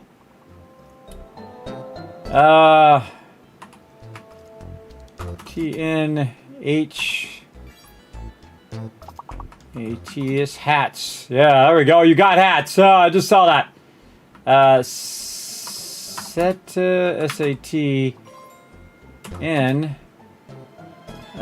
Sank. Wow, good one. Hank. Yeah, there we go. Got one. It's a miracle. Let's go, chat. Come on. Oh, we got some big ones, too. I bet you these are all plural words. Cons. Yeah, see, I bet you a lot of those are plural words. Hanks as well. Oh, I can't do it. I'm locked. Hanks. H-A-N-K-S. I got it. There we go. Again, look for them plural words, everybody. Ones that don't have an S in it. Yeah, tanks. There you go. Come on, you got this. What else? Task, no, tanks, thens. Oh, I can't do it anymore. I'm locked. I can't do it anymore. But we got it. We got it, chat. Again, give yourself a round of applause. Some GG's in the chat. Put a 1 in there if you can. See in here, man. Just to double check. We're going to go ahead and give you guys a bunch of Kiz Caps for being awesome. Thanks for the 1 in the chat as well. Give you some extra caps for that. Let me know everything's working. Sorry, sometimes I got to AFK for the old IRLs, everybody. We took care of business. Now we're going to get back to some 7 Days to Die, just like that. And again, I just bring that up for you guys when I'm AFK so you guys can have some fun. Over there, wonder if you can repair farming plots. I would think so. I don't think I've ever bothered. Yeah, there you go. Okay, so we were trying to hang our forges right up here when we got distracted. I think also my other alarm's about to go. Oh, God, I got an AFK again. Yes, this finished. And then I think my other alarm's about to go off. Put that in there. We can take this out. Yep. Now I got an AFK again. Darn IRL. Getting all up in my business. Put this over here so this is easier to find. And again, we're backlogging a bunch of this. We are playing Satisfactory the hardest way it can be played. Right over here. And I think in the future, I'm not even going to bother to put the foundations over the node. I'm just going to do this. This is awesome. And see, the thing about this, everybody, is this game's all about extraction. So if I can extract a lot of resources, throw it in a box, it can then process all those resources in that box, and then just make multiple lines, and you could be processing at a massive level even early on. But again, it's all about that extraction. And we're just setting this up, again, converting as many of these rods. I might have more than I need right now. I seriously doubt it, though. I need hundreds of thousands, actually like 1 million of these in the long run. And eventually we'll have the character creating or converting all of these rods into screws eventually. And again, I could just go collect a bunch of biofuel and run it, which I've done for like 40 hours, and I can tell you it's not as efficient as me doing this and doing that. Hey Suri, set a timer for 30 minutes called Ignatz. There we go. Oh, I like how I'd put it with this because the way I say it. I-G-N-A-T-Z. Ignatz. Again, I just say it to trigger my chat. All right, so we'll go ahead and let that run. Back to 7 Days to Die. Let's go. And again, we're looking for them forges. We might have to just pull a forge off the wall here and just use that. Or I can make another one. Oh, I got one right there. I thought I had an extra one. All right. So, in theory, I could just put these down further, and then I can just set this up higher like that. Now, I totally would go in and fix that so that it couldn't be hit from the other side. So we might as well just do it now. And again, you might want to just make that one an L-shaped up there. What happened to my auger?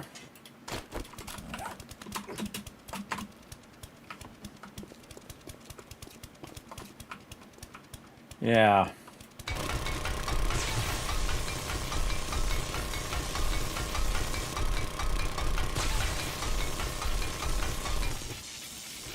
Love how it always runs out right when you're about to take the block out.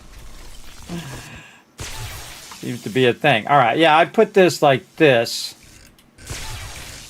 Like eventually how I'll get this to rotate. That was the last one. There we go.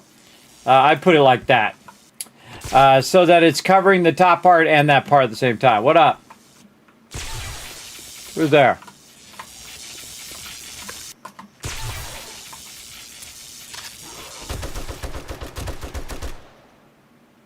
Get wrecked. Okay. And there we go. Base is coming along. And then again, same thing over here. We'll just go ahead. And I wouldn't want to... I could put it here because this one would still be open. So I could actually do this. Because it's only the middle part that needs the clearance. We can test it over here too. We'll just make sure that the middle one...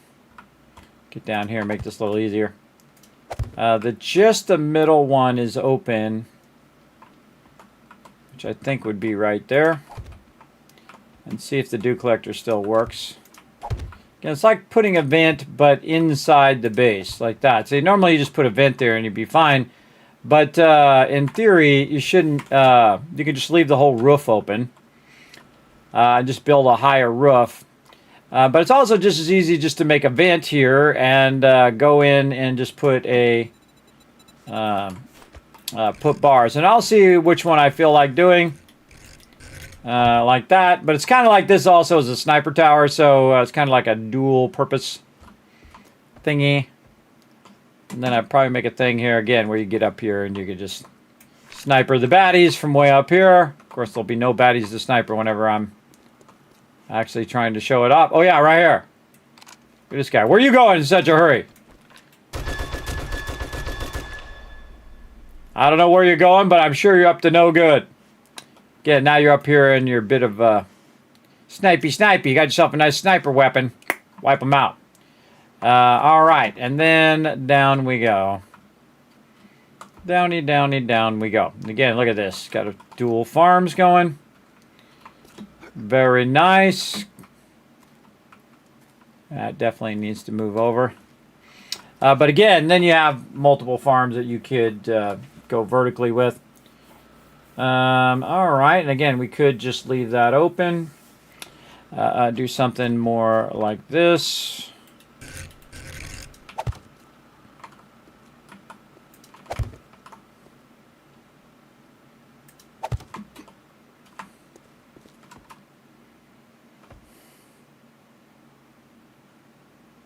Very hard to see.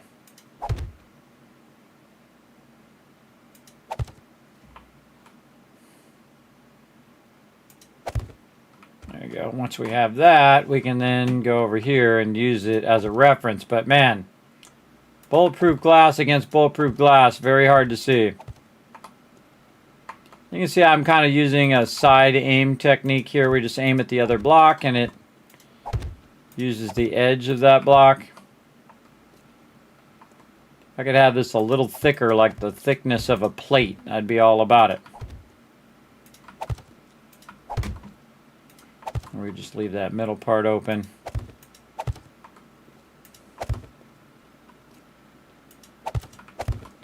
And the point is to enclose it from the elements.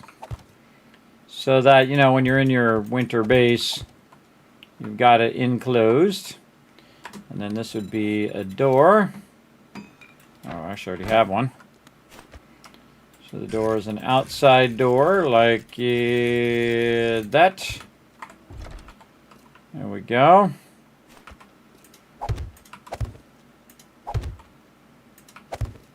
And then this part this way.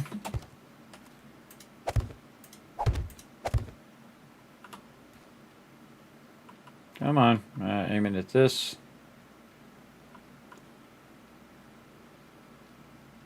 Oh boy. So awkward. Okay, there we go. And then this whole side, but that's going to block that. So you wouldn't want to do that, or it'll block your stuff there. So you might want to do like a double plate. Is there a double plate? There's a good question. I don't think I've even looked for that in a long time. Double plate would be a plate on both sides.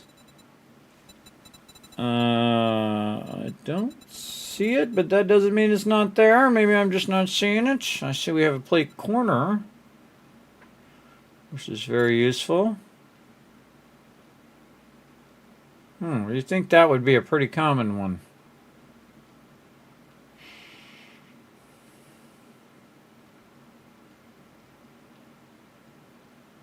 Nope. Yeah, see, I want a plate on one side and a plate on the other side, so I can set it like this so that the sides of it are covered. Instead of that angled one that I'm doing. I've got here, oh, there it is. No, a plate double right there. So yeah, something like this. Like that. And see, I could use that for the center of the base instead of this one I'm using now. So that it insulates the base against the cold. Like that. And then you can get through there to get into the center one to use the water. But it's like that. Okay. And then it would automatically be enclosed right there. And then I could just do the glass along the rest of it without disturbing the farm edge. So. Good morning, survivors. Trader. Good morning. Now open. Well, awesome. Thanks for letting us know, Trader Hugh. One of the most annoying things being by the trader is listening to the trader saying, I'm closing, I'm opening, I'm closing, I'm opening. I definitely feel, too, that we need to put something in this corner. Definitely going to be filling these little corners with these poles a lot. Again, just to keep the cold out, but also to keep any random shots that might happen through there. Yeah, actually gives the base kind of a cool little feel too.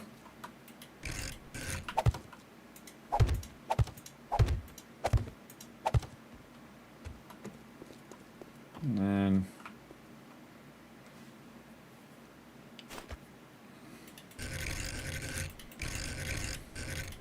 the cool thing about this is that I can continue this on, even by the farm here, and it would still be considered inside. And then the farm is being protected during Horde Night, which is very cool. I need more blocks, but we get the idea, right? So you have this big open top spot. I think it's just easier to put a vent in myself. Probably just easier to put a vent because then the whole top part is flat. The biggest problem with some of the glass, actually we can take a look at this glass and see if this is a problem. Some bulletproof glass, when you try to put your vehicle down, see, it feels like it's transparent. So it won't let you put the vehicle down there, but it'll let you put it down here. And then let's see what happens when I try to drive it on this glass. Yeah, then it treats it like glass. I can park it on there. But I can't put it down onto the glass itself. See, it just tries to sink down through. But I can put it over there. And then we would kind of widen this out a little bit with a little launcher. We would go and do our bars all the way out to protect them from jumping up. Especially up here at the top. Don't want them getting down in there if we can avoid it. Like that, and then strengthening the corners. I feel like really I only want to strengthen the corners at the bottom and not create more blockers. Whatever. Not create, like I wouldn't want to do that because that's just going to create a more blocker at the bottom. So maybe just do these and then this and this, just to kind of leave that corner edge open. Same thing here, more blockers to help with the bottom.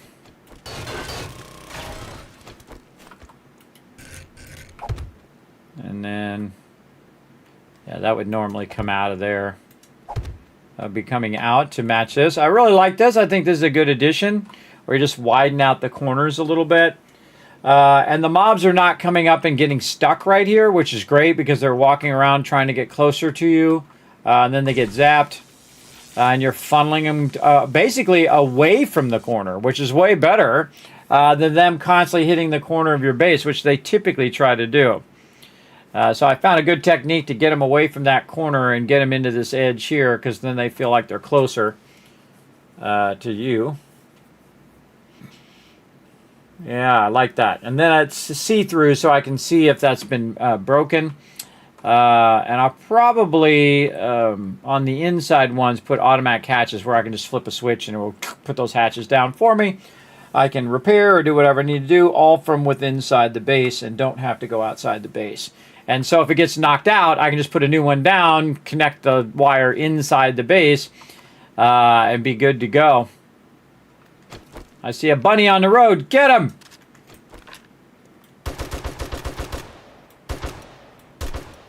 Oh, I got him! Got that bunny. Okay, go back up here. Gotta take care of IRL again, everybody. Darn IRL, always up in my business. But here we go. But we get it done, and then that'll be it. We can just keep playing all night long. All right, here we go, everybody. We're gonna do some words on stream. Gonna take care of the laundry. Be right back.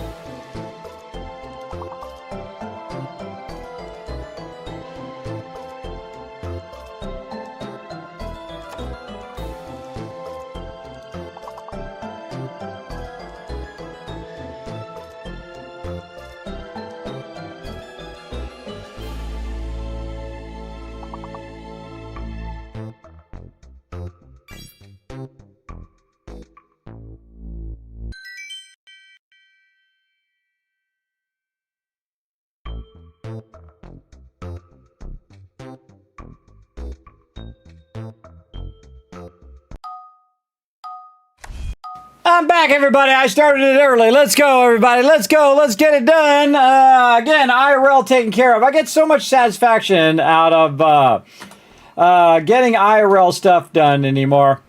Soar. There we go. I got word. I feel special. Let's go, everybody. Let's get it going on. Man, I don't see any words in here. Ness. Consoen.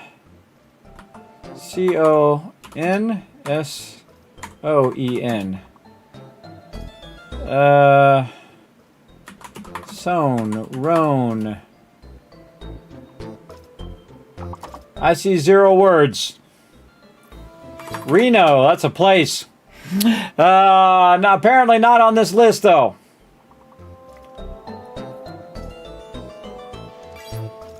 Sown. So Sones. Oh, gotta do my Ignats. Sorn. Already did soar. Sows. Res. I get none of these. Near. Near. There's the word. N-E-A-R. Oh, there's no A.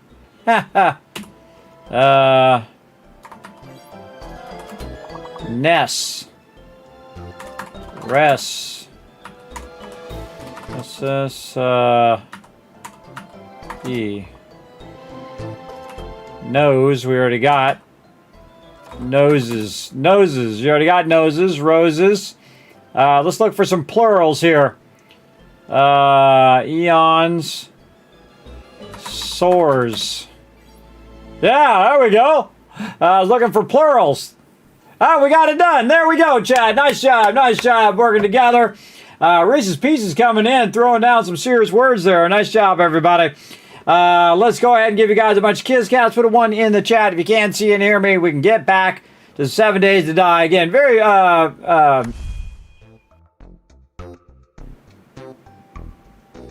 was wrong button. Wrong button. Press it again just in case. There we go. Are you doing simple stuff, everybody? Just like, you know, getting your clothes done, that kind of stuff. I get much more enjoyment out of that now because there was a time in which I couldn't do that anymore. I got so ill that I couldn't do it. I forgot to stop the thing over here. I'll stop that. All right, and then stop the music too. There we go. Okay, so we got our generator going. We're building out the top of our base. Oh, this is shaping up, everybody. And then we did this real high part of the base for our thing here. And we could probably go inside block on these. Like this. A nice inside block. And again, we're trying to block out this cold. This could be an inside and an outside block. Again, if we did the double block there, we could do that, and then that could be an outside block. And again, we'll get inside our base here, try to avoid this cold.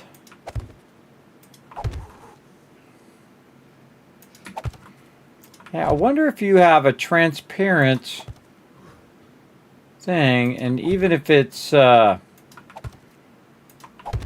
if it counts it through the transparent block, or does the block reset the count?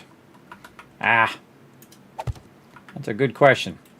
Let's make these top ones an outside block. Not even going to bother to take those out now. Again, these will all be outside. Make sure we have 1, 2, 3 there. Yeah, and again, if we go inside, with our little hammer. Your hammer also acts as a item to warm you up.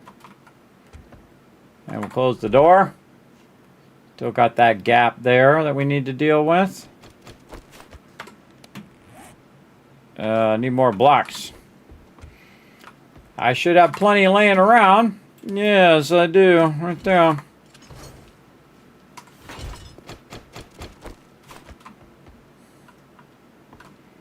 And so we'll pick this up. Hopefully not have to rotate it 47 times. Ah. There we go.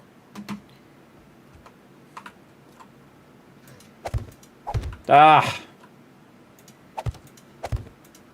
Always with the, just when I'm about to click, it's when it decides it wants to move. Can't get that one. And then we need our corner ones here. Get our fave zone right here.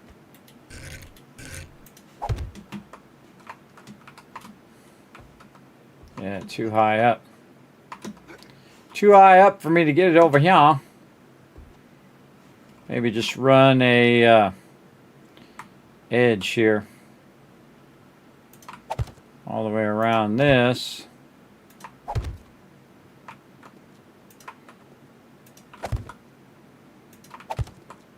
Again, these shouldn't affect the dew collectors.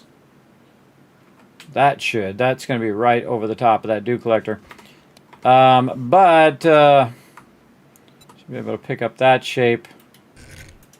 Put it right there. Alright, it's a little warmer in here. Yeah, a little warmer now. Because I'm sheltered from the storm, from the cold. The base is a bit sheltered here. I'm also by the campfire. Again, as long as you're sheltered inside, you should be fine. Yeah, I feel like the biggest kind of gap is right along this corner edge here.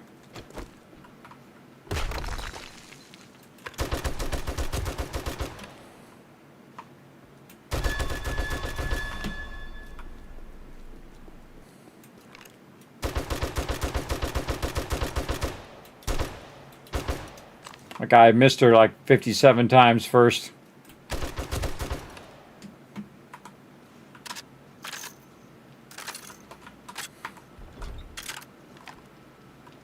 Yeah, see, you're inside, so you're much warmer when you're inside. Again, I feel like I might want to just L-shape those inside ones so there's no gap there. Just have the L-shape going the other way. Well, then you'd have a gap along the top. Just L-shape it in both directions. Again, we're thinking through our base here, everybody. And again, this is a prototype base that I'm building for the team. Just thinking through some ideas here. How we doing on our plates and stuff? I think it's waiting on us to do some more rods. Yep. Hey, Suri, set a timer for 5 minutes. There we go. That'll let us know. So, yeah, I feel like I want to switch this. Hey, Suri, set a timer for 5 minutes. She was still listening to me. One of the most annoying things about Suri is she continues to listen to you after you've already given her a command. They changed that a while ago, and it's friggin' obnoxious. I don't know why they do stuff sometimes. And sometimes I forget to tell her that's enough. Yeah, like that. You can still get this middle one and shoot down in here if they did get into the center part. And you could bail to the top part. And I would set probably a ladder above this one. So let's make a ladder here for now. So we could get up here. Yeah. We're down the center, yeah.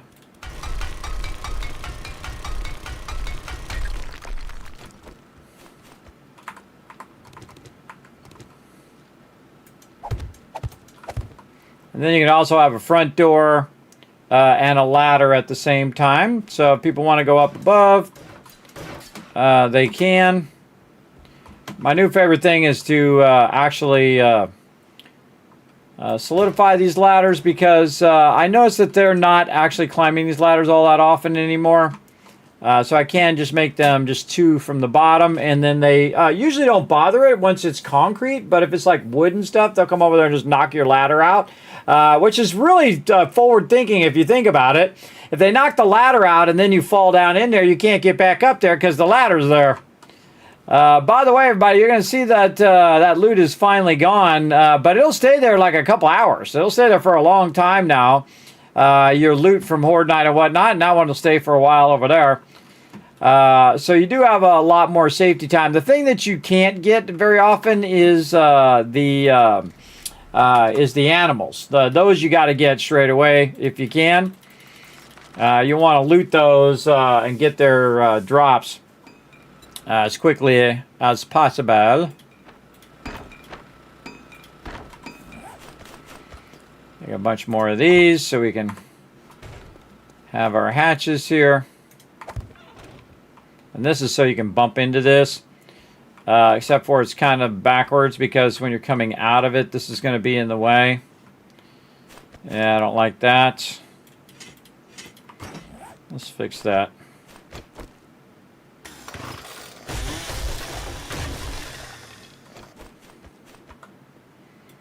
You probably want to put it in a way that's like this. I mean, you can put it here, but also people are going to be going down like this, but they can aim toward this and then go down. And then when they come up, they're not going to be in the way there. So you want to kind of turn it sideways. Same thing with this one.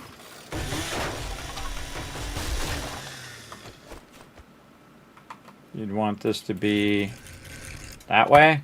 And then it would open like that. And you can go down in there if you're coming from this way, or if you're come from this way, you can just go like that. Yeah, very nice. Same thing here. But like this. That you'd want like that. So that when you're running up in here, when you're hopping onto the base and you're running up in here, that'll be a back thing. It'll allow you to jump down. And again, in my team base, I'm actually going to put a door there so they can run in and out of the base. And then during Horde Night, I'm going to block up the outside of it. With a bar and with a beam, and then you can just keep the door open, and then afterwards I'll just take those blocks out, and then it will have a thoroughfare coming through there, especially when I have the electricity run, because as the player you can just turn that one part of the electricity off, because I can just have it over the entrance, and I can just turn that part off during non-Horde Night, and then on Horde Night just turn that on.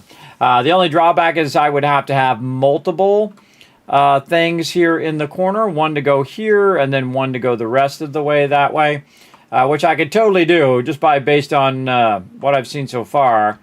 I could totally put one down in there, but then it would only be single line too, so I got to be careful of that as well. Keep them off of the edge of the base. Yeah, some good things to think about. But yeah, look at this. Our super corn's coming in. Nice. Yeah, see, this is nice. Oh, man, we got always something to do. All right, this is done. Oh, those are all full.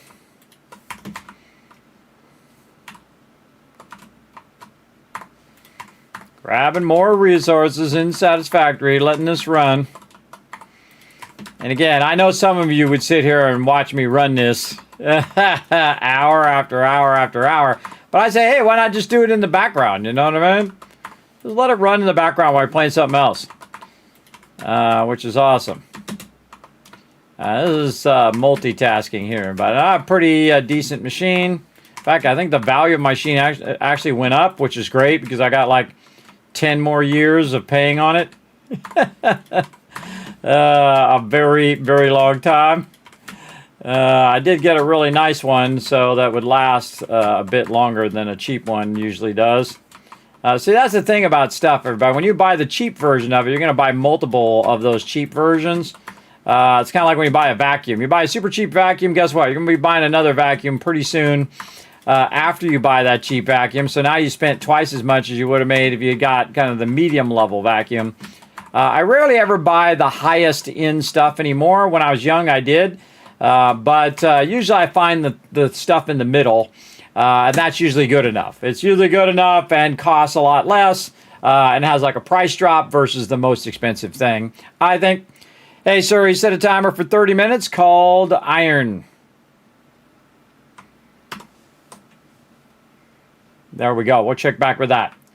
Okay, so we got this going. We've done some innovation here. We're going to put these in the ground so they're actually in the middle of the base, but protected by the inside of the base. We're going to use this zillion tower block. So my team, like right at the very beginning of the game, is going to need to book over there and get that going. I'll probably just use building blocks to start. And so we might want to do some. Hey, I know what we should do. Hold on, we'll pull up some. Chart stuff. Well, I'll show you how I build bases when I'm off stream. Everybody, I actually use a program to do it, and I'll get a thing up here. Actually, let's do a different one. You can't see it for a second here. I also have a bunch of stuff that's coming up that I can't show you yet. But when I can, I will, if you know what I mean. There we go. Okay. And so I can now show you. There we go. So there we go. So now what we can do is go in, since we have this grid, we can use this grid as our box grid. Oh, hold on. What's up, girl? Screamer interlude.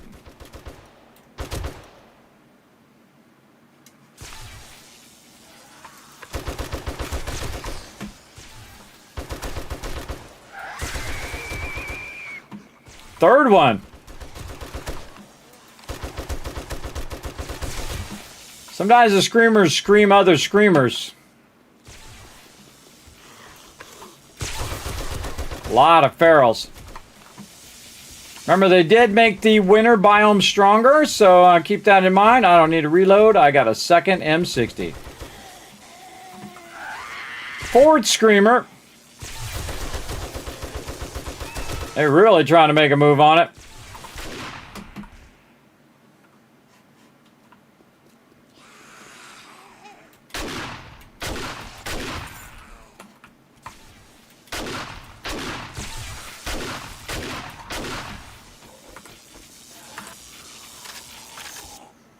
See how effective electricity is, everybody? It's so effective.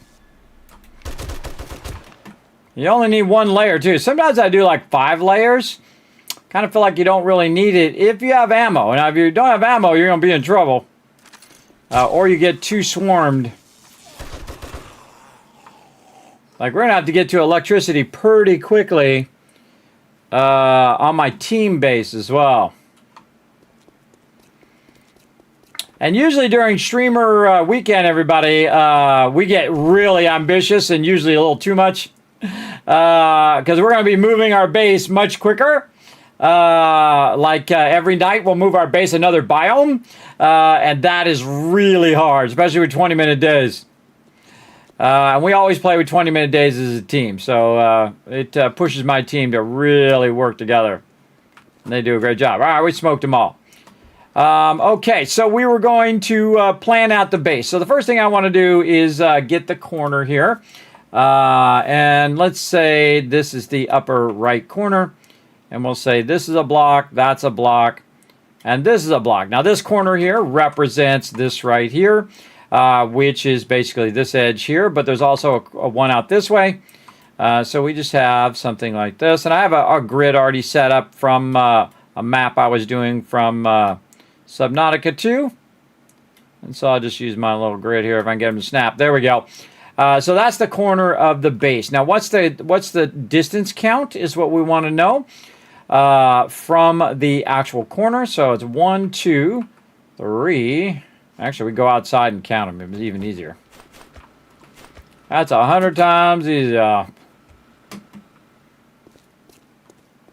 Let's do that instead. So what we can do is just use our standard blocks. 4, and this is 5. Every time I hit a 5th one, I'm going to do that. 1, 2, 3, 4, 5. There we go.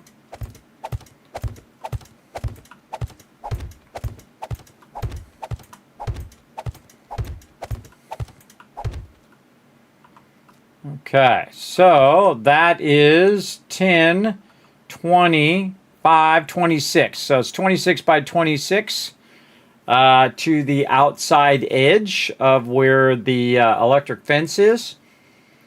So we want this to be 26.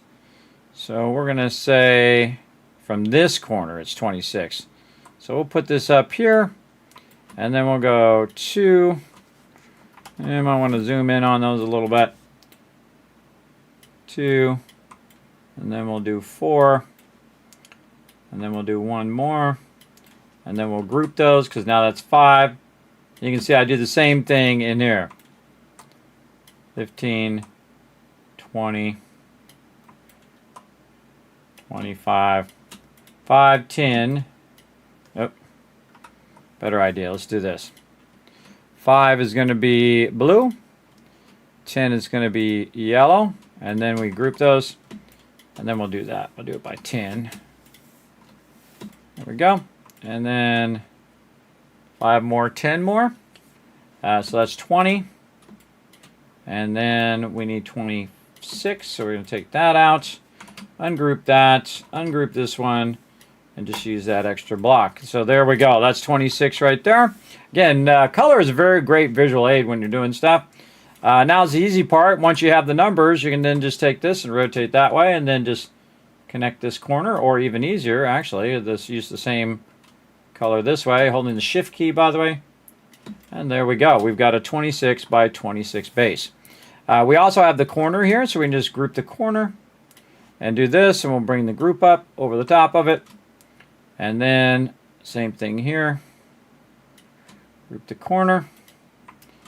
And kind of move in a little bit here. This doesn't look like it's to grid. Nope. No, don't want to adjust the group. I want to take the group, snap it in there. There we go. Snap this one in there. Nice, nice. And then grab this. Oh, wait, here's a good idea. Just grab this, this, and this, and then copy that with the Alt key. Go like this. See how fast I'm doing this, everybody? I can do graphic design, which is basically what I'm doing. A really map design right here, or base design, like breathing, everybody. I've been doing it so long. So long. Again, it's like breathing to me. Now, the problem is we actually have a base that is an even numbered base. If we go look at the outside of our base here, we go ahead, and by the way, I had that still running when I was just standing outside. That it's actually inside is where the actual edge of the current base is. And this is the outside edge of where the actual electricity is going to be. So what we're going to do is kind of represent that in here by going ahead and moving this in and moving this in and moving this in like that. Come on, come on. That's pretty next level thinking right there, everybody. Again, like that. And then we have our double center, which is right here.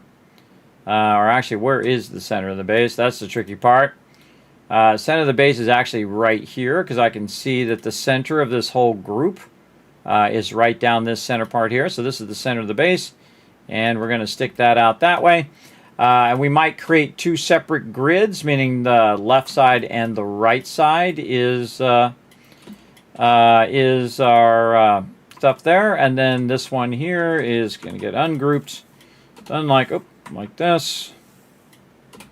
There we go. And then these will be the center in the other direction, which we can see is right there. I know. This is all next level stuff. Kismet's actually building his base live on stream. Now again, if you're one of my Patreon supporters, you get this base yourself. I'll put it in there for you guys to check out. All right. So we want to see. Actually, I think I could just go in. Add a border to this bad boy. Yeah, there we go. Because we're going to need to make a choice. Because again, it's an even number. So when it's an even number, you can cut it in half, which is 12 and 12.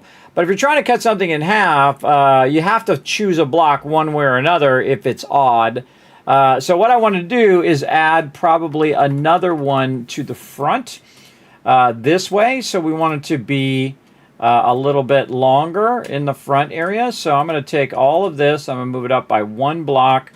And that's going to give us that even number or center of this. So we need another block to center this. So we'll take this and run that out over there.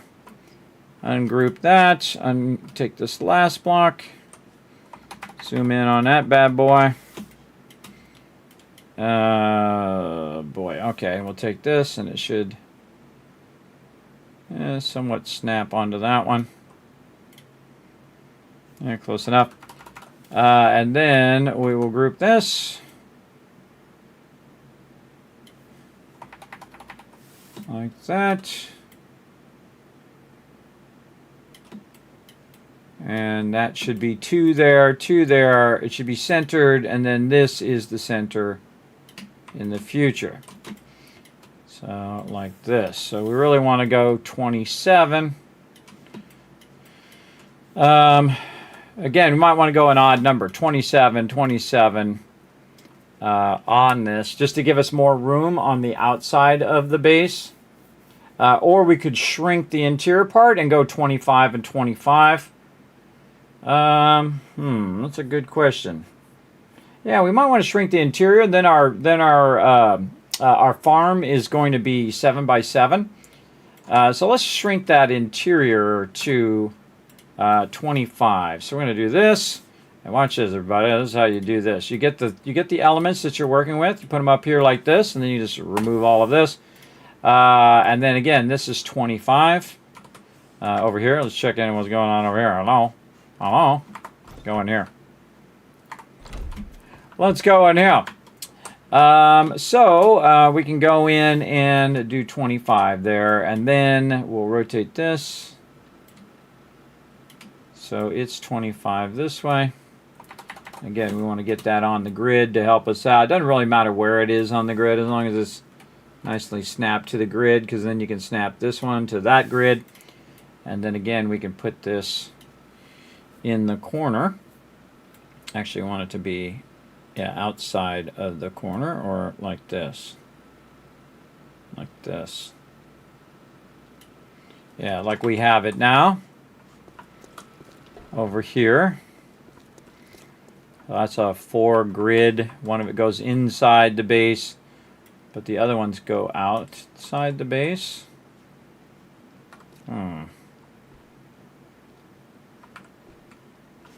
I should be going outside. Oh, because this is the interior one. So we're representing these interior blocks here.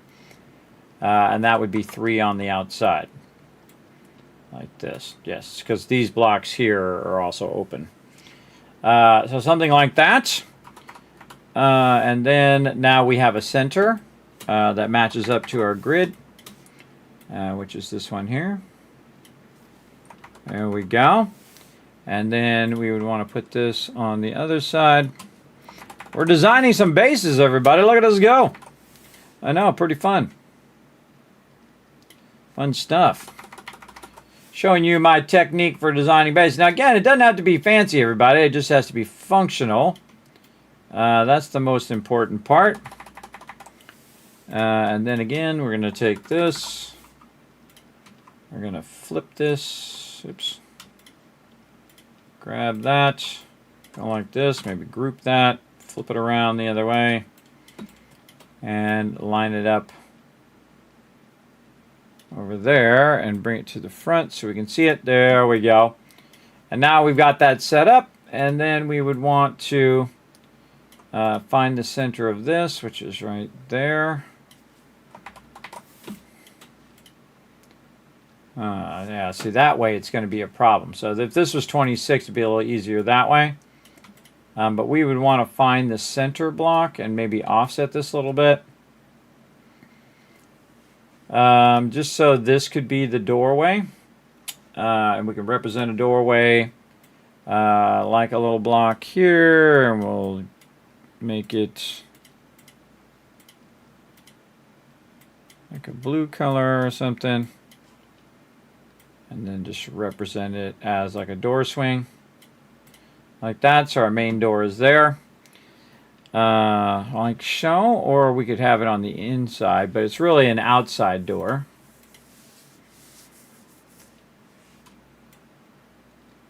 Yeah. Actually, it would represent this block here. So we can just try to get that one block all the way down in there. Where's my little color picker thing? Pick up this color. There we go. To represent the door in the entry area. And again, we offset this a little bit to the left. So we can manage that. And then maybe have an additional door on the other side. Again, this is outside. This is outside.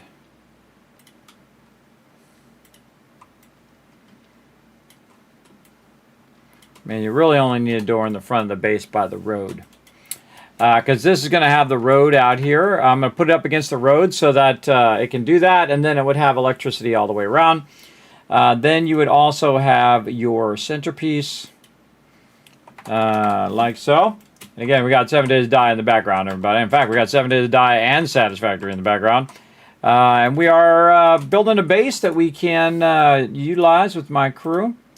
And again, here's the center of the base. So this would be what I consider to be the center post right there. But we're going to go ahead and do something a little tricky. We're going to go ahead and hold down this to represent our little water in the center there. There we go, as our center post.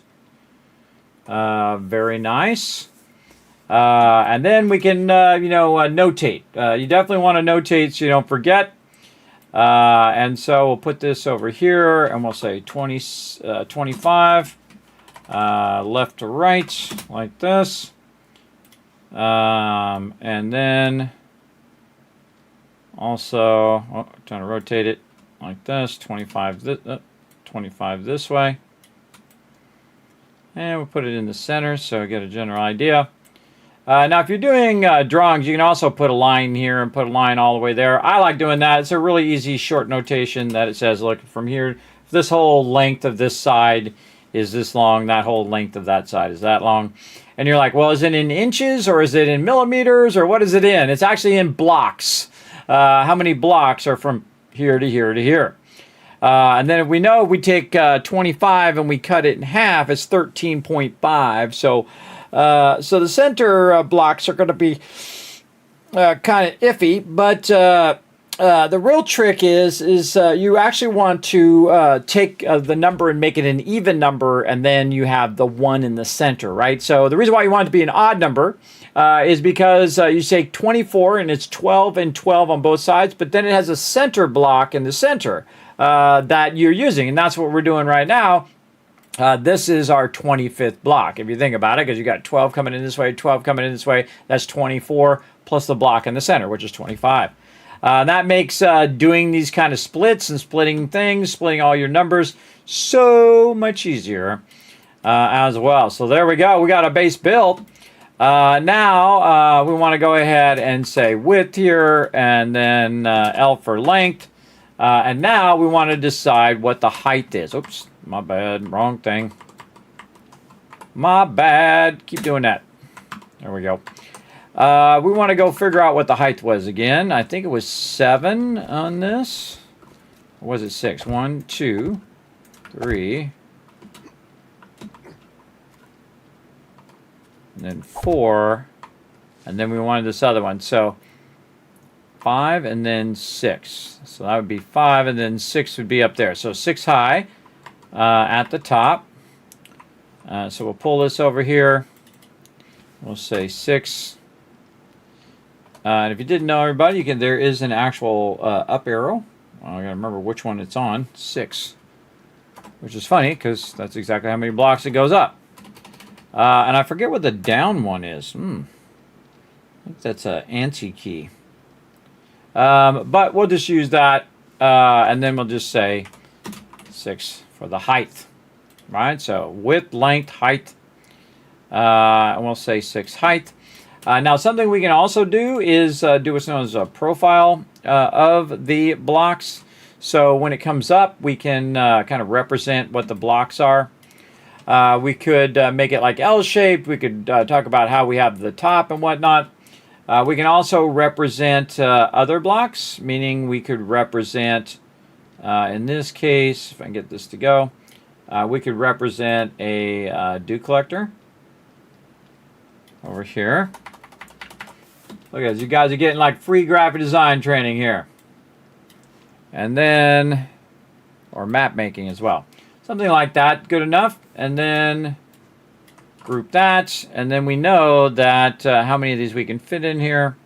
We'll go off the center.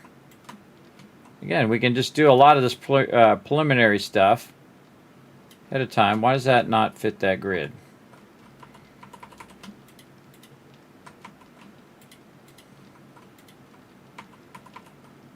Because my square was not right.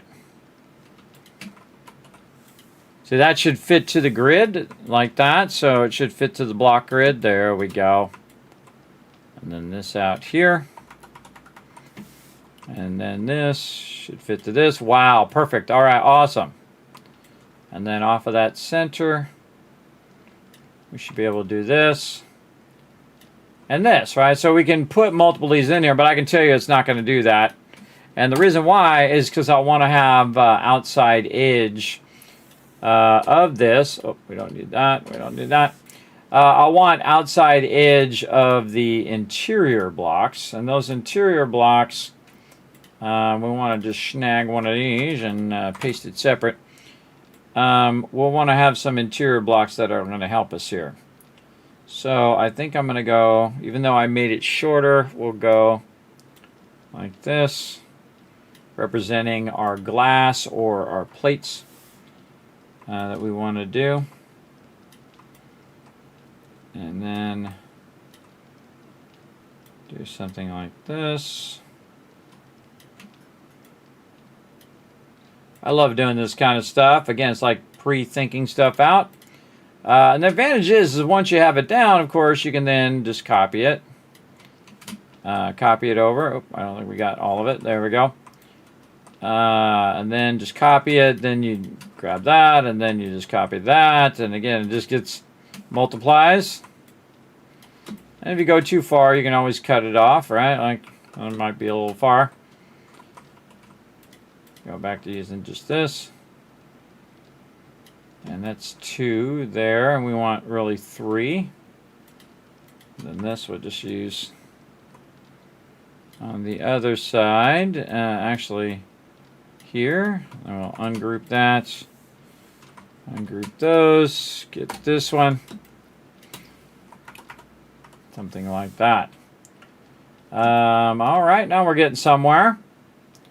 Now this edge here, because it is perfectly square, we could probably take these out, take this, group this, rotate this. Didn't know we were going to do all sorts of cool design stuff today, did you? Then like that, this one here at the bottom, group that one, copy that here at the top, and they should match up. Something weird going on there. It's not snapping properly. There we go. And then let me save it. Let's say new 7 days team base. I'll throw that where we feel like doing that.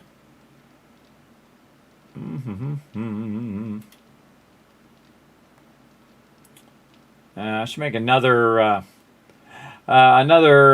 thing just for making bases. Another folder. All right, there we go.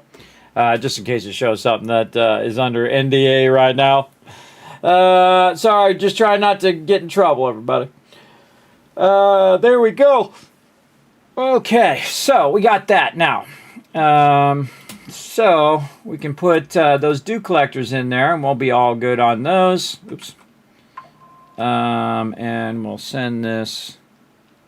Where's all of our group of this? There we go. I want to put all these together. Group those.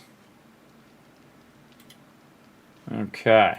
Yeah, now we can move those around as a whole group. We'll do that, and then, of course, we'll want our farming plots here. Like this. We'll put, this is like a brown, or green, even better. Like a green. maybe with a brown edge, just so we can see the individual farming plots. If you add all the colors basically together, they usually become brown.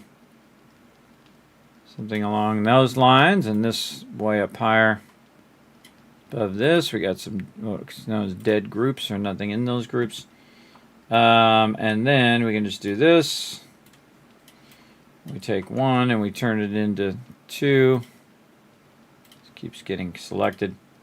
There we go, group that. Holding down Alt to make a copy.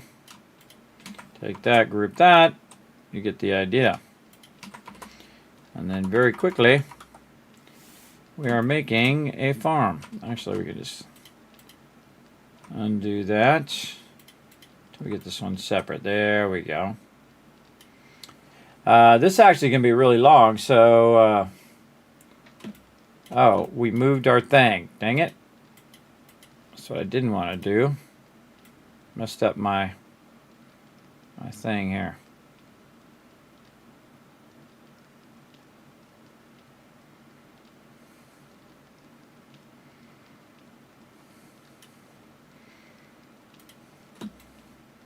There we go. I was like, wait a minute. That seems a little long to me.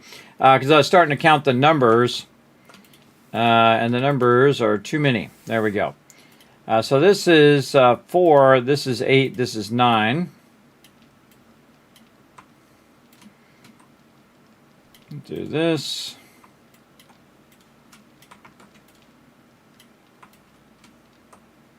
Building this bad boy out. That's me pre-thinking out the base. All right, so we got the farm on this side. Dew collectors going there. And I'll probably just do, again, 6 blocks up. And then just put some vents in for these to start. And then we might, again, start to build a tower for the farms. So the farms will just be towered up, up, up. And then, of course, all the forges in the front. Want another door here and here. Probably just want to get this block. What up? That was pretty loud. That was pretty loud in my ear. Where you at, girl? Where are you hiding? Hi. Whoa! How'd you get in the base?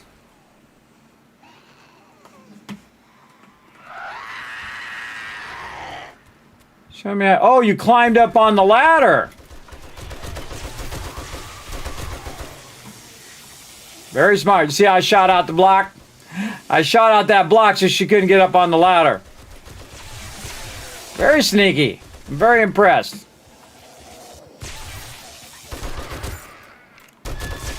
So I was out there counting. Cop blew up over there. Because I was out there counting the distance of the base. All right.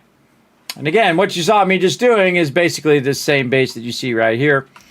And you can also do what's known as an elevation. So you can do the side of the base. Oh, hold on. We got more peeps who want to die.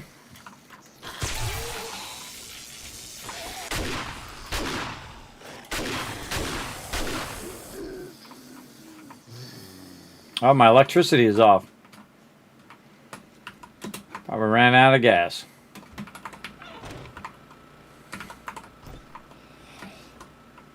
Kind of put that weird. That one I should have put, the hatch I should have put upward. Why is my electricity not on? I might have destroyed some of my stuff. What you guys been up to out here?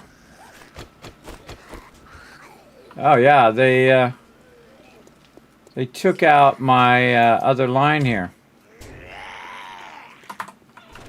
They sure did, right there.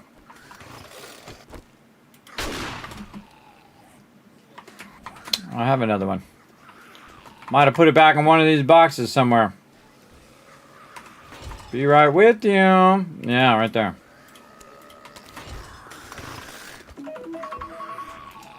More iron. Okay. I'm on it. Hold on. We're going to take care of this business first. Be right with you, Fred.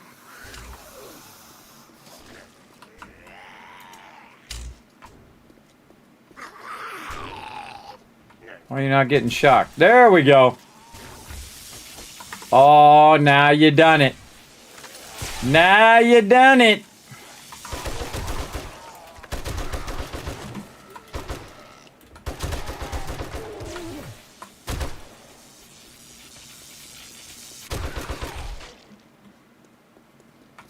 You don't mess with the Kismet kill box, everybody. You see, it rocks, man. It really does. It rocks big time. And again, I want to bring these all the way up, so I'm going to have to find another place for these ladders. For sure. Maybe put them more in the center.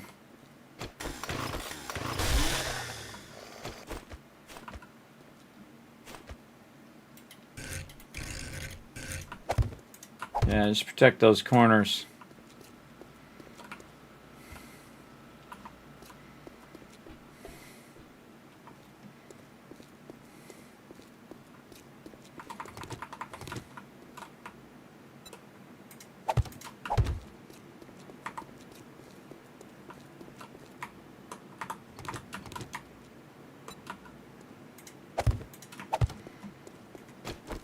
Okay. Now we want to represent the internal part of the base. Now if they leave the doors open, we could potentially have mobs shooting through here and hitting our dew collectors. So we could enclose the dew collectors away from the doorways, and the only way to get in there is to access it from inside on a doorway that's offset from the primary doorway. So we could say take a doorway here and put it like this, just to protect our dew collectors here. And I'd probably put it, it doesn't really matter, as long as you can just kind of go through the center here. And these would be dew collectors here as well. Just gonna take these blocks out for now though. And again, this way you could go through the middle of the two rows of dew collectors. And again, these are all represented by boxes here at the center. And those boxes are actually part of the walls. And that's what you'd want. You'd want, again, the ability for them to put the resources in there from the back. And then you have to think about, where am I having my other boxes? Maybe, again, I should move this up by one and put the boxes underneath here. Let's try that. Again, this is all about experimenting today. Storage crates. That's probably a few too many. Is closing soon. So stock up on munitions and have a safe evening. Yeah. See, the garden would block that if you had 3 on the edge. You could also just not put 3 on the edge and just have the larger ones in the center, like we've been doing on our current base. You don't want to put the ones that are tall on the edge. Just keep them in the thing, and the smaller ones you want to keep along the 2 rows or 3 rows from the edge, and keep all your corn and stuff here in the center. Just to make this where you could make this lower. And I could put boxes underneath here. And you'd only have to do it on one of them anyway, so... This is great for you. We are now closed. Make sure to stop back tomorrow. We restock often. And then you can have your garden box like that, and then garden plots maybe. I don't know, we're going to have that many, but eventually. Right here, like that. But again, if you have these taller ones in the way, obviously that's not going to be good. So you take out the taller ones, and you just put the smaller ones there. I don't know if I have any smaller seeds on me right now. Might have got some when I was out and about. What we got? Well, we'll just use chrysanthemums as an example. Again, chrysanthemums. Oh, wait, we don't have the seeds. Help if we made them into seeds first. Recipes. I'll make about 20 of them. Or 7, because that's what we got. Whatever makes it happen. Now, you normally don't want to plant chrysanthemum seeds, but I'm just using them as an example. That you'd want to do that and that, because when they grow, they're not going to block the actual box themselves. And then I'll probably put workbenches across the top, not necessarily forges, because forges are not really used in the garden. They're used for cooking if you're making pots and the other things, grills. But really, they'd need workbenches. And the reason why they would need workbenches is so that they could do the yucca juice smoothies. Then also, if you just have a bunch of workbenches running across the top of the base, I mean, that's pretty sweet. That's pretty sweet in itself. And then over here, we could double the workbenches. But you would still need the boxes. So I kind of feel like what you would do... I'm about to do something crazy right now, everybody. To show you some stuff. Watch this. I'm about to do something crazy. See, it's got 30,000 clay in there. Show you a little gaming secret, everybody. If you don't want to wait for that clay to run out. There it is. What's up, Chuck?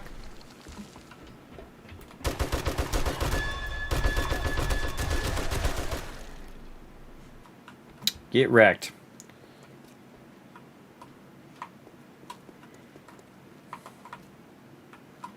Yeah, I think that is no longer running to this corner. Yeah, I think I gotta go fix that. It's dawned on me.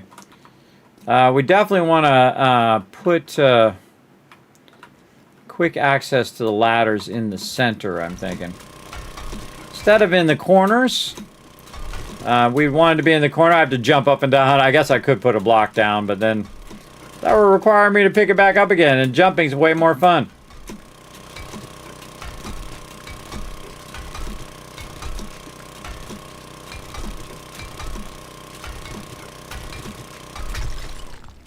Okay, so we have the ladders in the center. And I'm just gonna go all in on these ladders too. Just make them solid from now on. And just make them up high enough to where they're not in people's way, like this, but you can still jump up on them. And again, we'll have the ladder there. And then we would want to run this line from there. Yeah, that line's out there. Any other lines that are out? Now, they managed to destroy the thing inside. That's usually because something blows up, like there was a cop that blew up over there. I penetrated that block and blew it up. But in the future, I'm going to have it like this, one over here, where I can access it, and if it gets blown up, I can replace it. But right now, I have to do this. I have to right-click this, go up on this ladder. I've got to go over here. I have to back up a little bit and just aim at that edge, and there we go. Back up and running. And all of these have entrances on all the sides. Oop, that's a little low. Yeah, mobs can definitely get on that. Plus, it's also in the way.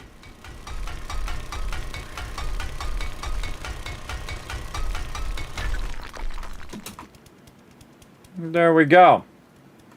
And I love to test stuff, everybody. Again, you know, iterate on your base and whatnot. And really the thing that's the game changer is the glass, right? Because normally you could fill this in with plates, concrete, or whatever.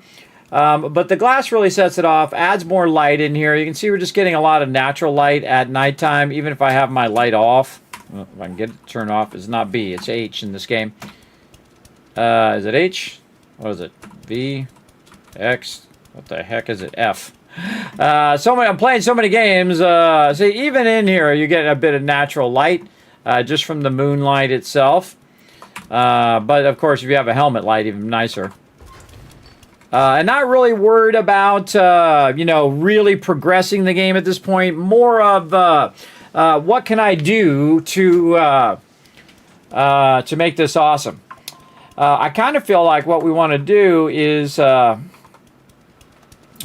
have the finished boxes over here. So what's the number one thing they would probably want is weapons. And weapons here. This would be ammo. And this would be food, water, meds. Like that, with a trade box in the center, so they can just hit that trade box. And then 6 drop boxes. Probably want to have more than 6.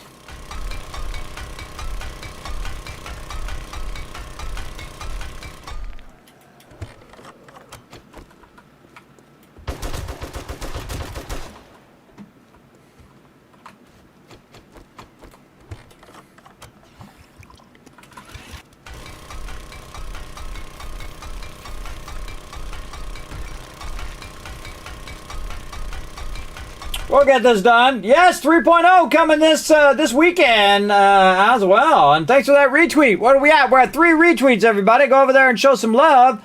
And I'm going to go ahead and shower you guys with a bunch of Kiss Caps. We're going to try to get this done right here. And then we're going to get this going. What if I had the raw resources on the outside as well? Kind of favor one side as the drop boxes and favor the other side as the raw resources. I kind of like that idea.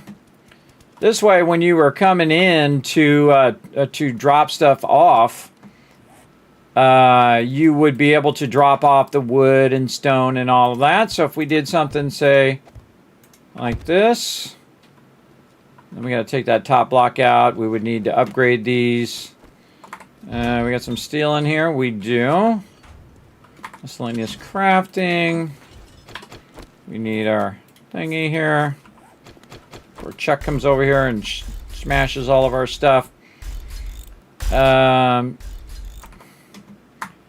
so if you have your basics, wood, stone. Over here. Then the one would probably use a lot more iron clay, which is why I'm putting it as the second one up, because it's at eye level. There. I'd actually put lead and brass and nitrate and coal elsewhere. I would not put it here. I would actually probably put it over here to help with that. And then instead of just, well, actually I have a bunch of benches. I guess I could just put them down. Any more benches in here? I think I already put them all down. No more I see in there. No more in there.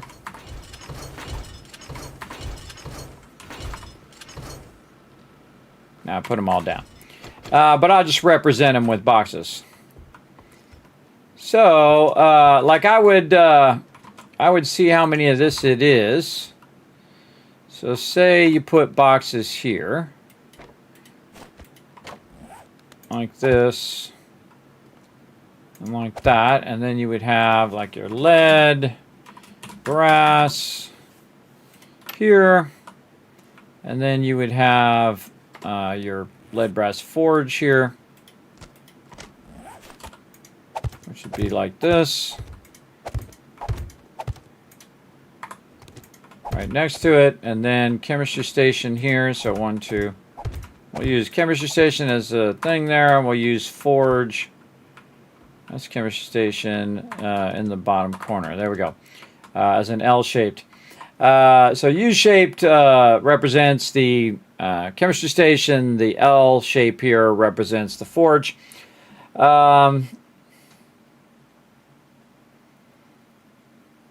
Yeah, so a couple forges there, and then you put a couple forges on top of there, and then 2 chemistry stations, and then along the back here, above these, because these are 1, 2, 3 here, so now you've got your stuff being run across the top here.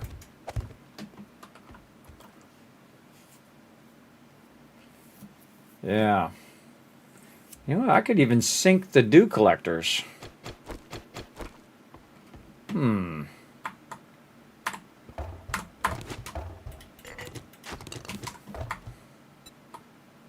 think I ever bothered to try.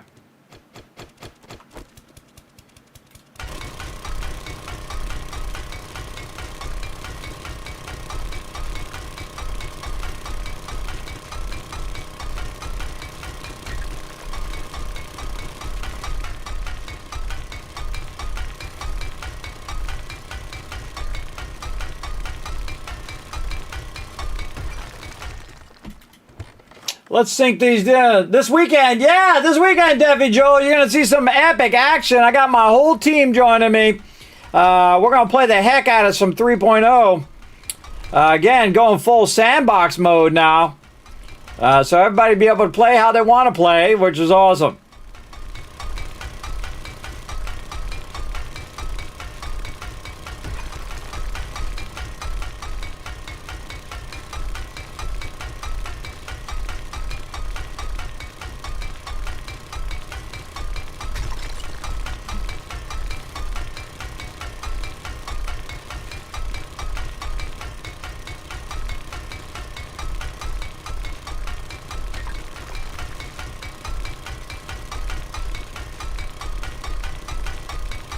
So the biggest problem with sinking the dew collectors is you do have an edge that you're going to fall into when you're walking along there, but you do gain some base space vertically that you could do mushrooms on the ceiling.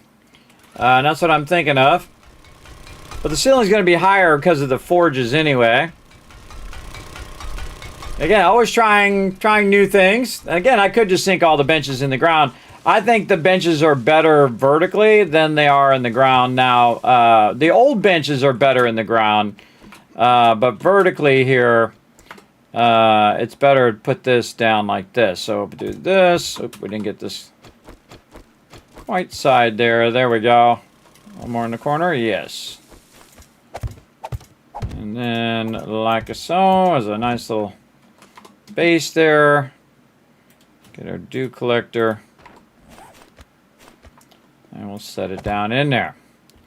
Okay, so now if you're coming along, so you're going to drop down in there like that. But I kind of feel like you're already going to be able to get the things up there. But then again, they might be up so high that it might be a bit annoying to do that. I could offset the dew collectors out this way. 1, 2, 3. Yeah, I could offset them this way. Actually, in the corner, like this, like that. Thought I heard somebody. Bad murder kitty. Yeah, I don't like the sunken there. I think I would take that out. But I do think we could put just put an offset so that we do that. But oh, when this moves in though, this is going to move in. Let's look at it on the grid. All right, again, we're doing it on the grid here. So this is the actual grid of the thing here, and we're going to take these. I'm going to put this here. We have a center doorway that you can just run all the way through, and then center doorway here. Oh, that's what I was doing. I was going to grab this thing here when the screamer is so rudely interrupted, and then we'll have a door on the interior. Like that, so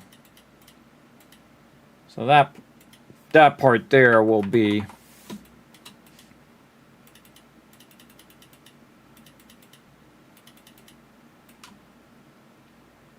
so that would be more represented like that. And then this you can put up here toward the top, and maybe just give it a little something so we know that's a door. Actually, it would be in the inside corner of the block, something like that. So again, they have a thoroughfare where they can get to the interior of the base. Now the problem is that people run into each other. So we might want to think about taking this block We can get to it. There we go. Copy it. Go way up here to all of our stuff and just paste it separate. There we go. And do a double door. Do a double door. And we'll just represent it with doors going in both directions. Like this. And then this, we'll just do... Got a better idea. Come on. There we go. Just get this. Just represent it like that. So you have a double door, so easier for people getting out. Maybe even a 3-wide door. The trick is to block up the door during Horde Night and keep it from easy breaching the base. I might even do the outside of the door and the inside of the door, and then after take those blocks out so people go in and out. It does add this extra bit of work that I have to do to take the blocks in and out, but it does add a layer of protection when I'm doing that entrance. Let's go take a look at our various doors that we can do. Yeah, like a 3x2 garage door. Some of these ones are different strength levels. I really love the 7x4, but sadly it's not electrified. We've only got the powered door up to a 5x3, which is the steel. That's the strongest one. That's that big. I'd love to have a 7x4 powered door. That would be awesome. That would be amazing. But yeah, streamer weekend this weekend. Plus on Wednesday, you want to be here because I'll be live streaming, co-streaming the dev stream from the Fun Pimps and commentating on that. We have the best weapons in Naviskane. Do you now? Do you really? Because I don't think you do. All right, we need some springs and some parts so we can test this out. Let's get some springs, some parts. Yeah, well, not enough room in here. Let's throw that in there. There we go. Got plenty of benches. That we got. We are trying to make a door. What do we want to do? A garage door? Or we want to do a 3x3 roll up? Might just do steel door double because those are really strong. See, these are bigger, but they're not really that strong. And I can do a powered door instead. Yeah, I would probably go with this just because of the strength. In fact, I'll do two of them. I don't need to do it in the same one. I can do them in tandem right over here. In fact, I'll make an extra one over here. Oh, over here. There we go. And so, yeah, we want to widen that front door. And then that means we would want to widen our box shape as well. So, again, we could do an elevation. So we could represent the doors over here. Elevation is when you're showing the side of it. So we'll say doorway, doorway, doorway, doorway. We'll change this to a different color, like a green or something, or maybe just like a black. Turn all this to black. There we go. And then the door will be red, say, or that's good enough. So there we go. So we got our door, and then we'd want to represent our boxes. Let's say gray or something here. Kind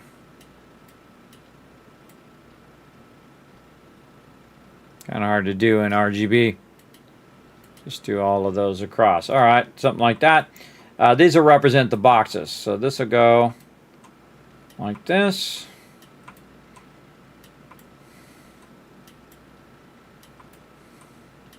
So our entrance will be like that. We'll have our boxes around the outside. And then, again, this will be 6 high. So 1, 2, 3, 4. That would be 5. Wow, okay, this would be 6 high. That'd be a lot of boxes. Again, higher than what we've got. One more level than we got. And that would be perfect for the team to come in and drop off loot. Because you want iron clay, and so they'll come in through the front door and they can just sit right here. Now, of course, they need to move out of the way of the front door.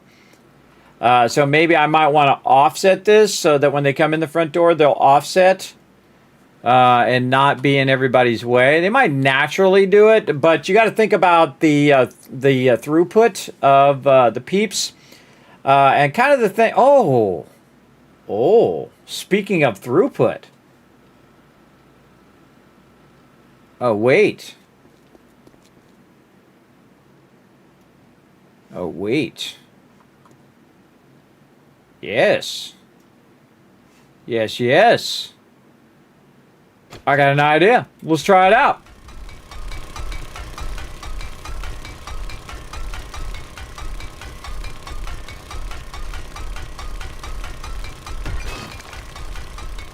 We're going to tear this base apart.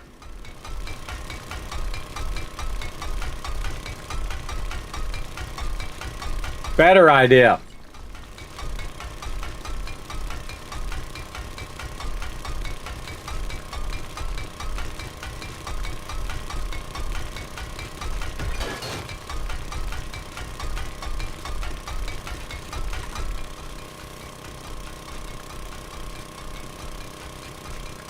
Gonna take a minute.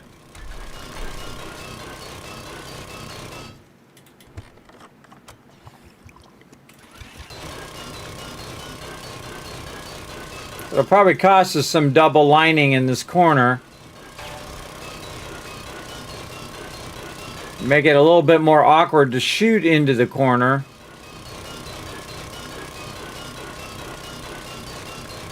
But it would add some functionality. Let me go back over here because it's the second I expose that, which I just did. We're going to need... Oh god, we're going to need some room. Put all that in there. Make sure my gun is loaded as well. Grab this. Okay.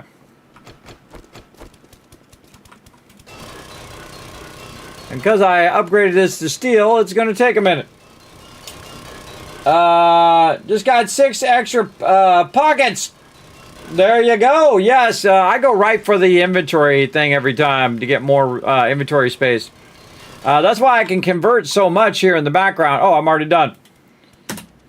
Hey Siri, set a timer for 5 minutes. Like I set these timers, everybody, and then I don't pay attention. I get so into what I'm doing. There we go. I get so into what I'm doing. So here's my idea. So I add a door on this side and not the front.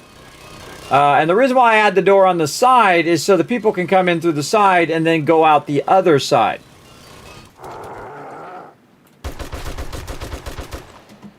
They come in from the side, they go out the other side. And the reason why they do that is so they don't get blocking the front door. And that's exactly what happens every single time.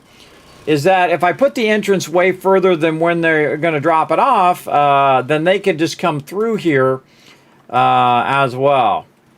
And the cool thing is that if they do come through on their vehicles, whether a bicycle or a motorcycle or whatever, they're not going to get electrocuted. So if we take this and then we take our door and we do a nice double steel door. You want it this way? Yeah, this way. And we open the door. And, I mean, we're going to get shocked if we walk out. But we have a vehicle.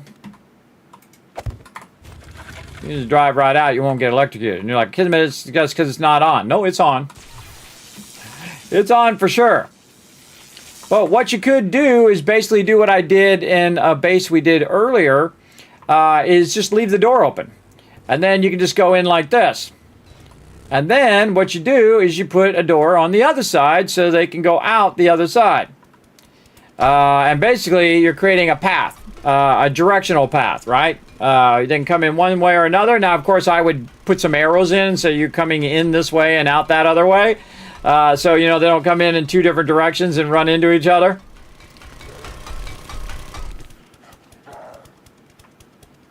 What's up, big boy? Get wrecked. Get wrecked. He's alive still again, eh? Not anymore, you're not. So yeah, that's what I'm going to do. I'm going to make it where you can go in one side, go out the other, and you're not sitting there right by the drop boxes.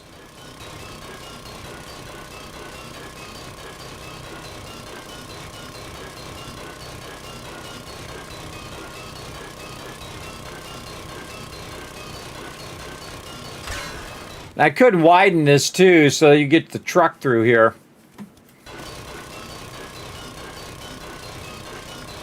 But I know exactly what's going to happen. Everyone's going to stand right in the doorway as they come in here to put the stuff in there. And then they'll be blocking everybody else. Because some people are just not conscious of other people. They're just thinking of what they're doing in the moment. And they're not thinking, oh, there's other people who are probably trying to come in this door right now. And they'll stand in the doorway, which they just become a wall. And they're just not thinking it through, right? They're just not thinking it through on there. Are we finally getting some raiders? Eventually, we'll get it, but I don't think we're getting it in this update. They probably going to push it to the next update because everybody wanted these other changes. So if you say, hey, I want these other changes, you know, they only got finite amount of resources, everybody, when it comes to deving stuff. So you say, hey, you want this or you want this? You can't have both. You have one thing or you have the other thing. So right now, they're doing all the sandbox features that everybody requested.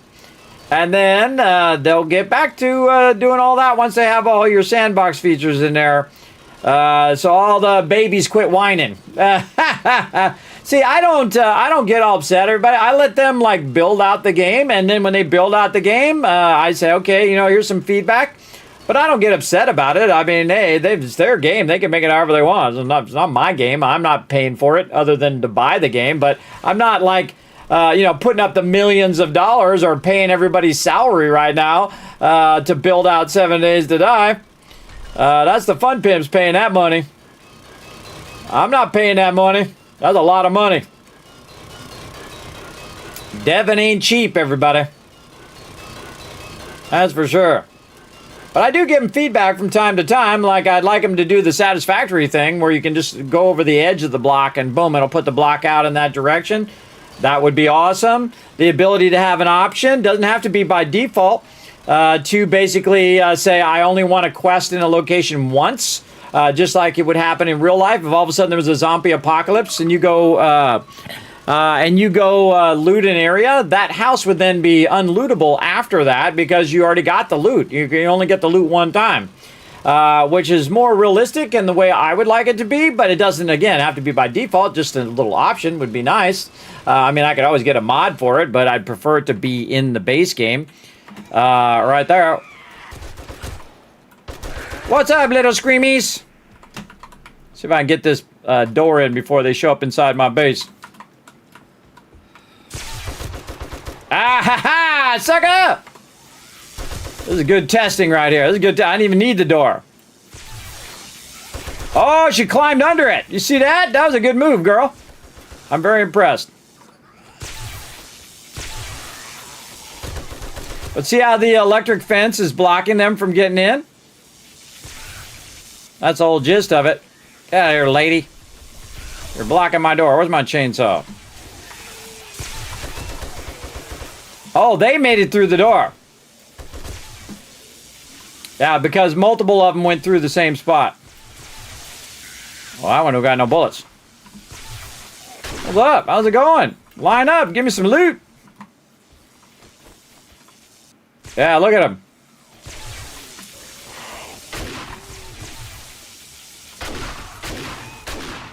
I did that on previous base. Now, double lining it with electricity, even cooler. Just got to be diligent about when you hear them at the front door, because eventually they will get through. But I built another base and it was awesome. It actually worked really well. for that very reason, that it just stuns them before they can get into the base.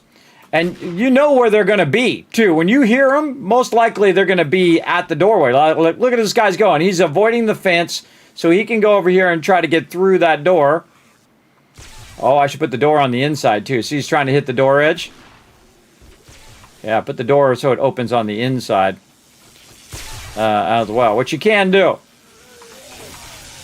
Like, if I can get this thing to turn the right way like this, that's going to open on the inside. Like that, so they don't hit the edge of the door. Hold on, be right with you. Let me just load my weapon, and I'm going to shoot you in the face. How about that? There we go. Yeah, you can also set up some turrets in here. Put some turrets up high and just aim them at the door. And then you're luring them to the door, everybody. You're luring them to that side. So if they're on that side, they'll try to avoid the electricity just to go to the... to that side there. Now, again, I've been playing for 4,000 hours, everybody. It ain't my first rodeo. But again, this is multiplayer logistics. This is not just a single player. Single player, I wouldn't bother to put the door there. I typically don't like doors at the ground level. I would also not put this, if I was going to do that, I would not put it so close to this, because you got to cut left. Then you come in here, you don't get electrocuted. You dip in here. You use your drop boxes, you get your food, water, ammo, you're good. You dip out, you're right back out in the wasteland. And that's my job right there, everybody. Keep that going through. But if you do need to do something, like say, hey, you need to go craft a mod or something, you can dip right in here, park your vehicle right there. And of course, you can always close the doors too. I mean, you don't have to have them open. But it's nice to have them open for when people come in and out. And then I would power them so that, you know, it'd have a sensor on the inside. And then when it detected someone got real close, I would put a pressure plate here. And then on the other side, I would put an outside sensor, which will probably get annihilated if I don't, you know, cage it up a bit. But I put an outside sensor to detect people rolling up. And then as they go this way, they'd have to actually step on the pressure thing to automatically open it. And then the door would automatically open and go out there. And so the doors would automatically open and close as the people go in and out. And that would work as well. And again, keep them from basically bunching up in the center here as well. I like that. I think I might try that. Again, it's all about experimenting, everybody. There is no wrong way of doing it. You do it the way that you like doing it the most. And I feel like that's always the correct way. It's weird I have this kind of gap in between these. I don't like that gap because it's like I can see through there, which means maybe they can shoot through there. I don't think I've ever noticed that gap that bad. It's a pretty big gap. What up with that? What up with that gap, bro?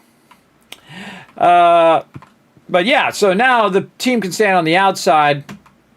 I can stand on the inside. Kind of feel like I'd bring that in a little bit more. Maybe we should bring that in a little bit more. Which is going to shrink the size of the base, though. And then it would shrink this as well. Yeah, and then this would kind of go a bit into here. So I don't think I want to shrink it. Instead of shrinking the interior part of the base, I would probably extend the outside of the base. So instead of 25, we would go 26, 27. We'll say 27 width. And then we'll take the 25 here. This is 25. We'll take a 2. Add that onto the end. And then it'll be 27. From corner to corner, let's get the center. And we'll take all these out. And ungroup. Designing some fun stuff here, everybody. Okay, I just full on just click on that by mistake. Let's take this out. Let's take this out. No doors in the front. Change my mind. No doors there, but door here. So doors on the side. Widen this out a bit. Like so. Again, keeping that in the center. Take that out. Go back in and recolor this block here. Now what we're doing is we're basically kind of designing the base. using what's known as a vector-based program. I've been a graphic designer for 30 years, everybody. I pioneered Photoshop. I used the very first version of it way back in the day. Same thing with Illustrator. This is not Illustrator or Photoshop. This is a program called Infinity Designer. You pay for it once, you get to use it forever. I know, how cool is that? Now, I can tell you I've spent tens of thousands of dollars on graphic design software, and this is a steal, I tell you. Absolutely. Why are we not getting centered there? 5, 10, 15, 20, 25, 26, 27. We should be getting a centered block here. We should be getting one of our blocks as the actual... Yes, there we go. This one is the center. Right there, and we'll just turn that one purple. All right, there's the center of that block edge. Right there, so this is the center of our base. Gonna get that to snap a little bit better. There we go. Okay, so 27 right here. We're going to do 6 heights. So this is a great way of doing this so you don't have to rebuild your base 50 times. You're just figuring it out this way. Like this, and then we will rotate that like so. And then we'll take this and we'll just flip this whole thing around the other way. Whee! Like so. Didn't know you were going to get free graphic design lessons, did you? Over here, and then this middle part is no longer centered, so we'll get this and group that.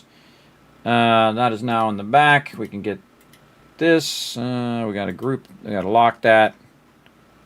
Go up here and find wherever this group went here. It's locked somewhere, right there. Okay, so now we got to center this. Yeah, stop grabbing that. We got to center this 4 blocks in. So that's 1, 2, 3, 4. So right about here. That's where we have this glass inner part. There we go. And then we can then use this. Move that in by 1. That's going to be awesome. Wants to snap properly. Nah, sometimes it just doesn't like to snap unless I zoom in. Come on, snap to that grid, bro. Snap to that grid. I mean, there's a grid right there. I'll snap to it. Make me nudge it, huh? Nope. Move it out. Move it back. Oh, man. Come on. Come on, brother. Get in there. Snap to that grid. Not resize.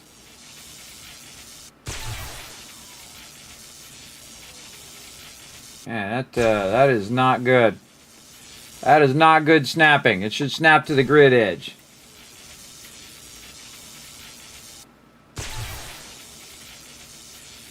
Yikes. Okay. Deal with that later. Haha. You died to electricity. Okay, so let's see. So we were designing the grid edge here. I don't know what the heck. Why is it not snapping? But we get the idea. That this is going to have a center row here that we can run along. There we go. Close enough. But you're going to have a center edge here that you can run along. And then what we can do is we can have the dew collectors up above as well.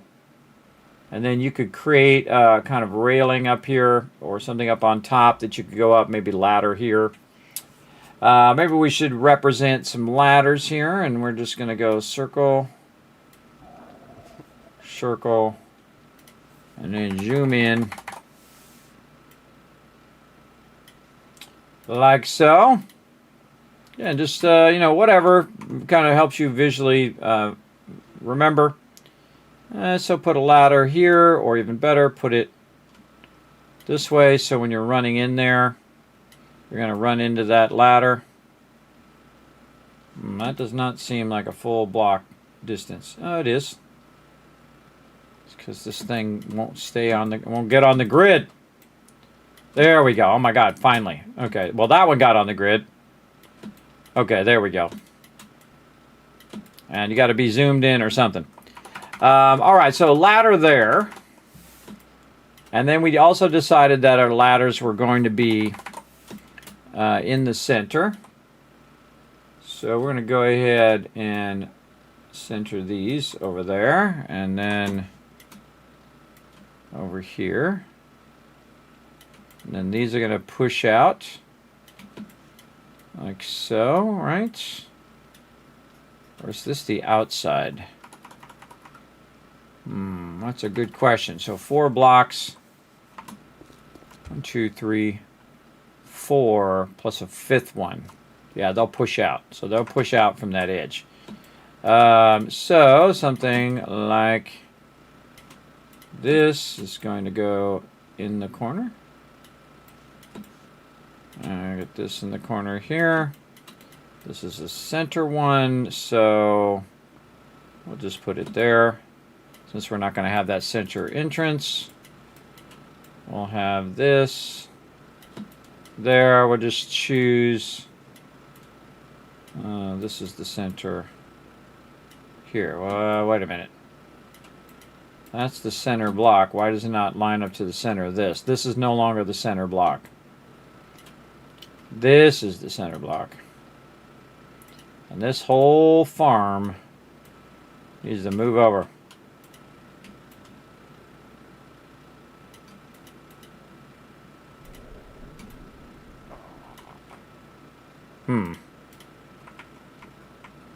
Not giving me that whole thing.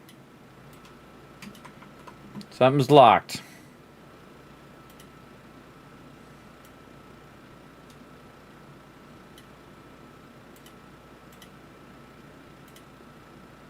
Should group this whole thing. This is part of that group. Okay. That's what it is. See, it's in this group here. This part here. Put that down in that group. Still more? Okay, fine. Couple blocks in there that are not supposed to be in there. Go down there. All right, are we good now? Yes, okay. We can see it's separate. Okay, now we'll highlight these blocks. Nope. Move that over by 1. Then we need to find the center block, this one. Put that in the center. Again, there we go. Yeah, there's our center block there. And then this one we'll put back so we can see where our center block is.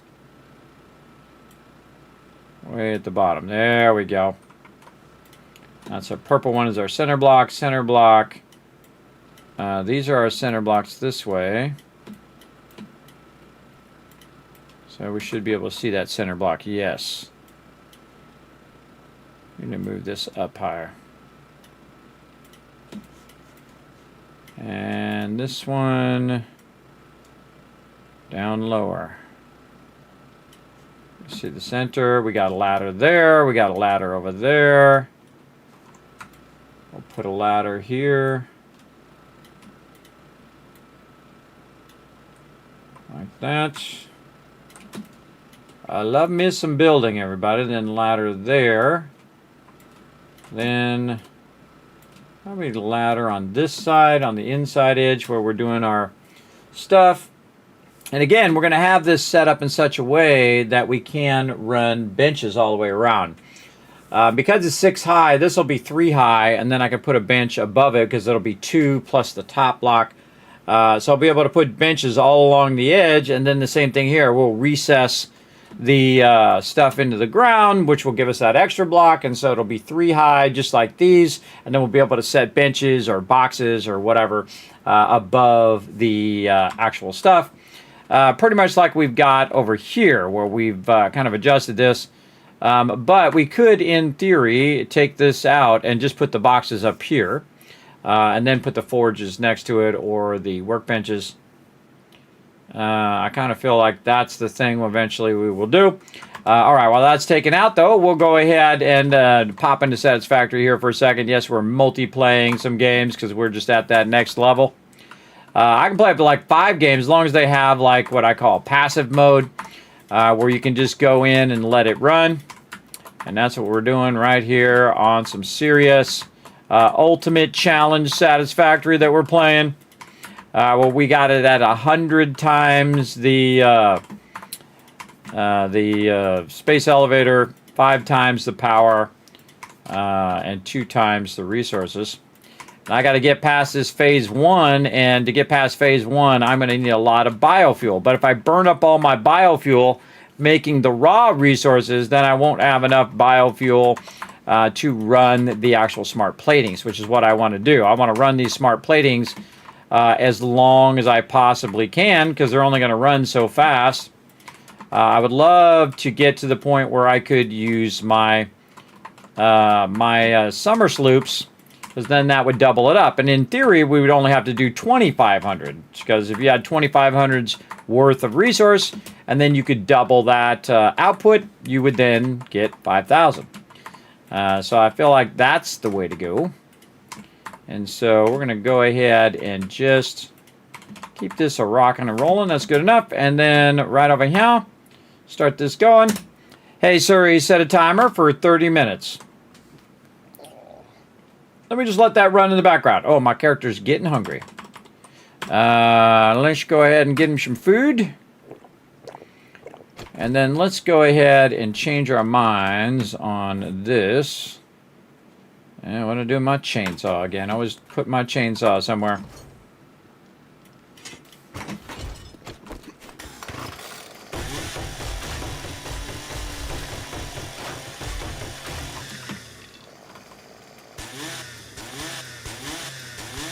Okay, now we know we can't take that out with a chainsaw.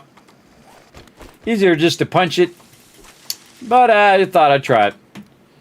And you can see I have hundreds of super corn seeds. That's like $1 bazillion worth right there. See, I can't put it under that one. So, again, these ones would be higher. And then I don't have my boxes. I put those away. Somewhere again. This is why I like my base to be organized. Otherwise, you have trouble. And then we just put these up here. And then this would be garden. And garden here. Garden plots, say. I don't know, whatever. Just to get that up out of the way. And then you could manage the garden here.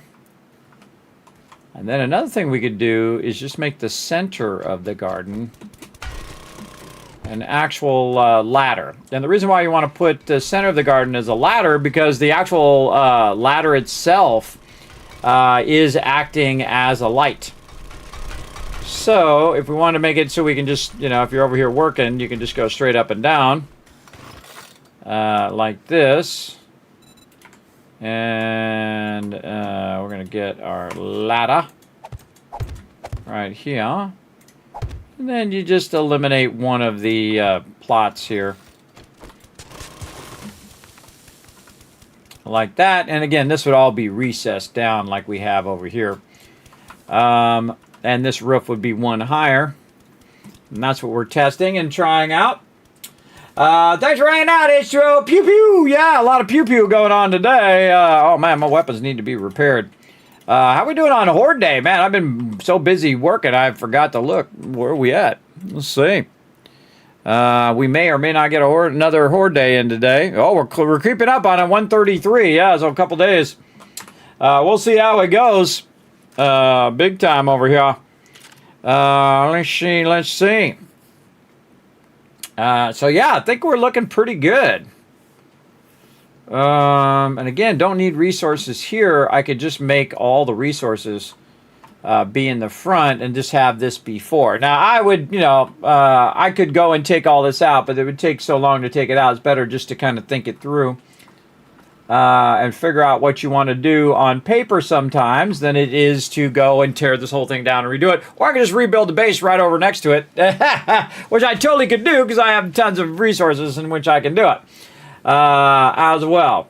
And I'm not in creative mode, everybody. Everything I've done in here, I've earned. I went and gathered those resources. I never play creative mode.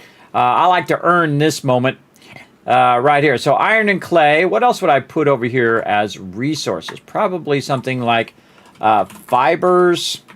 What about cotton? Yeah, fibers, cotton maybe. So that people can put the cotton in there, and then you can convert that into duct tape. But again, I like to create different zones of the base. So this zone is like my zone. I'm over here working the iron. I'm over here working the sand and stone. And then on this side, you're working all of the mods, and you're working on doing the ammo and stuff like that. And so that's pretty much what I'm trying to do. Now, I'm not trying to make it fancy. I'm not trying to build a castle. I could build a castle if I wanted to, but that's not very efficient resources-wise. And I'm all about efficiency. If you want inefficiency, there's plenty of people out there that do that. But you want super efficient builds, I'm all about it. Let's see. And I actually have a spreadsheet over here that does have what boxes I usually create over here. Oh, let's see. Where are you hiding? Over here, item mods. There it is. Right here. So these are the storage boxes I normally create, which is like the food box, the drink box, the repair, ammo, so on. And so we'll try to figure that out a little bit. Let's see. So wood, iron, clay, stone, sand actually was what this one should be. Yes, not wood. So stone and sand in that one. Iron, clay. Which one would be using more? Which one I'd be using less? The one I use the less, I would put at the bottom. The one I use the most, I would put in the center. And then the one I use second most, I'd actually put here. So this would be more stone, sand here. And then at the bottom would be fibers, cotton maybe. And really, I'm not going to have a box full of fibers and cotton. So even if I did do that, that'd be a waste of an entire box, because that stuff's just going to get converted and the box will be mostly empty most of the time. So I typically don't like to do that. But I'm thinking in terms of my peeps coming back, dropping the stuff off. Hey, Kismet, I got a bunch of iron. Okay, cool. Put it in the iron box just to make it easier on them. And then the trade box. And then, of course, we would have a swap box. Maybe this one could be the swap box.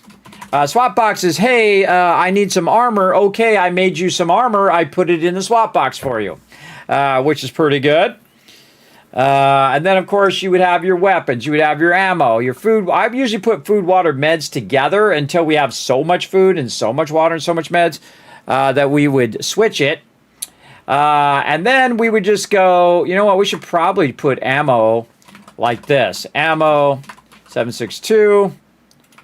Ammo 9mm. And I might do this right from the very beginning. Just to make this easier, ammo shotgun. Because these are the top 3 ammos that people are looking for. And then I would probably do an ammo over here. Let's go take that top one out.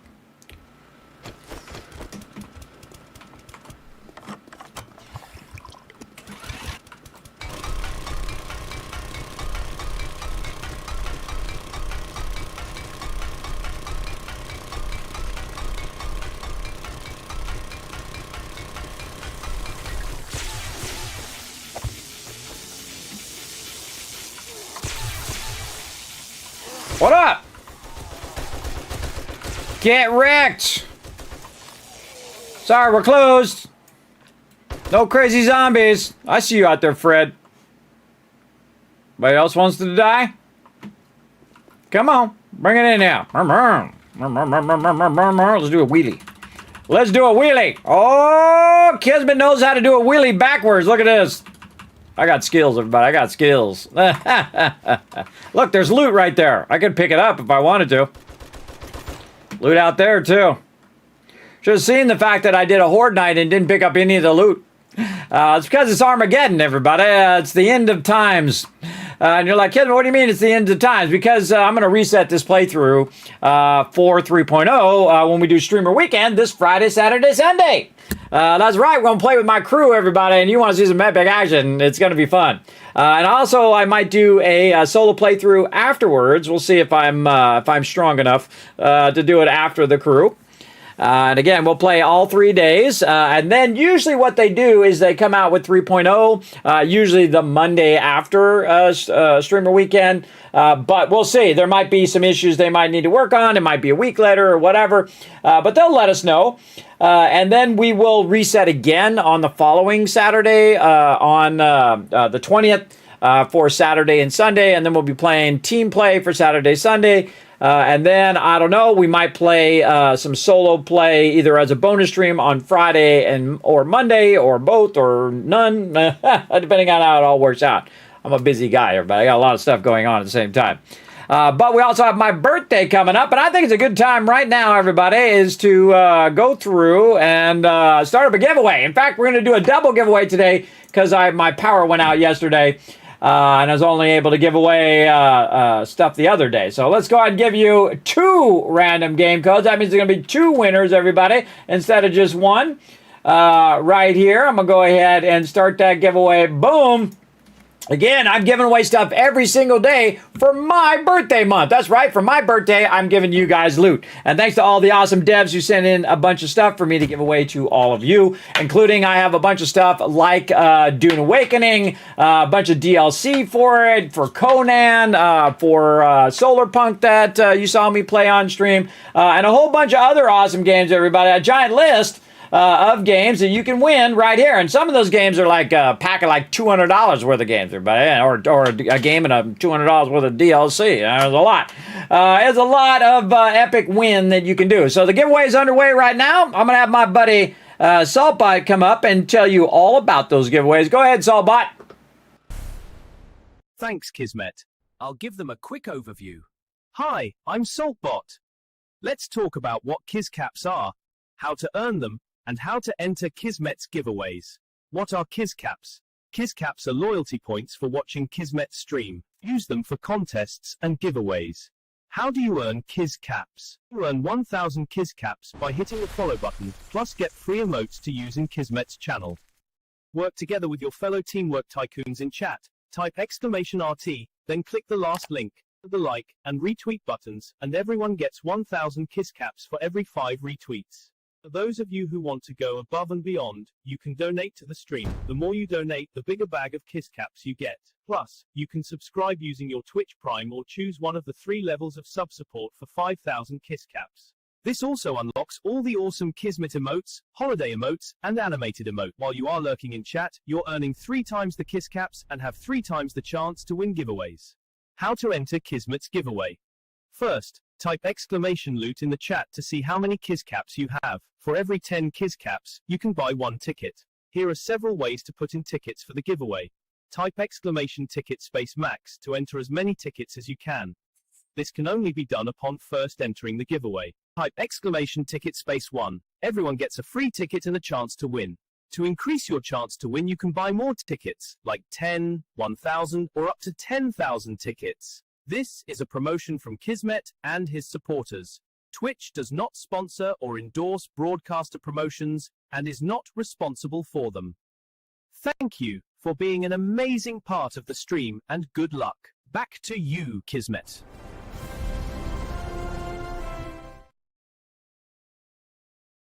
I don't know if you know it, but that represents hundreds of hours of work on my end. That little animation you just saw right there.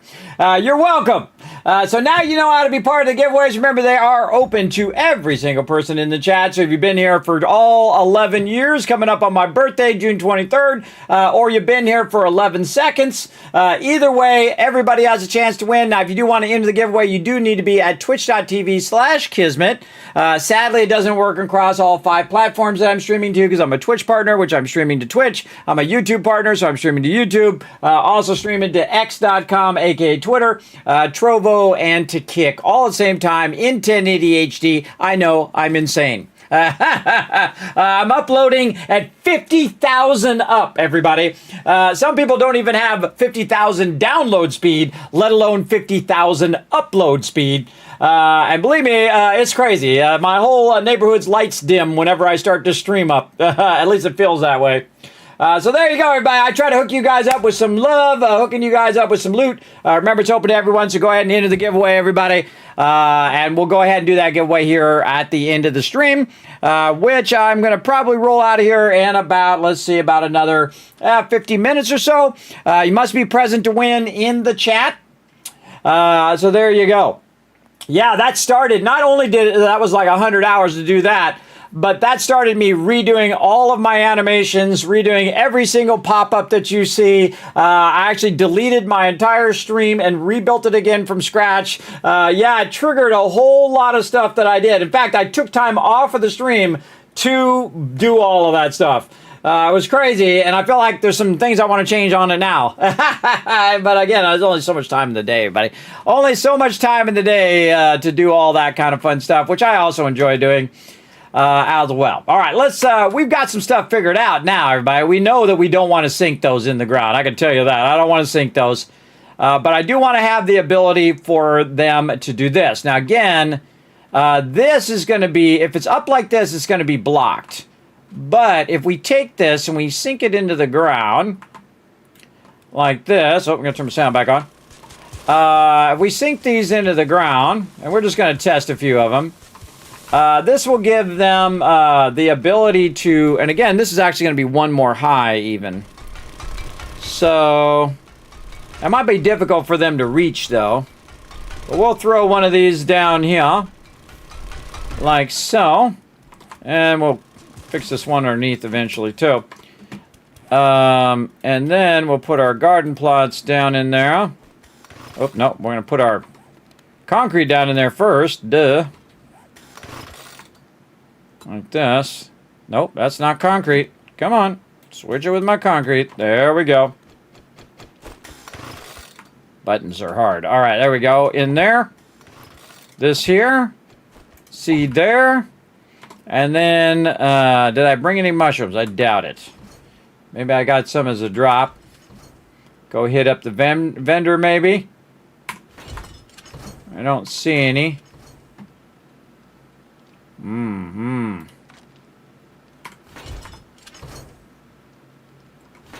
Yeah, it'd be nice to get some mushroom seeds and test it.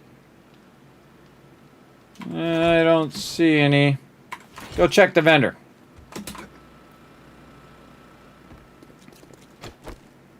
I'll probably leave this quick exit too, where you go up the ladder, but then put the entrances and exits on the sides. Switch this to this.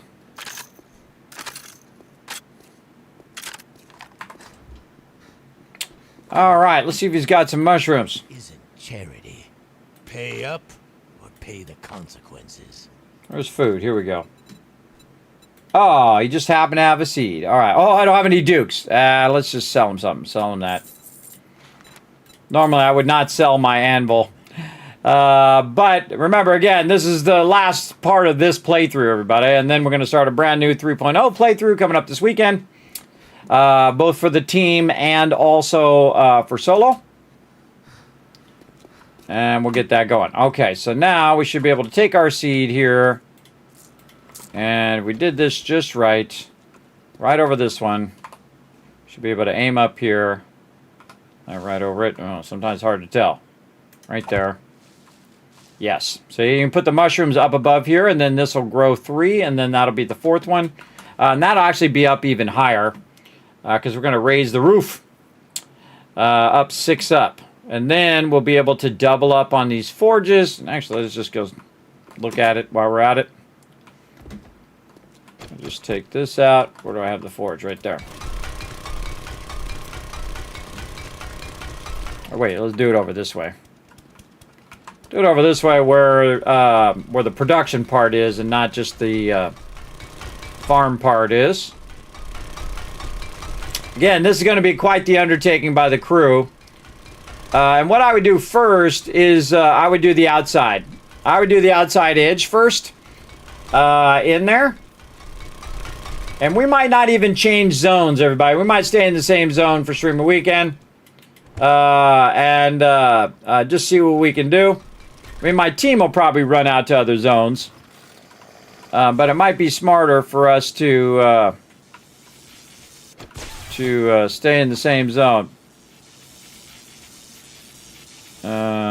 So what we want to do?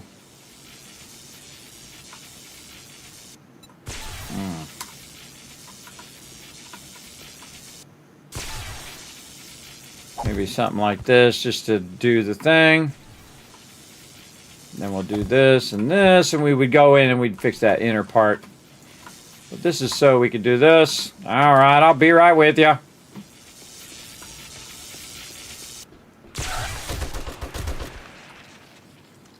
Get wrecked, lady.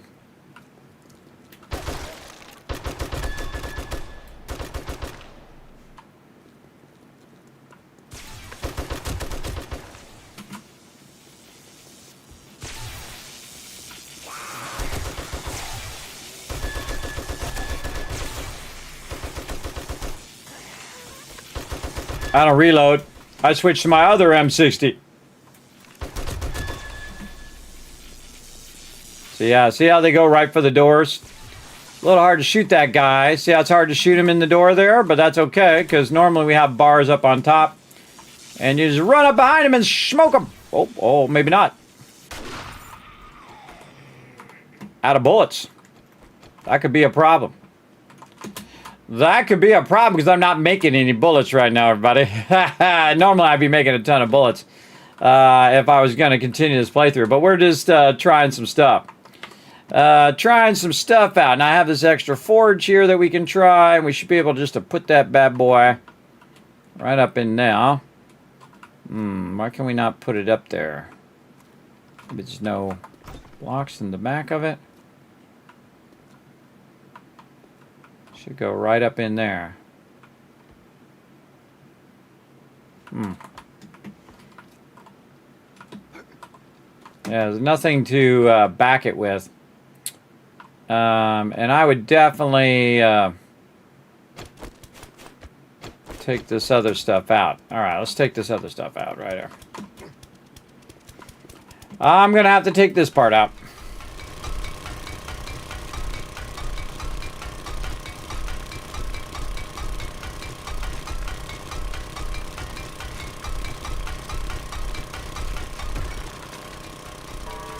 Because what we need is we need an L-shaped piece there so it has something to back up against. I mean, it should still snap to this piece, but it doesn't look like it wants to do it today. Because we got to have something to support all that other stuff. And you see that came down, but that's okay. Expected that to happen. Trying to get this to turn around the other way. Come on. 57 rotations to get it to go the way I want it to go. Then we'll grab this one. And again, this needs to be up here. So this needs to another support, like a plate or something here. Like this. So we can then do this and this. We are now closed. To run that along the edge. Get rid of that. And then we should be able to take this and slide her right up there, but... Huh. Is that an inside block? That's... Yeah, that's an inside block. Huh. We need an outside block. Ah, okay. Again, this is what we're figuring out. Yeah, that needs to be an outside... Same thing here. That needs to be an outside block.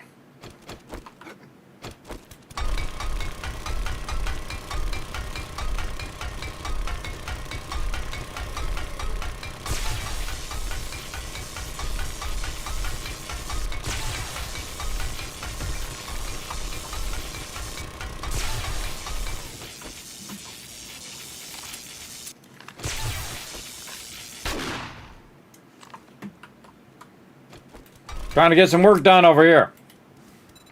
Repair.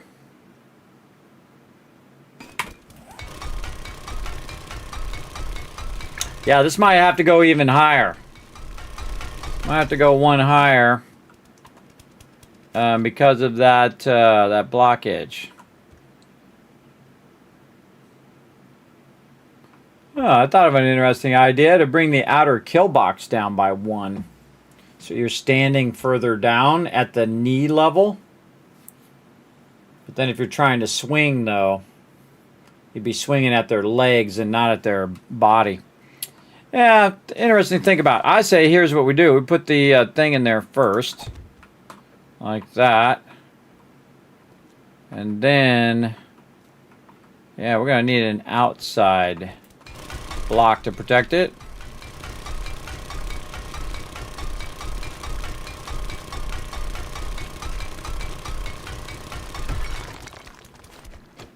And again, this whole thing will be higher. Yeah, we'll have to cover it. So you would do this, and then you would say you wanted it still to be transparent. You would put this over the top, but you would want to support it though by a block over here, like that. And then you would just run it over the top. Like this, and of course you would L-shape this one here too, and that's just to protect it from getting hit from behind. But that's what we're going to need to do. And then this block on the top, instead of it going up like this, is flipped up the other way. It's actually going down. It's actually on top of the whole thing. This can get a little tricky because you can see if you try to put anything down on it, it's going to float. So anything along the edge is going to float there. It's going to be upside down. And then putting your vehicle down on top of the base is going to be awkward as well. Yeah. I'll have to think that through. But I like the double stacking of forges, though. That I do like. Yeah, make that a little higher. Make it 6 high, but it's actually 7 high, if you think about it. Yeah, it's actually 7 blocks up. Again, I might be better off just going 7 blocks. Let's go ahead and just double check our count here. Let's go. How many blocks high is this base? It's 1, 2, 3, 4, 5, 6 is here. And if I went 7, I'd have that extra room at the top, kind of like we do here. I like how I went in the ladder there. Like we do here without having that thing. But then the whole base is going to be higher. Maybe just the inside of the base will be 7, and then the outside of the base will be lower. Put the outside of the base at 5, and then the inside of the base at 7. But that's going to affect our boxes here. But that's okay. I can just spread the boxes out further. So boxes at 5, and then now we're getting into tricky stuff where we're doing multiple heights. And so let's take our door, move it over here. So we have 6 heights. And then you'd want to say like outside. This would be outside. In fact, I'd just bring it down to 5 if I'm just going to do the outside. 5 down to 5. Let's see our entrance. Because this is 5 right here. What we usually use is shocked. It was shocking. 1, 2, 3, 4, and 5, which is usually my standard. Yeah, that's 5. So we can do the standard 5, and then on the outside, and actually the outside is going to be 4 blocks now. So the outside 4 blocks will be 5. So outside 4 edge, I would call it. Getting frosty out here. 1, 2, 3, 4, and then it would actually be a 5th one for the electricity, but it'd be a 4 edge out there.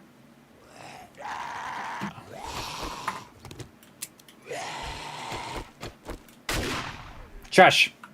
Morgan here. So yeah, so that just make it easier on my team. The reason why you don't want to get that too high is because when you jump down, boom, you broke your leg. So you don't want to do that. Usually 5's good enough.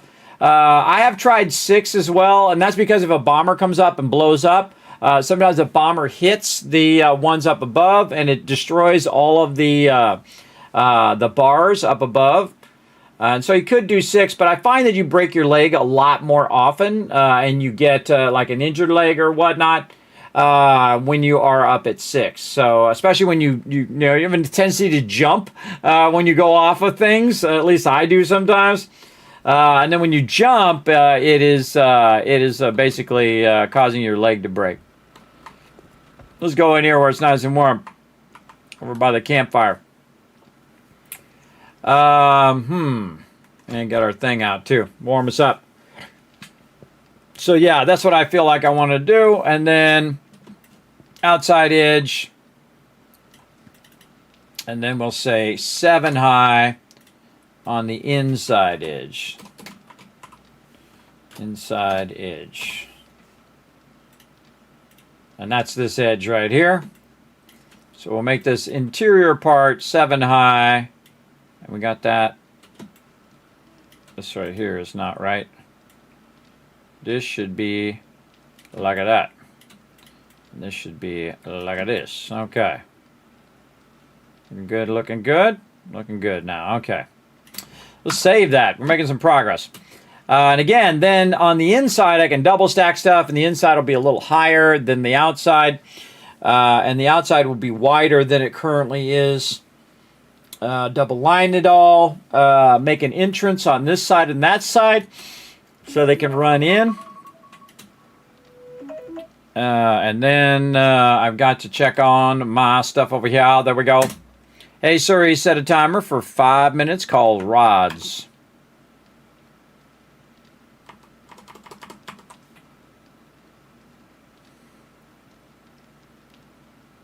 You shouldn't listen that long, everybody. It's like, do the thing and then instantly stop listening. Is what I want that thing to do. I wish there was a setting for that. I wonder if there is a setting. Siri, stop listening. See, she's listening. Stop listening after command. Oh, the first selection. Everybody else is looking for it. Oh, to say thank you. Hey, Siri. Thank you. Oh, I learned something new today. You just tell her thank you. Just be polite, like you're supposed to remember your please and thank yous, everybody. And now we know. Look at that. We just learned something with Suri. Because she listens way too long. Forever. Okay, so again, everybody, we're planning out the base here. We're getting some ideas. So this over here, the main entrance door, I'm digging this right here. So the cool thing about Vector, everybody, is you can zoom way in. We might want to label this too as door or main inside entrance. Main inside entrance, and we'll center that. Put this here with a double door, and then we can 5 on the outside. We'll say that, oh man, what do we put in iron clay? And then because it's a vector program, everybody, you can go like this and bring this to the front. Way up here, which is going to bring that way to the front. And then we can shrink this down. And you're like, well, Kismet is too small. Well, because it's a vector program, you can zoom way in. It never gets pixelated like it does in a program like Photoshop, because it's not an image. It's just made up of vector lines. So it says this is where this line is, this is where this point is. You can keep going. I go for all day, everybody. This is the power of vector graphics. There's pixel graphics, there's vector graphics. Pixel is an actual pixel, it's an actual color pixel. Where vector graphics is not. It's like this is a point, that's a point, and then make a line between that point, and so on. And so I try to make everything in vector graphics. This way I can make it the size of a poster, or I can make it the size of a postage stamp. And it will look high quality either way. So a great way we can go in and we can label all of our boxes here that we are doing. So what else we had? Stone, sand. All right, let's go up here. Let's do that. Again, this is a great way to visualize. You can also draw it out. If you like building bases, I go to sleep thinking about bases, and I wake up with a full plan in my head, which is pretty wild. It's like solving a problem while you're sleeping. Stone, sand. What else do we have in there? The swap box was the other thing up here. Actually, I think I want to put the swap box in the center. How good would that be? Yeah, right there. Swap box. There, and then the trade box, of course, to make it nice and easy when they're going in and out of the door. Trade over there. And then maybe the raw resources on the left, and then we could do this. Now, we want to have our drop boxes, too. And usually I like the drop boxes to be at the bottom. And maybe put all the drop boxes on one side and all the finished goods on the other side. So would it be better to put the drop boxes logistically on the side of the raw resources like your fibers and iron, or would it be better to put the drop boxes on the finished side where you have all your finished goods? I would say it's probably better to put it by the iron, clay, and sand, because the same people who are dropping stuff in the drop boxes are most likely also dropping stuff into the stone, sand, and clay. So we'll go ahead and just rearrange what we have here into something like that, but what do we want these top boxes to be, though? Let's see, what do we got here? This is 1, 2, 3, 4, 5. Yeah, this is 5 high. That's probably going to be the Kiz box up there. That's what we're going to make that box, and this is too tall, so we're going to go in and we're going to take some of these out. Like this one and this one and these, all these. Those are too tall. Bye-bye. This one and this one. There we go. Now we got oh, wait, nope, too many. Too many. We want to take these ones out. Over here. Oh, my rods are ready. So we end up with 5. So this is 1, 2, 3, 4, 5. Yes. And then what do I have against the... I have the swap box there, but that's not going to be that. We'll put this way up here at the top. No one's going to be using this other than me, like the Kiz box. Oh, I know what to put there. I know the exact right thing. So that's my box there. This is going to be the building box. Oh, that's a perfect place for the building box. So when you're going in and out of there, you can grab any kind of building materials. And again, we can simulate it here as well. Building box. And then here at the top, Kiz box. And then, again, we'll put the drop boxes next to it. So we want to push this out. Push this out like this. What is this here? This is just an extra thing. Yes, this is just an extra thing. Okay, so this is going to be out here. We need another row. We need to get like a rectangle here. There we go. So we can just grab this row. Extend that out. Let's go check in on our stuff here. All right. Oh, that's all good too. And again, I'm just going to keep converting these rods. You can never have too many rods at the beginning of the game. I'm fine. Again, this is satisfactory. Going to pop in here for just a second so we can keep this stuff running in the background. And eventually we'll automate all of this. But again, using up all that biofuel to just process some of this just requires massive amount of hours, where this is more like a passive way of doing it. You have these extractors extracting all of the base resource.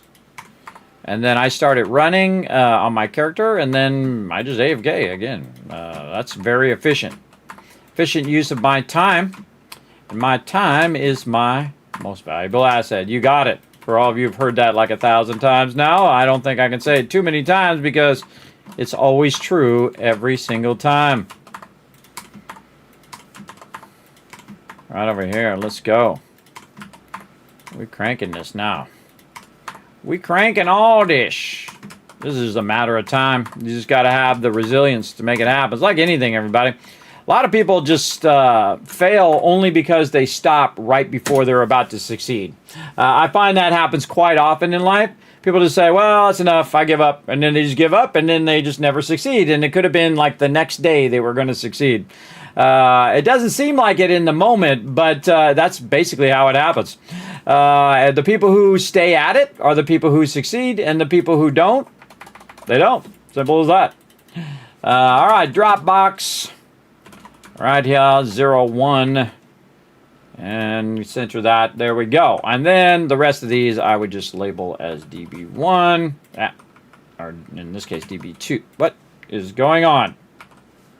DB2. All right, come on. Why you make me take so long? Pressing all the right buttons, but it ain't working. DB3. Over here. And then Dropbox 4.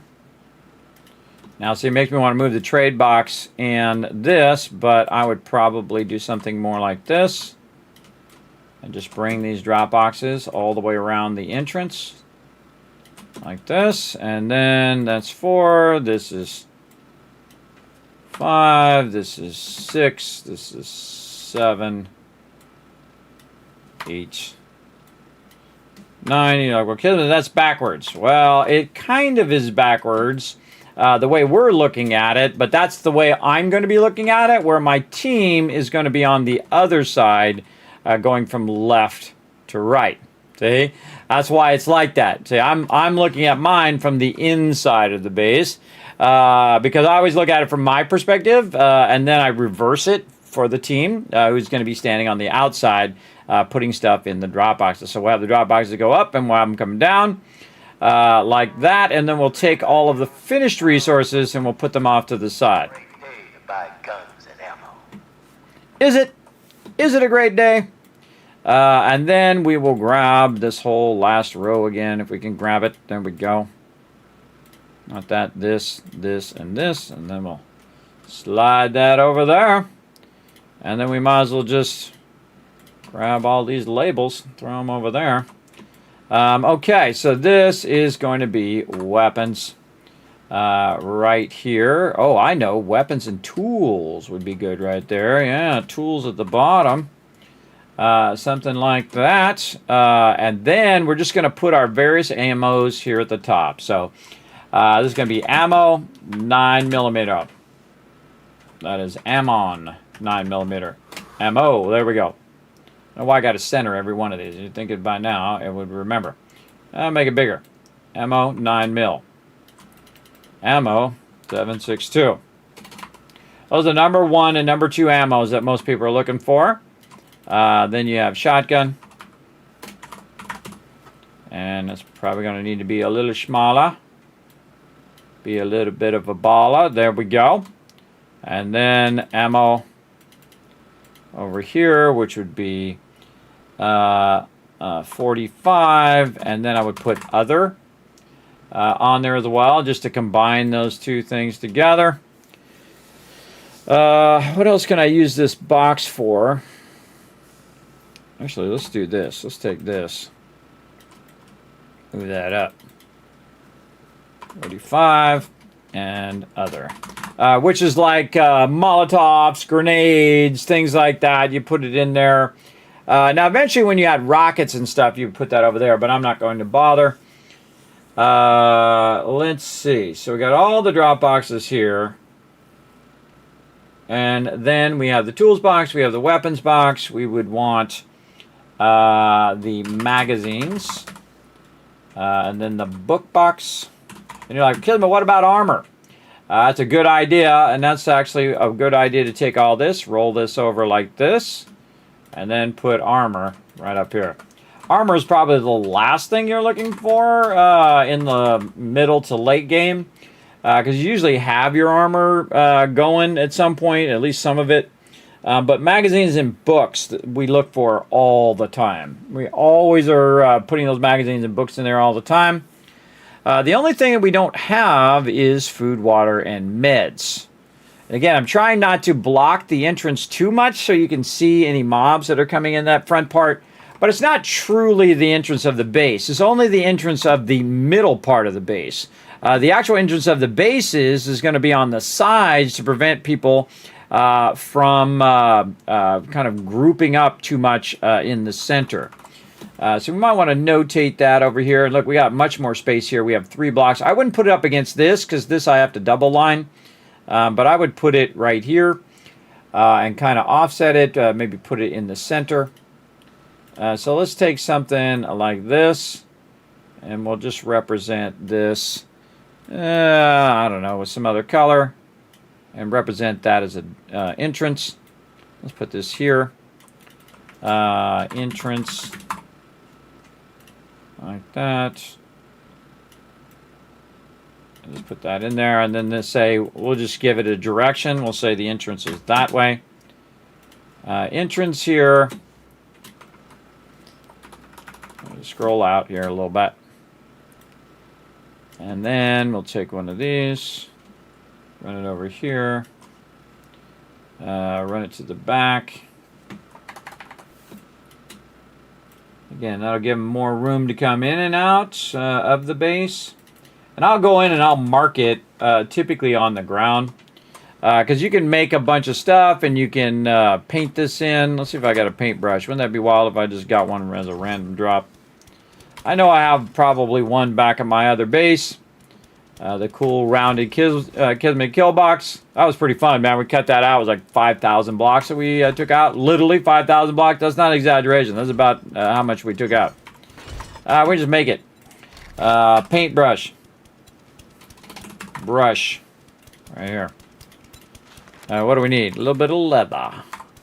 Miscellaneous crafting. Right there.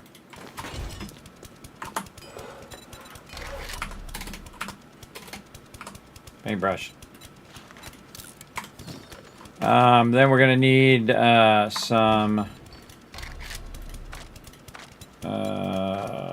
we need paint.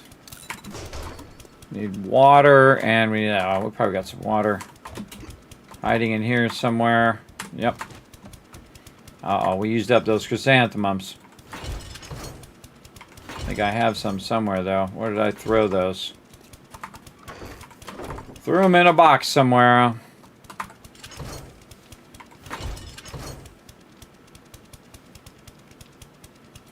I got some seeds on me, but that's not helping me. I converted them to seeds. I thought I had one left. Oh, right there. I was right through it. All right. Well, make a little bit of paint. You'd be surprised how much paint this thing actually makes. Oh, chem station. From this, oh, we got some of this. Put a bit of that in there, and then you mix it. Watch how much paint it makes from one chrysanthemum, everybody. It's pretty wild. It makes 500 paint, as you can see right down there. Pretty crazy. Crazy. Going right here. Again, that's a lot of paint, everybody. I'll put that right there. Let's find that paintbrush wherever I did that. I would definitely take this ladder out of the front here. I'd probably move that ladder to this, just have it on the sides and not blocking the boxes here or the benches. Where did I do that paintbrush? Right here.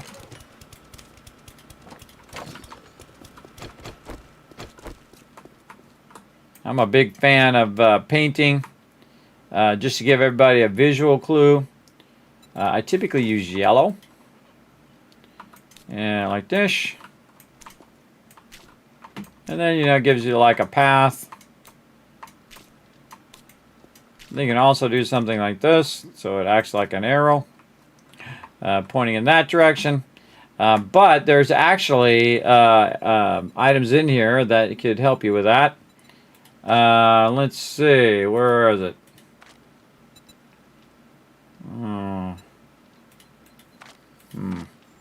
We're going to need to use some shapes.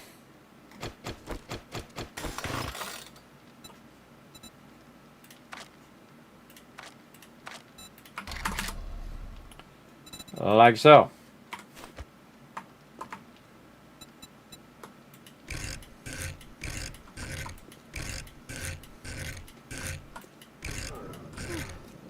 We have have to rotate it 57 times for it to lay down properly. Oh, it's blocked because these are both inside shapes and this is a wide shape. I see. Oh, we can put it here though. Put it right there in the entrance. Yeah, and then over here on the exit. We get it in there.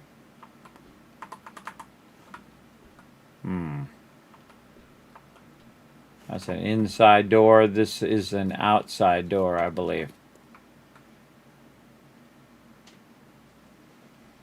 Take out that corner.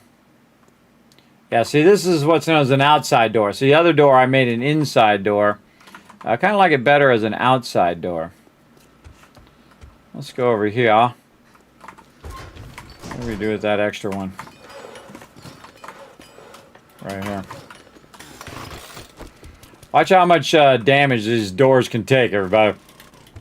It's pretty hardcore. If you made your whole base out of these doors, it'd be pretty strong.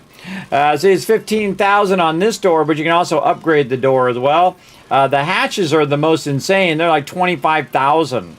So if you double line the hatches on your base, on one on each side, it would be 50,000 in your base. That'd be a lot. That'd be a lot. Oh man, how are we doing on time? And again, probably won't have a stream Monday night because we're going to be doing a bunch of stuff this week. So I'm going to be working on a bunch of that stuff as well. But we did get some of this figured out. Again, we'll grab that. Take this door out. Take it and make it into what's known as an outside door. Like that. And then put our arrow in. There we go. And we can just paint the other blocks around it to get the shape of the arrow. Okay, very cool, everybody. I dig that kind of stuff. This is going to be wider, so it's actually going to be too wide like this. And I'll just paint it all the way across to give everybody a directional arrow to come in and go out. I might even put the arrow on the outside too, so when people are coming in, they'll know to be on the outside as well. Get out of there. To know which direction to go in and go out. A bunch of blocks and stuff in my way. Like this. And then, I guess I could just paint the arrow. Depends on if you want a negative space or a positive space. This was known as a negative space. So the part in the center is like white and the side on the outside is colored, or you can just color it. I typically like a negative space, a little easier for people to see, I think.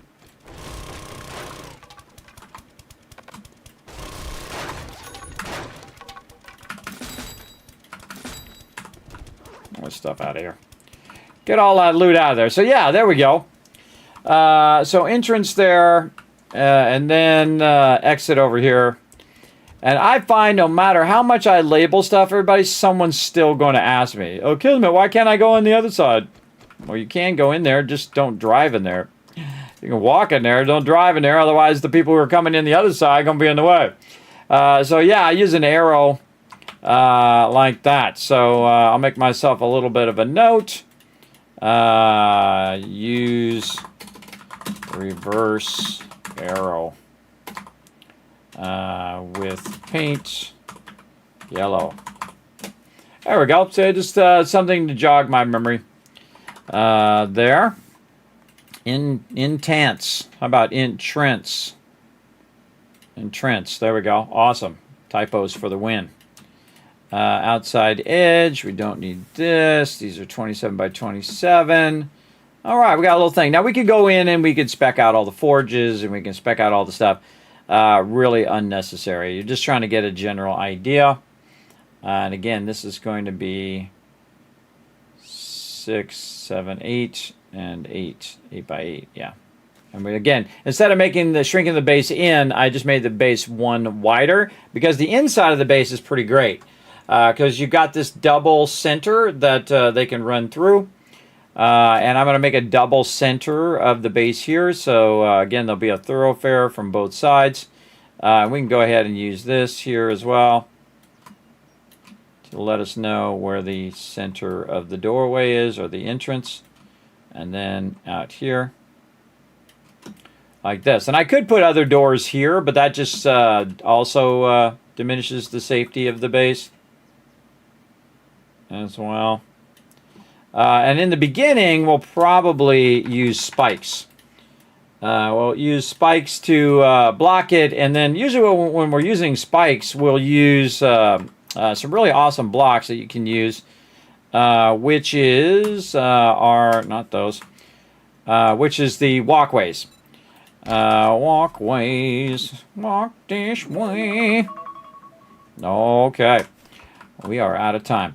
But walkways like this, where you would try to do it simple. There we go. Like this, and then you have the spikes on the side, and then it makes it really easy to get through into the doorway. But we've got this right here for now. I can put it there, though. I can put it like this, and then maybe put the arrow. Put the arrow on the outside. Okay. Something like that. Arrows get destroyed real easy, man. They really get, even if you use a concrete arrow, they get destroyed. But yeah, if you put it on the snow, it's really easy to see. So yeah, then they know the output, and again, we'd have spikes instead of our power. We would add that power later when we unlocked it. Again, that's very, very ambitious.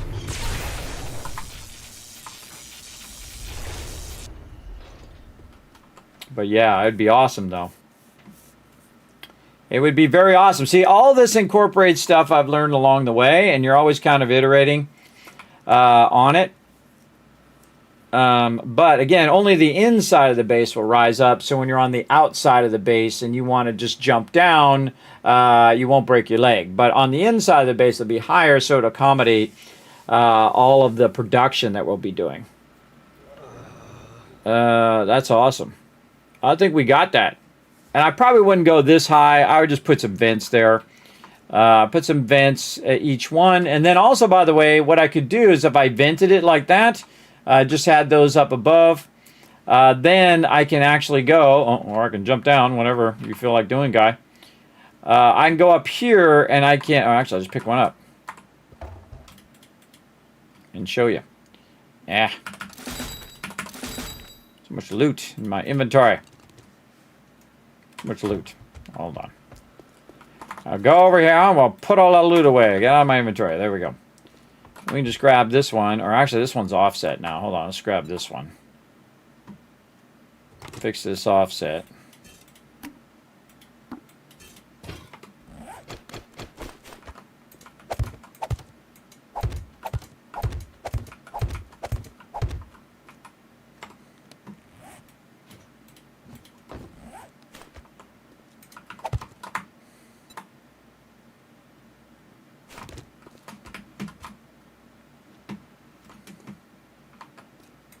Stack it like that. This way, you're getting the stuff up above and then down in here, but this one's not offset enough, so I seriously doubt it's going to work. I need to cut a vent in up at the top there.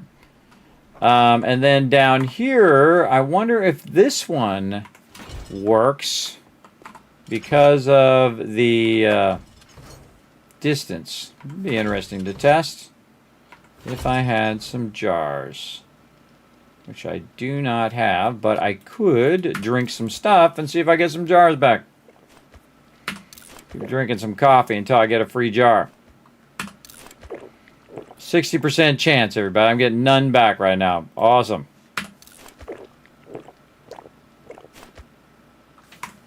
Zero jars back. More like 2% chance. What the heck?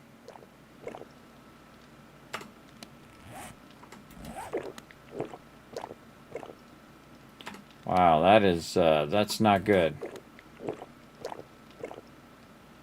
Like a 0% chance. What time is it? Just go talk to the trader.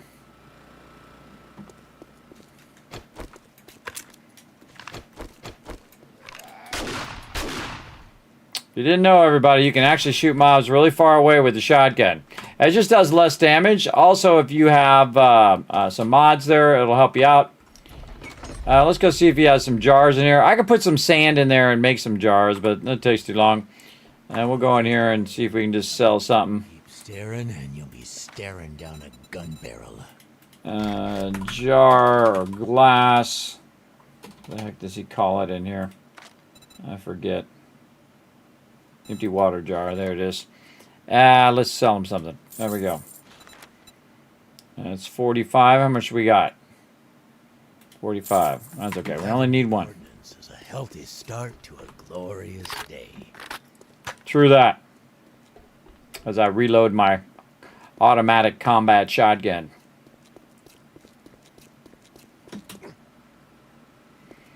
Okay.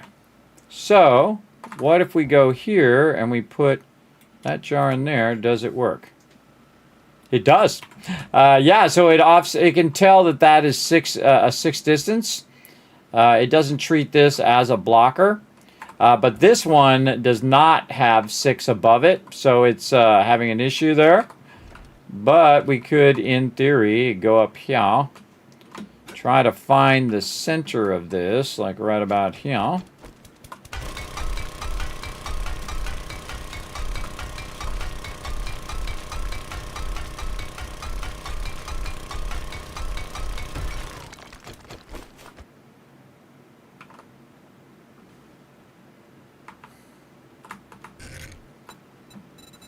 Might as well just jump down in there because I'm just going to go down there in a minute anyway.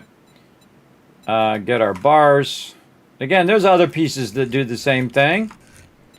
But I typically use the bars because they are rock solid and they work every time. I'm a big fan of stuff that works. Okay, there we go. And if we come down here now, it's working.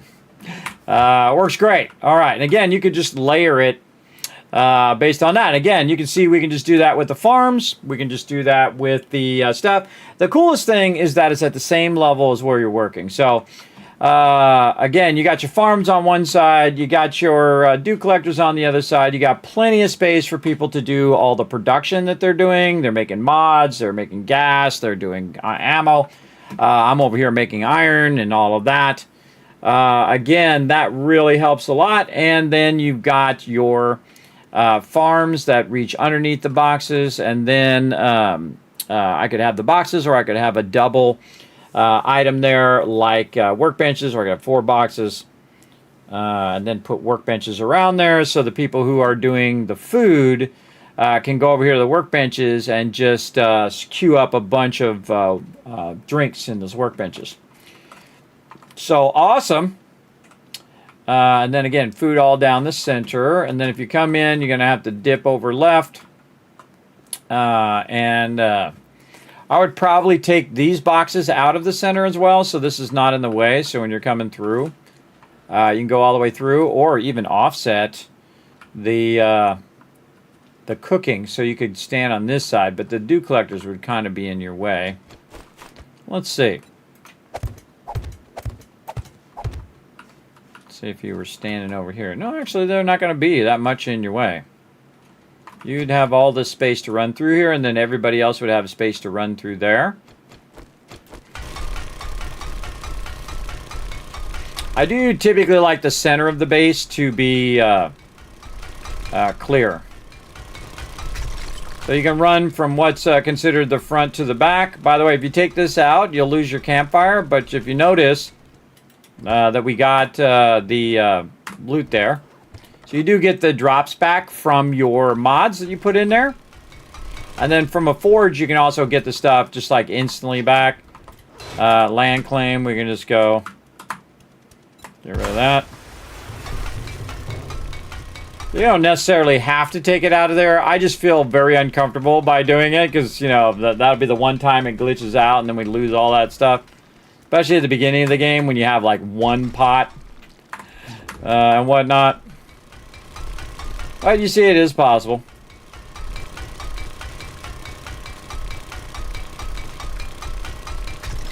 And there we go. So now we have a straight throughput. If you want to go from the front to the back, you can. If you want to go ahead and wash off after eating some food, like this. Again, you just stand in here, eat your food, and then crouch. And you'll see that 9 minutes just became nothing. And then you're good. Then you're out here, whatnot. Now, of course, all of these will be down another level. So this will all be down like this. So you'll also be able to run through here, and this won't be up like this in your way. It'll be all where the concrete is. So that's going to give it a nice ability to run through the base itself. Then we'll have a cooking here. Maybe even offset that by 1, just so it won't be growing there. But I guess it won't really matter because it'll be at the ground level, so it won't be that big a deal. And again, all of our dew collectors with our vents, and then our benches up on the sides, and then what we would want, like miscellaneous crafting on one side. We're going to need our land claim block again. And we're going to do that giveaway here in just a moment, everybody. Remember, must be present to win in the chat. And again, if you're the only one that entered it, then you got a high chance of winning. I'm just saying. You got a very high chance of winning. Let's just move this back over there. That's something else I would recess into the ground out of the way. All right, let's pick up this.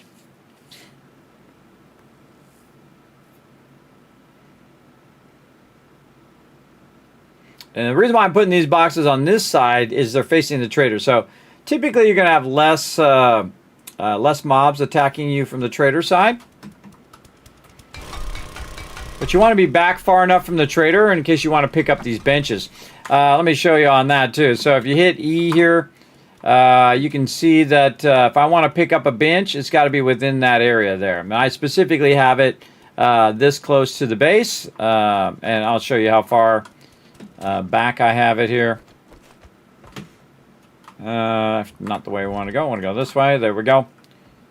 Let's get our other boxes. Put them away in the box. I don't care. I'll just make them concrete. Over here. So if you go to the trader and you try to put stuff down, you have to go out a certain distance from the trader to put stuff down. Like right there. So 1, 2, 3, 4, 5. 1, 2, 3, 4, 5. 1, 2, 3.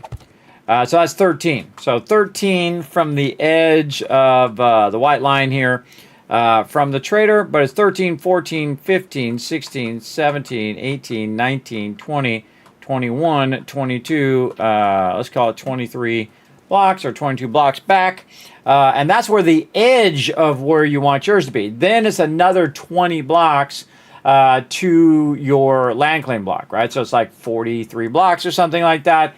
Or 42 blocks back. That's where you want to put the center of your base and then build it out so that you are not too close. If you're too close, it will not let you put your land claim block down. You'll see the red. We'll get another one. You'll see it turn red. It says, hey, you're too close to the trader. You can't do that. Or to another land claim block.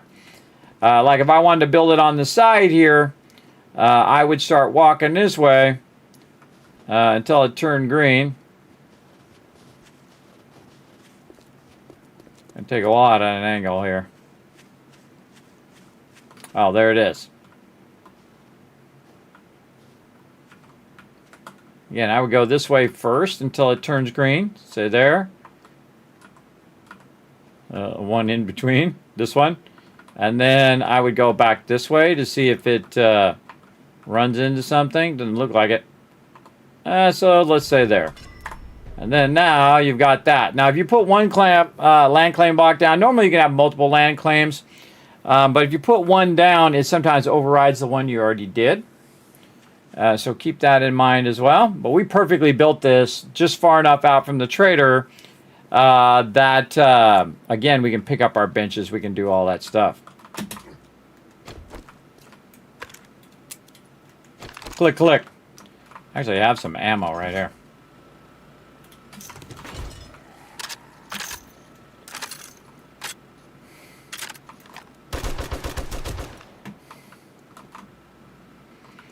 Okay.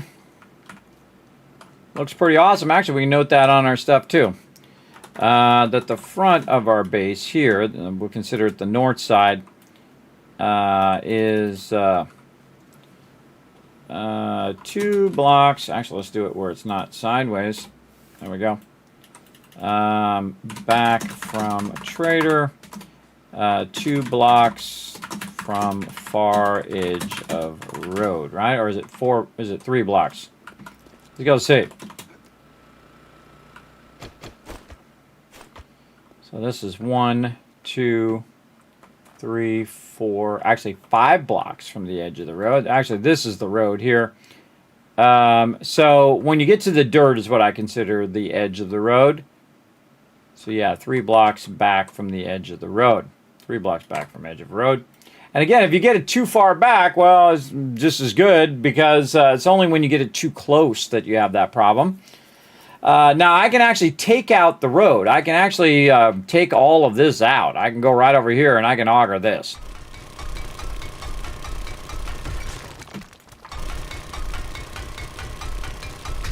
I can rebuild this and put down some concrete and do whatever I want in the road. But at a certain point, you can't go any further. You can see I can do that one. I can do this one. And then you're going to hear that noise. But it won't let me put the blocks down there. See, it'll allow me to take it out, but I can't put the blocks down. So you always want to check where you can put your blocks first, because now you're just going to have that hole there forever, and you can't do anything about it. It'll be there forever in front of the trader.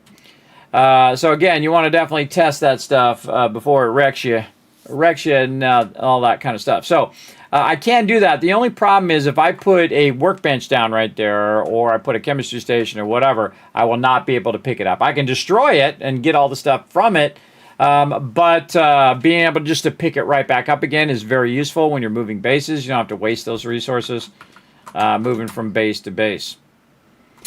All right, I'm definitely going to move this power over, so again, when you're going in, it's not going to be in the way. Though, kind of like it now, though. If you got this entrance here, it's not going to be in your way. And if you have the side door over here, the side door here, I would probably just put the electricity between here and here. And then you can just turn that off if it becomes too annoying for your crew. That's for sure. Or you could move it out where it is, where it's out just a little bit, so that your team could jump over it. It's hard to jump over it when you have the door. Like normally you just jump and try to get over it, but it's hard to do that when you have the door there and it's so close to the door. You're gonna get shocked. Ah, there you go, Ozzy. I told you you'd find it. Now you're styling. So yeah, we're looking good. Okay, so anything else we want to notate over here? Again, I don't know why all of these things has to be left justified. And then tools, weapons, books, armor, and then you got your stone. You got all your stuff over here. Probably then would just do a few things. So this would be our main things, and then we would do stuff like this. We get in here, and then we would do some elevated blocks like this. And again, since this is so high here on the inside, we could do, actually we do more blocks up here too for overflow. All right, we could just do overflow like that.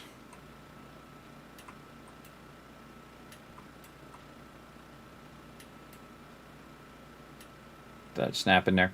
Because I just realized that's going to be higher. So, because it's going to be the inside part of the base and not the outside of the base. 1, 2, 3, 4, 5, 6. And right now we have 5. And this will be 6 plus a 7th block just to cover the top. And then you have this kind of double stacking of boxes here. That will happen because of the workbenches will also be double stacked. So say we do this. We really want to figure out how many of these we can fit in a row too. That would be awesome. Oh, wait, I'll just do that. And there we go. Put that there. And then again, these want to be up off of the ground so that they're like the benches here so you can see out the door. You don't want to have too much obstruction by the boxes here because you can't see squat through those. But you could just look around the corner on that. And then up here would be our boxes. Boxes, that's not boxes. I'll put them boxes here. And then you'd have the boxes up here, and then this would be miscellaneous crafting. Right next to the workbenches. Miscrafting, then put parts right above the top. And then say someone's over here and they're working on stuff. We can just pick this up. Like so. And again, you'll be able to put the benches up above too. Benches take a long time to pick up. And then you have like the raw meds box. Like that. You have the raw bike box for making bikes. So now I got the raw meds and bikes box together. You got miscellaneous crafting over there. You got a nice chem station in the corner that's kind of tucked back there that you can utilize. Use all these benches, and then again we'll put a bench above that bench up here, and so on.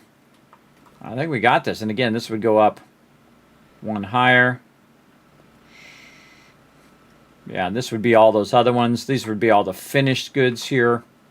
Miscellaneous crafting, parts, and whatnot. And then people can access the stuff from behind as well. And then again, we would just take out this glass, obviously. Take out the glass, because this we would just try to forge iron as quick as possible, and then we would steel it up. Yeah. Yeah. All right. And then again, all this middle stuff here wouldn't be here. It would just be here, and then it'd all be up off the ground, and then everybody could just run underneath it. Or if you wanted to AFK, you could just go here in the corner and not be in people's way. People love to do this, everybody. Hey, I'm going AFK. Going AFK right in the doorway. Or they're like, hey, let me stand right here in front of this bench and AFK. Or let me stand right in front of the forge here. AFK right there. Or the worst is when they AFK right in front of the drop boxes, everybody. That drives me crazy. Like, why did you AFK right there, brother? Where's my thing? I think it's tilt key. Yeah. Hey, I'm just gonna AFK right here in front of the drop boxes. Hey, it's a going away party. Let's enjoy. Hello.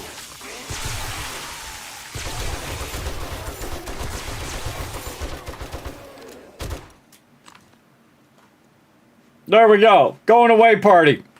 As in, that's it for this base, everybody. Man, we learned some great stuff in this base.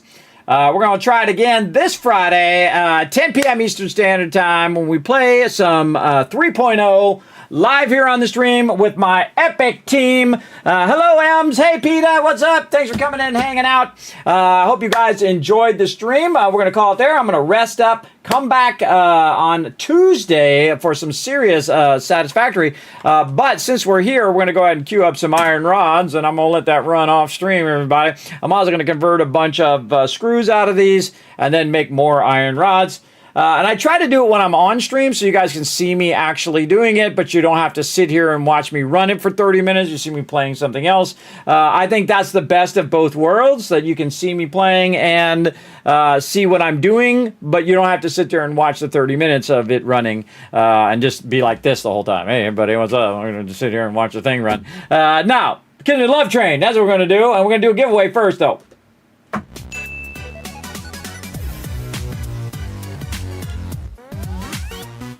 All right, now again, we're going to do 2 random Steam game codes right now, everybody. Boom! We're going to go ahead and close that giveaway if it wants to let me do it. There we go. We're going to draw some winners right here. Boom! Number 1 is Ems, and number 2, boom, is Peta. Ems and Peta walking away with some loot. That's what you do. You come on into the stream, you're like, boom, I'm putting some tickets in, and you walk away with the win. Now, I do see them in the chat, but they do have to say something in the chat to claim their prize. Everybody else, I want to see some GGs in the chat. The more GGs I see in the chat, the more Kiz Caps I'm going to give to all of you to have you guys have a chance of winning next time. So go ahead and show some love in there. While we're waiting for them to say something in the chat, I'm going to go ahead and talk about my schedule. It's not this. It's not this, everybody. My whole schedule is going to be updated. Be watching for that later today, on Monday.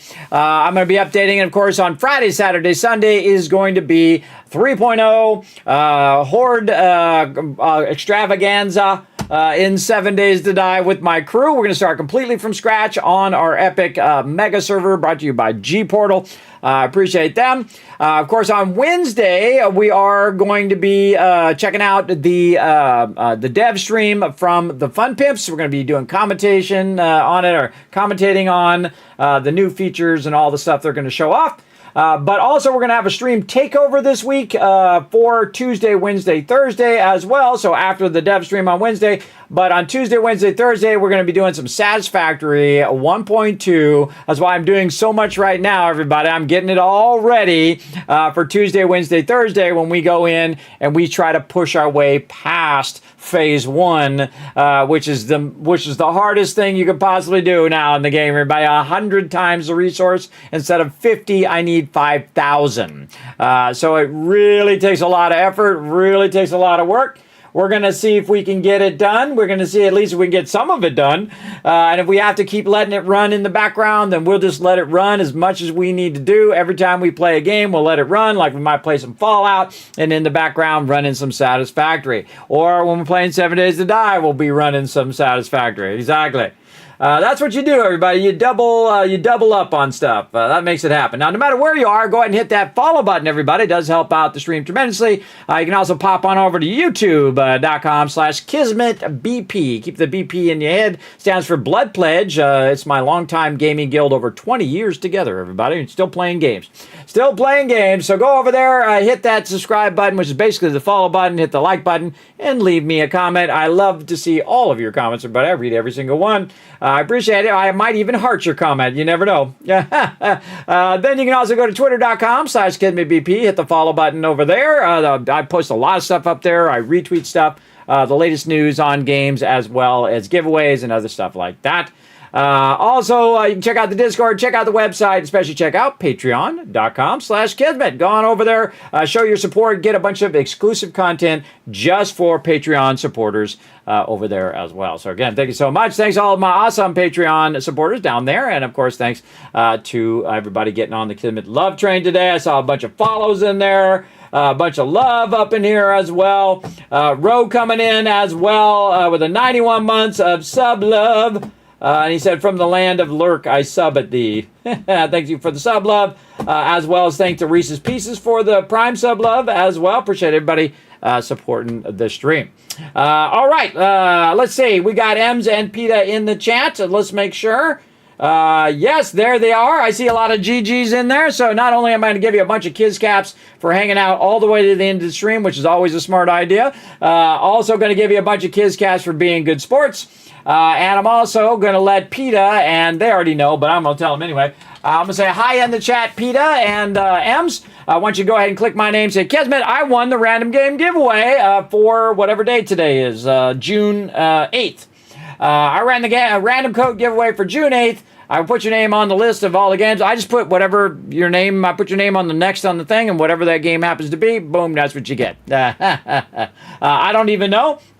I will actually be giving away some specific ones because I did hit up a bunch of devs that I've streamed here on the stream just for you guys, so you guys can get some codes for it. And I can give out some codes to you guys as well. I'll let you know when we're doing specific giveaways. Maybe you're looking for a certain game, like Conan, like Dawn Awakening, like the cool Solar Punk that we were playing, that kind of stuff. I will let you know as we get closer and closer to my birthday as well on the 23rd. So coming up soon. Coming up very, very soon. All right, that's it for me, everybody. We're going to roll on out of here. Now, here's what I want you to do, everybody. I want you to go ahead and get on the Kismet Love Train. Here's how we do it, everybody. We're going to raid somebody.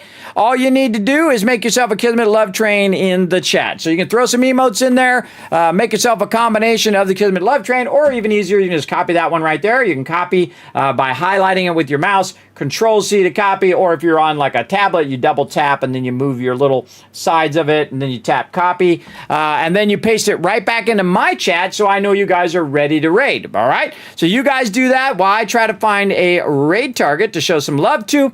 Now, the first peeps I always check to see if any of my crew is on.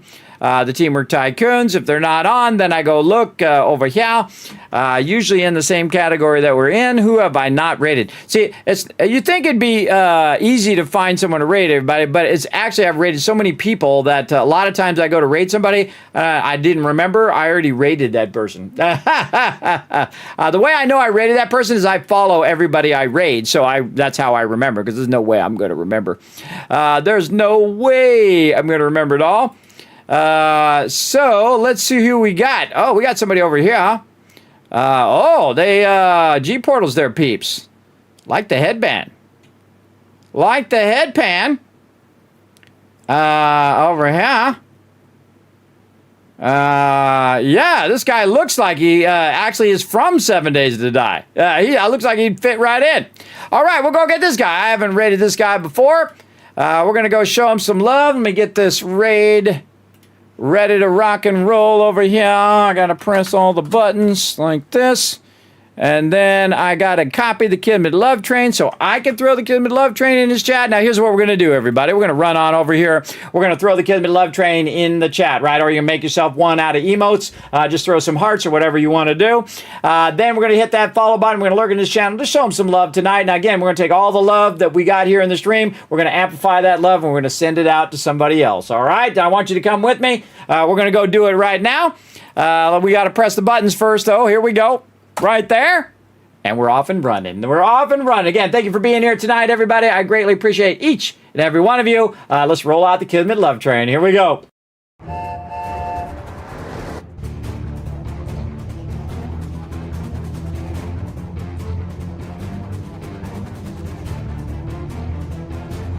this is Noru. Thanks for watching. This is the Sky.